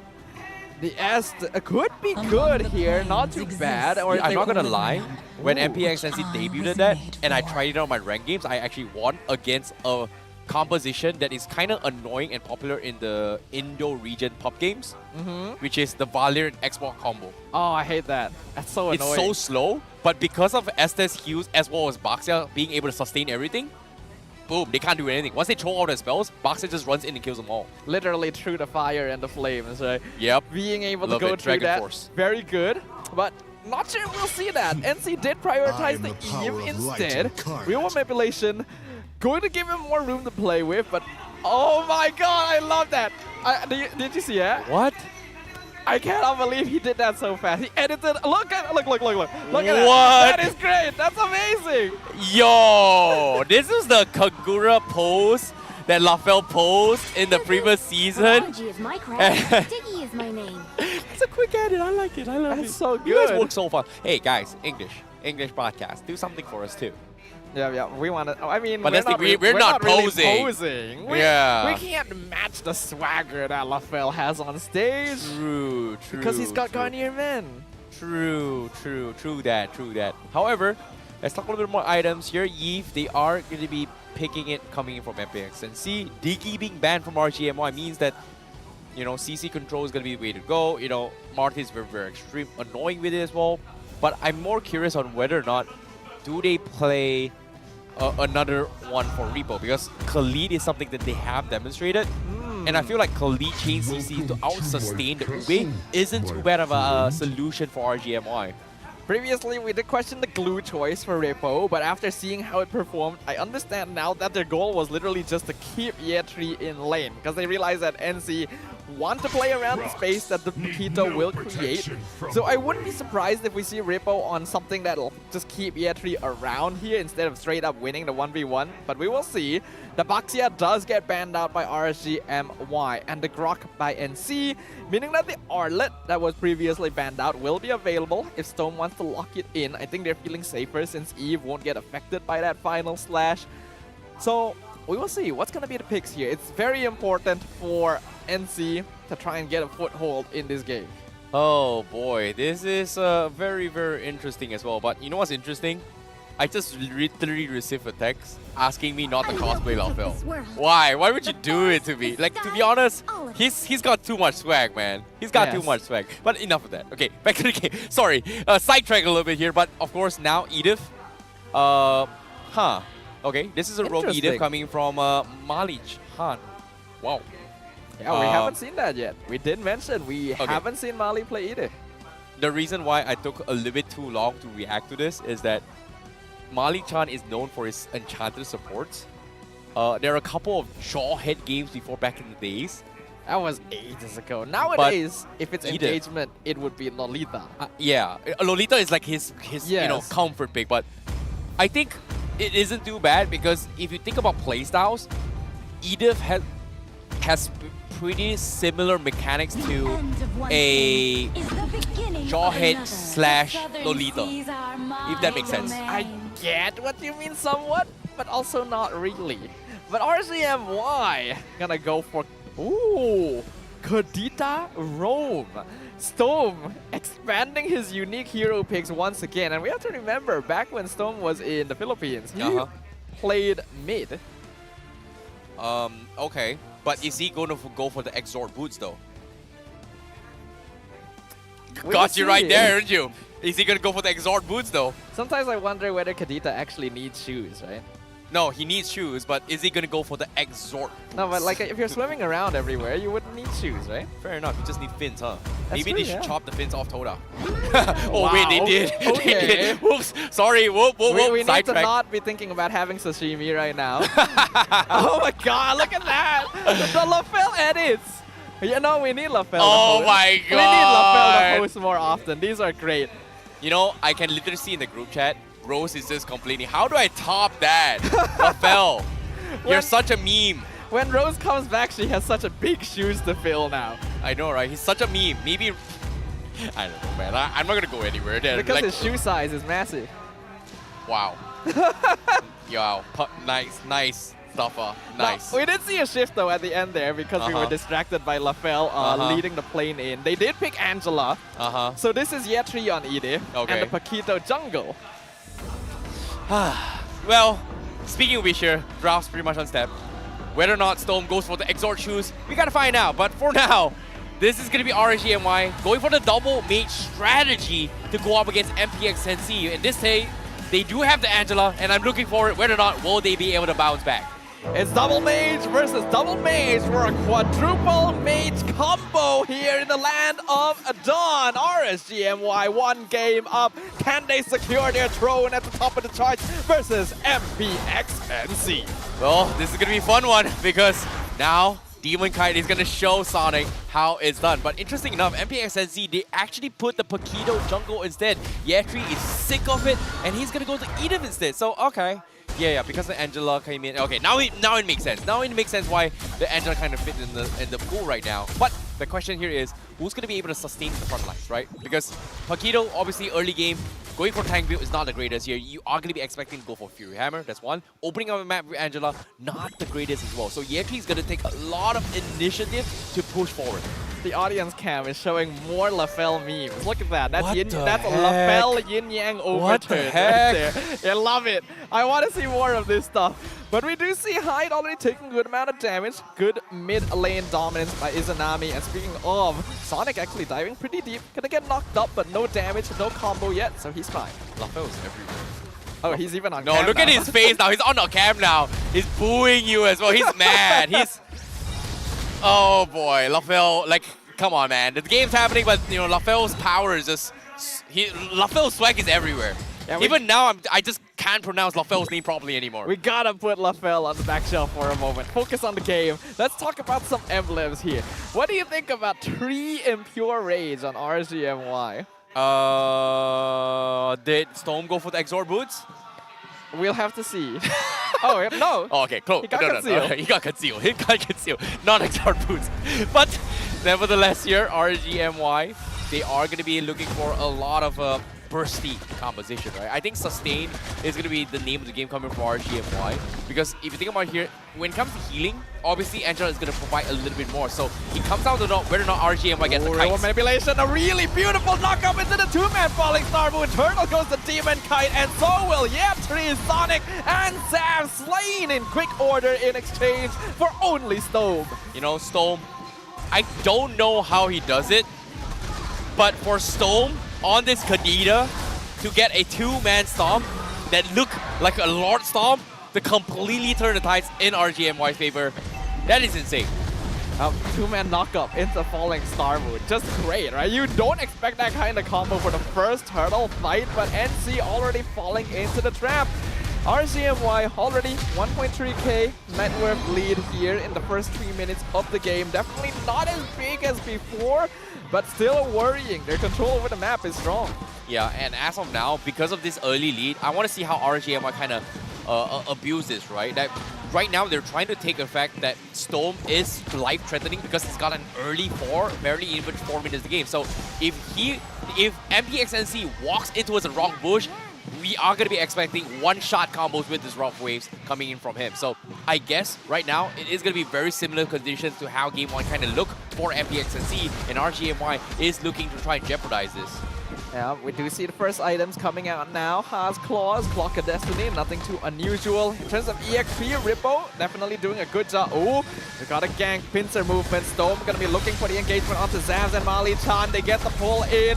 Lots of damage. Mali cannot do anything but fall to the blades of Demon Kite. Oh, feels bad moment here coming from MPXNC. They grouped up as 4 up top, and it's funny considering that usually MPXNC does this, similar to like a Ube strategy, but for RGMY to do it and one-up them is just detrimental because now full gold plating on Lolios, as well as a kill here, as well as an early tier 1 tower, barely 5 minutes a game. The tempo is too fast on RSG. Oh, they do find Storm though. Gets a bit of vengeance. That's gonna be the Kadita gone thanks to Sonic and Year 3. Primal Wrath pop down. They get the stun onto Izanami inside the real world manipulation, forcing the flicker out. Year 3 flickers forward to see if he can finish him off, but Demon Kite now hunting him down onward, going to miss. And Year 3 now is the one that has to escape. Retribution gonna be used. Year 3 taken down, decimated as Hyde is jumped on by Rippo, and now Mali-chan and Sonic forced on a desperate retreat. Oh, feels bad. Izanami got into the head of Year 3. Edith's Primal Wrath does a lot of damage, but he had so many opportunities to back off, but because of how close Izanami was at a near safe distance, he was able to bait him out. Oh, hard guard onto Sonic. He gets the kill onto Loleo. He'll be able to walk out safely as well. Rippo forced to back off. That's 4 members of NC in the mid lane. So they're actually trading bodies. Well, this is good. This is good. Like, in the midst of this commotion here, you know, obviously there is going to be downtime for RGMY, right? Once they come in for spells here, if they go for a jump with the least amount of expected here, Mali-chan is going to be able to double the manpower to get a catch onto his RGMY. And this is something that RGMY said, oh, okay, we made a little bit of mistake. We got a little bit overzealous, overheated a little bit here, but it's still within the controls of RGMY because as of now, they haven't found a solution on how to deal with Storm and Izanami yet, unless they get a pick right here, which unfortunately doesn't happen. Izanami going to manage to steal that real-world manipulation as well. Very clean movements. RSG, the scariest part about this team is every time they make a bad move, they learn from it almost instantly, and it's never repeated within the game again. So we're already seeing them make aggressive plays with confidence. No, RGMY going for the Ube strategy means Sonic is going to get a free value tier 1 up top, but they do trade the tier 1 down bottom. But it seems like RGMY, they are going to try and extend the lead right now, which is huge because MPXNC, they need to force a fight, but they can't really do so because they are a level behind and they need Sonic in this fight. Yeah, things are really repeating already from what happened in game number 1. nearly a 3k lead. Stone not gonna find Zavs, forced to use rough ways to escape. The Bandit's Rage comes out, Stone still under tower, and Zavs will secure the kill. Wow. A little bit of overcommitment here, using the Real Malaysia just to lock him down in place for Yetri to get kills. It seems like MPXNC, they're just pulling every trigger, and who could blame him? If you think about it here, based on this draft, desperation comes in order, because in terms of follow-up CCs, besides the Angela to follow up with Yetri, it is going to be very difficult though to do so. Ooh, hard guard onto Sonic. Izanami gonna use Flicker very early on as Rippo starts zoning out Hyde. Izanami under threat now, gonna be able to dash away from the onward. Hard guard still on top of Sonic. Oh, Valentina dropping low, but Sonic will get taken out. Mega kill for Demon Kite. They will lose Izanami eventually, but Lolil, this man is already online. So much damage, nearly taking out Zavs under his own tower. My goodness, the aggression coming in here is scary as well, but at the same time, they do take a tier 2 up top as well. But the snipes, Zavs, what? Rippo overestimated himself there. He thought that Zavs didn't have as much damage, but he was wrong, and that cost him his life. That is some serious damage here. Like, do not underestimate Zav's power right now. He's barely keeping on. But at the same time, Turtle secured by RSG MY means that they are looking to try and extend this zone here. But for now, Izanami, twice now, being able to bait Yetri into awkward positions and punish him. So far, Yetri, he needs to be very careful on how he takes this fight, because so far, Izanami has been getting into his hits now. Yeah, you gotta make sure that your mentality isn't being affected by your opponents, but I think NC has proven themselves capable of that before. Sonic, I feel like he may be staying a bit too long here. He should still have Hard Guard if they decide to fight this Dome. Going to miss on that Ocean Ode. Hard Guard comes out on top of Sonic. They're going to be zoned out by the Bandit's Rage, but still doing a great job of spacing himself out and keeping himself near the tower. Now the real-world manipulation comes out on both sides here to try and counteract one another. Hyde going to be the first one to fall. Izanami having that item lead. They'll take out Nali-chan, and Sonic will follow. That's going to be the double decimate from Demon Kite. Well, Sonic, he tried his best. Micro decisions, micro spacing on point. But RSG MY's got a bigger picture. They want to kill everyone. Wait for Mali-chan to come out of his body and then take them all together. And that's pretty much RSG MY choosing and playing with their food right now. Look at top lane. Zavs trying to split push, but now he's being chased down. Though he does have the hard guard. Stome and Rippo are both very low. Thalassophobia keeping Stome topped up. Rippo, though, the one in danger. But Zavs not going to keep things up. Demon Kite, he's going to find him out. Retribution going to be used on the Bruno, and hard guard is gone. A nice flicker out of the Bandit's Rage. He's going to not manage to take out Stome. And Mali-chan going to flicker out the safety, forced to abandon his carry. Oh, I feel bad for Zav. He just didn't have enough mana to extend the fight there. I felt like he could have gotten the kill, but at the same time, Storm was just outplaying him here, abusing the passive ability coming from Kadita to its maximum. Beautiful stuff coming from him. However, with that lead coming in here, RSG MY, they are going to try and converge even more, because so far, Sonic hasn't been able to set up a team fight for MPXNC. At all. This is a much more aggressive jungle hero than he's used to playing this season. And it shows that NC were forced to really switch up their plans to try and respond to RSG MY. Unfortunately, that's not working. The tempo is still too fast on this team. A nice onward from Yetri. He saves Zav's life there and denies Stome the kill. Whoa, that was too close. That was a little bit too close to be called comfort there, because if Zavs dies there, that's it for MPXNC. However, considering that they only lose Stone, they still have Izanami. It is going to be a 4v5, but level advantage still in RSG MY's favor. And NC doesn't have the hard guard either, but they do have bodies here to try and deny RSG from taking a free tier 2 mid. With the Lord pushing down bottom though, and no inhibitor to tower, they're going to be forced to sacrifice some structures to make sure that the crystal doesn't take undue damage. Oh, okay, considering that, they're playing a little bit safe here. MPXNC, they understand they've got the numbers, but RSG MY, they are going to wait up on Stone for this next fight. But here comes the flank. He goes in, not going to find the target he's looking for. Sonic though on top of Laleos, he gets the kill in the back line. As Zavs with the hard guard now looking to chase RSG down, but a beautiful disengage makes sure they don't lose any more players. Huge. Sonic finally pulls it through big for MPNC. And the reason why he's got to be able to do that right now is that he's got more items now. He's got the Radiant Armor, Blade Armor to deal with the burst coming from Lolios, alongside with a little bit more magic defense as well, just to out-sustain Storm's burst. If he can't do that, he's going to be able to threaten Lolios and with a couple punch. And so far, that's going to be the target that Sonic's going to be eyeing for MPNC. I really like the Thunder Belt purchase as well, going for that HP build, making sure it's tanky enough, but still with the DPS to threaten this Beatrix. MPNC, things are looking dire, but their chances are still alive here thanks to some really good flanks. And this is what we want to see from Sonic, right? He's been on a supportive position for so long.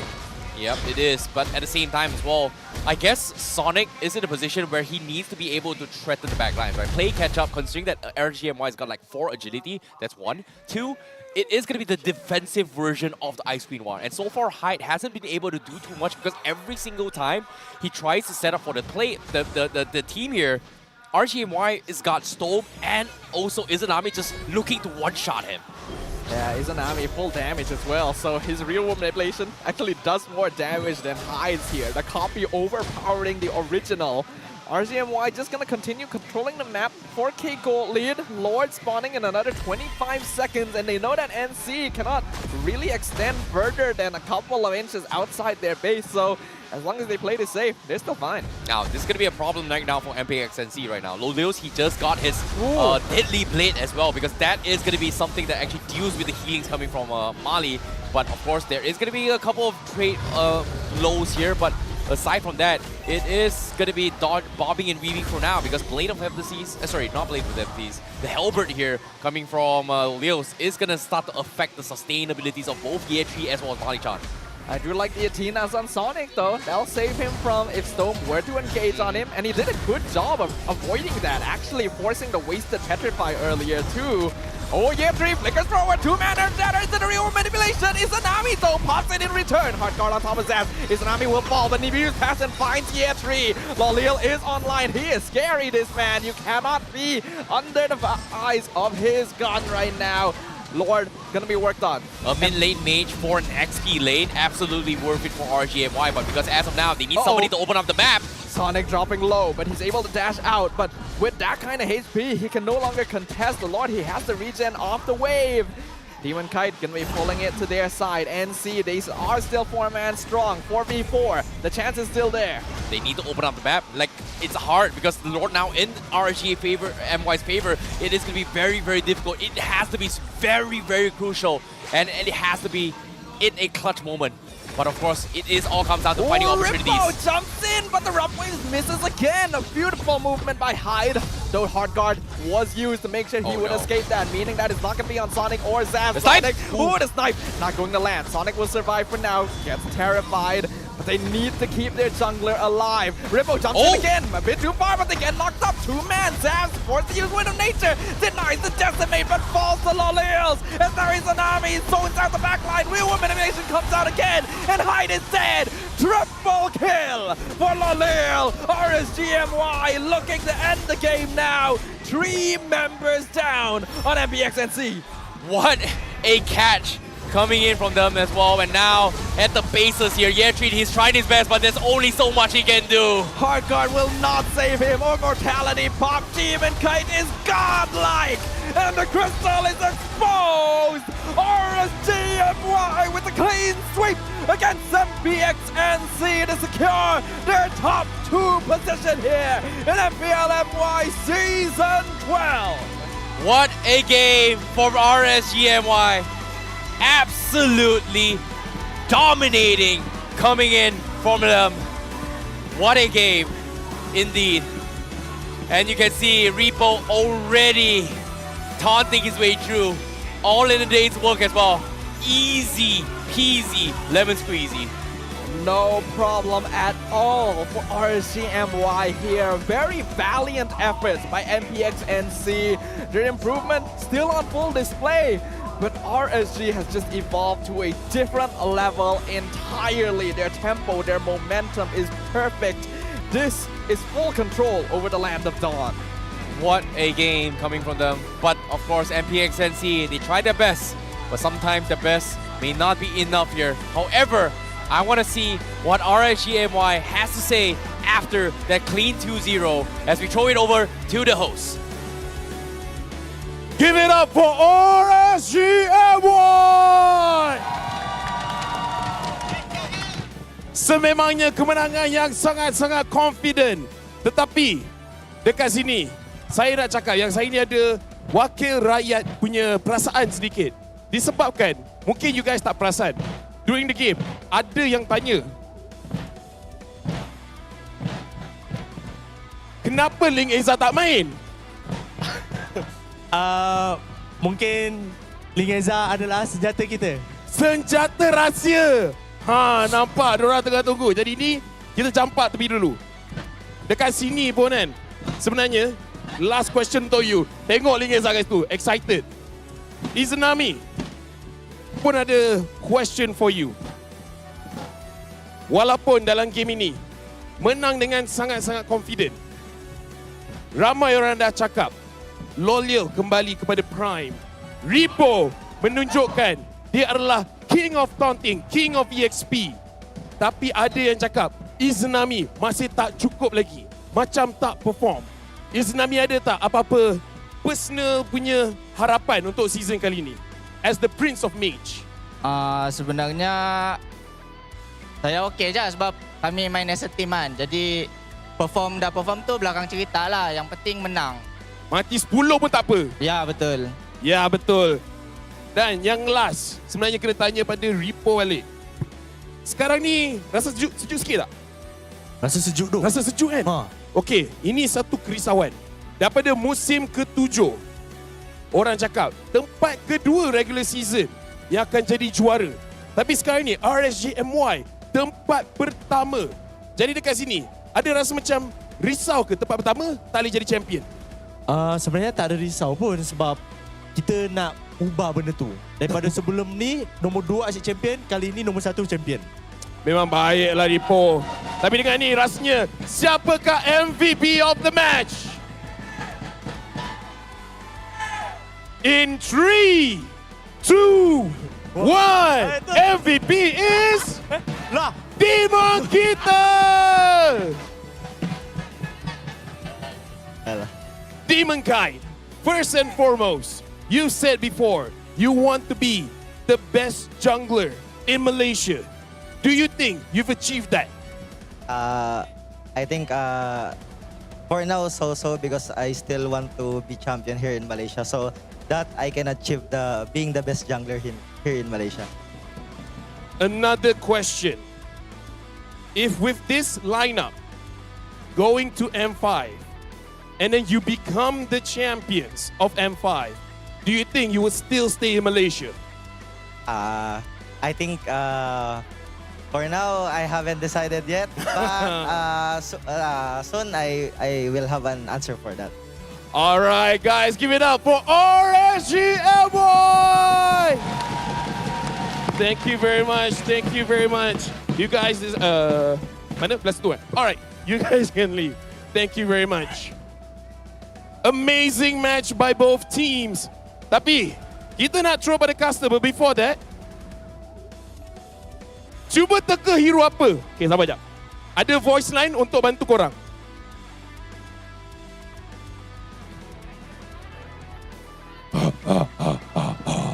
Tremble. Passing to the casters.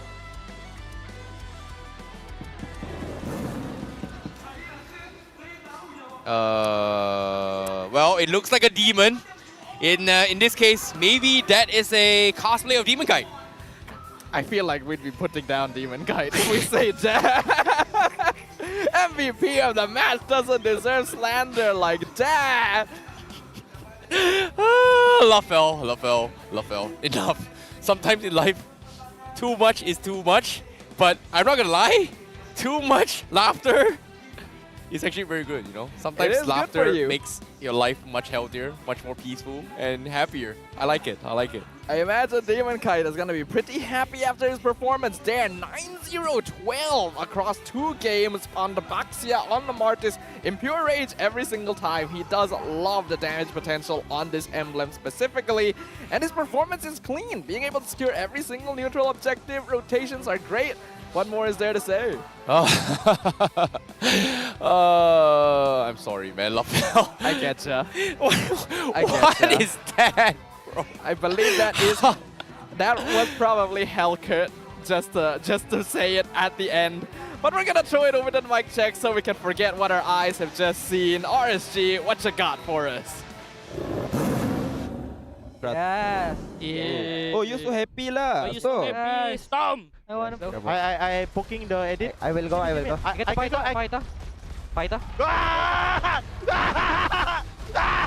Let's go. Nice.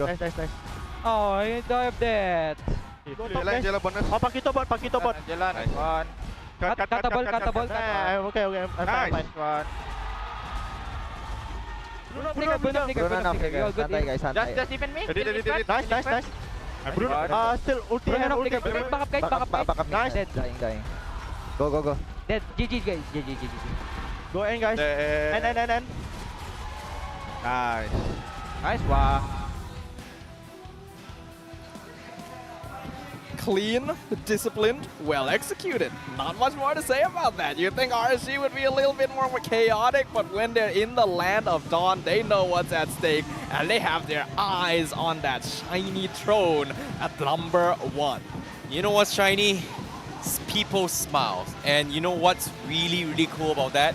LaFell's pose. Somebody gotta meet that, bro. You still can't get over that, huh? Yes, I really can't. It's just stuck in my head right now. Like, how can you make people smile with just that ridiculous pose, man? Like, I'm just personally wondering what's gonna happen when Rose returns, right? Like, what is she going to do after this? She's already spamming in the group chat. I know, right?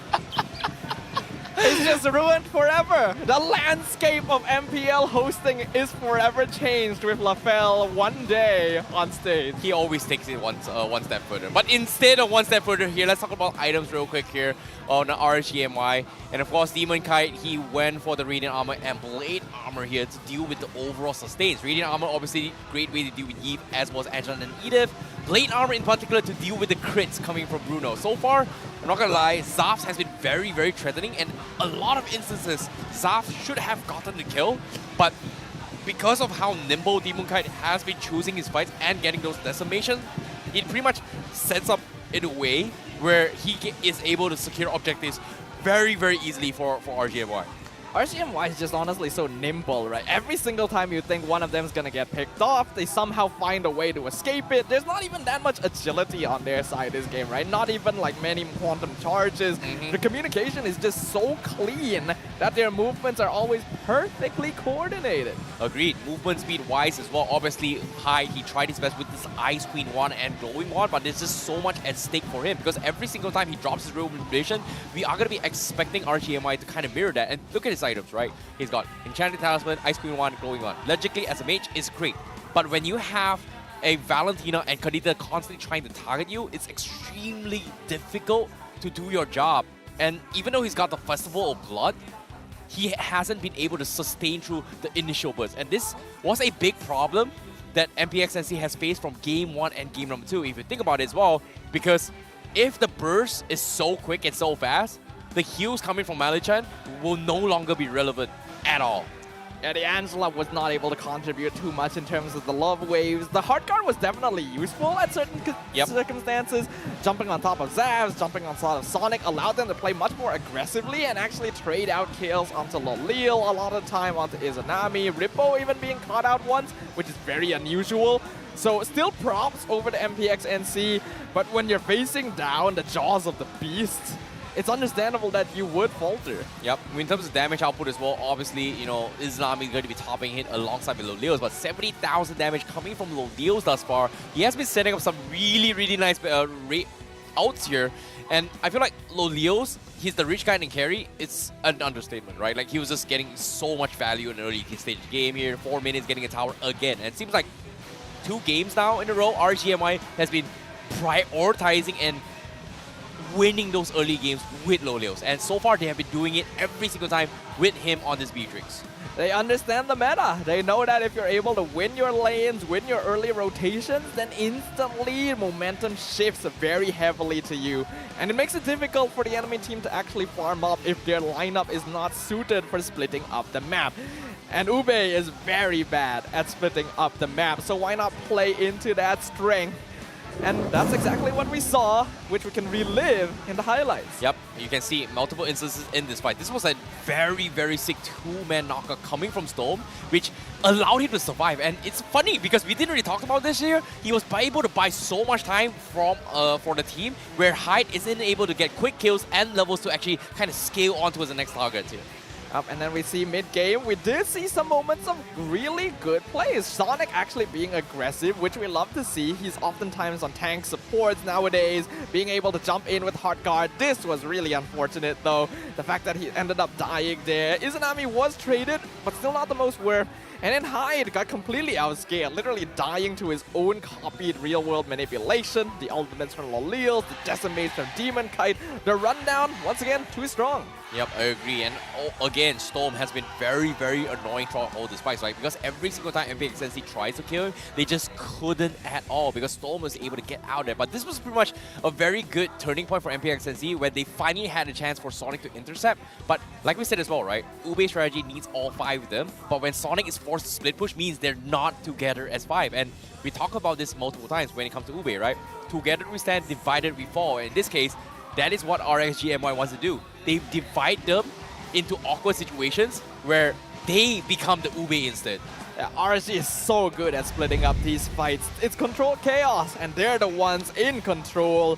And they're the ones on top. RSG MY, a 2-0 victory to push them to the top of the charts. #1 ranking, and considering that every team only has 1 game left, it's pretty certain that they're going to be top 2 going into the playoffs. Yep, guaranteed top 2 for RGMY. The most improved team, all the way from 7th place from the previous season, and also bowing out at 7th place, 7 to 8 in the playoffs. Now, #1 in regular season since season 7.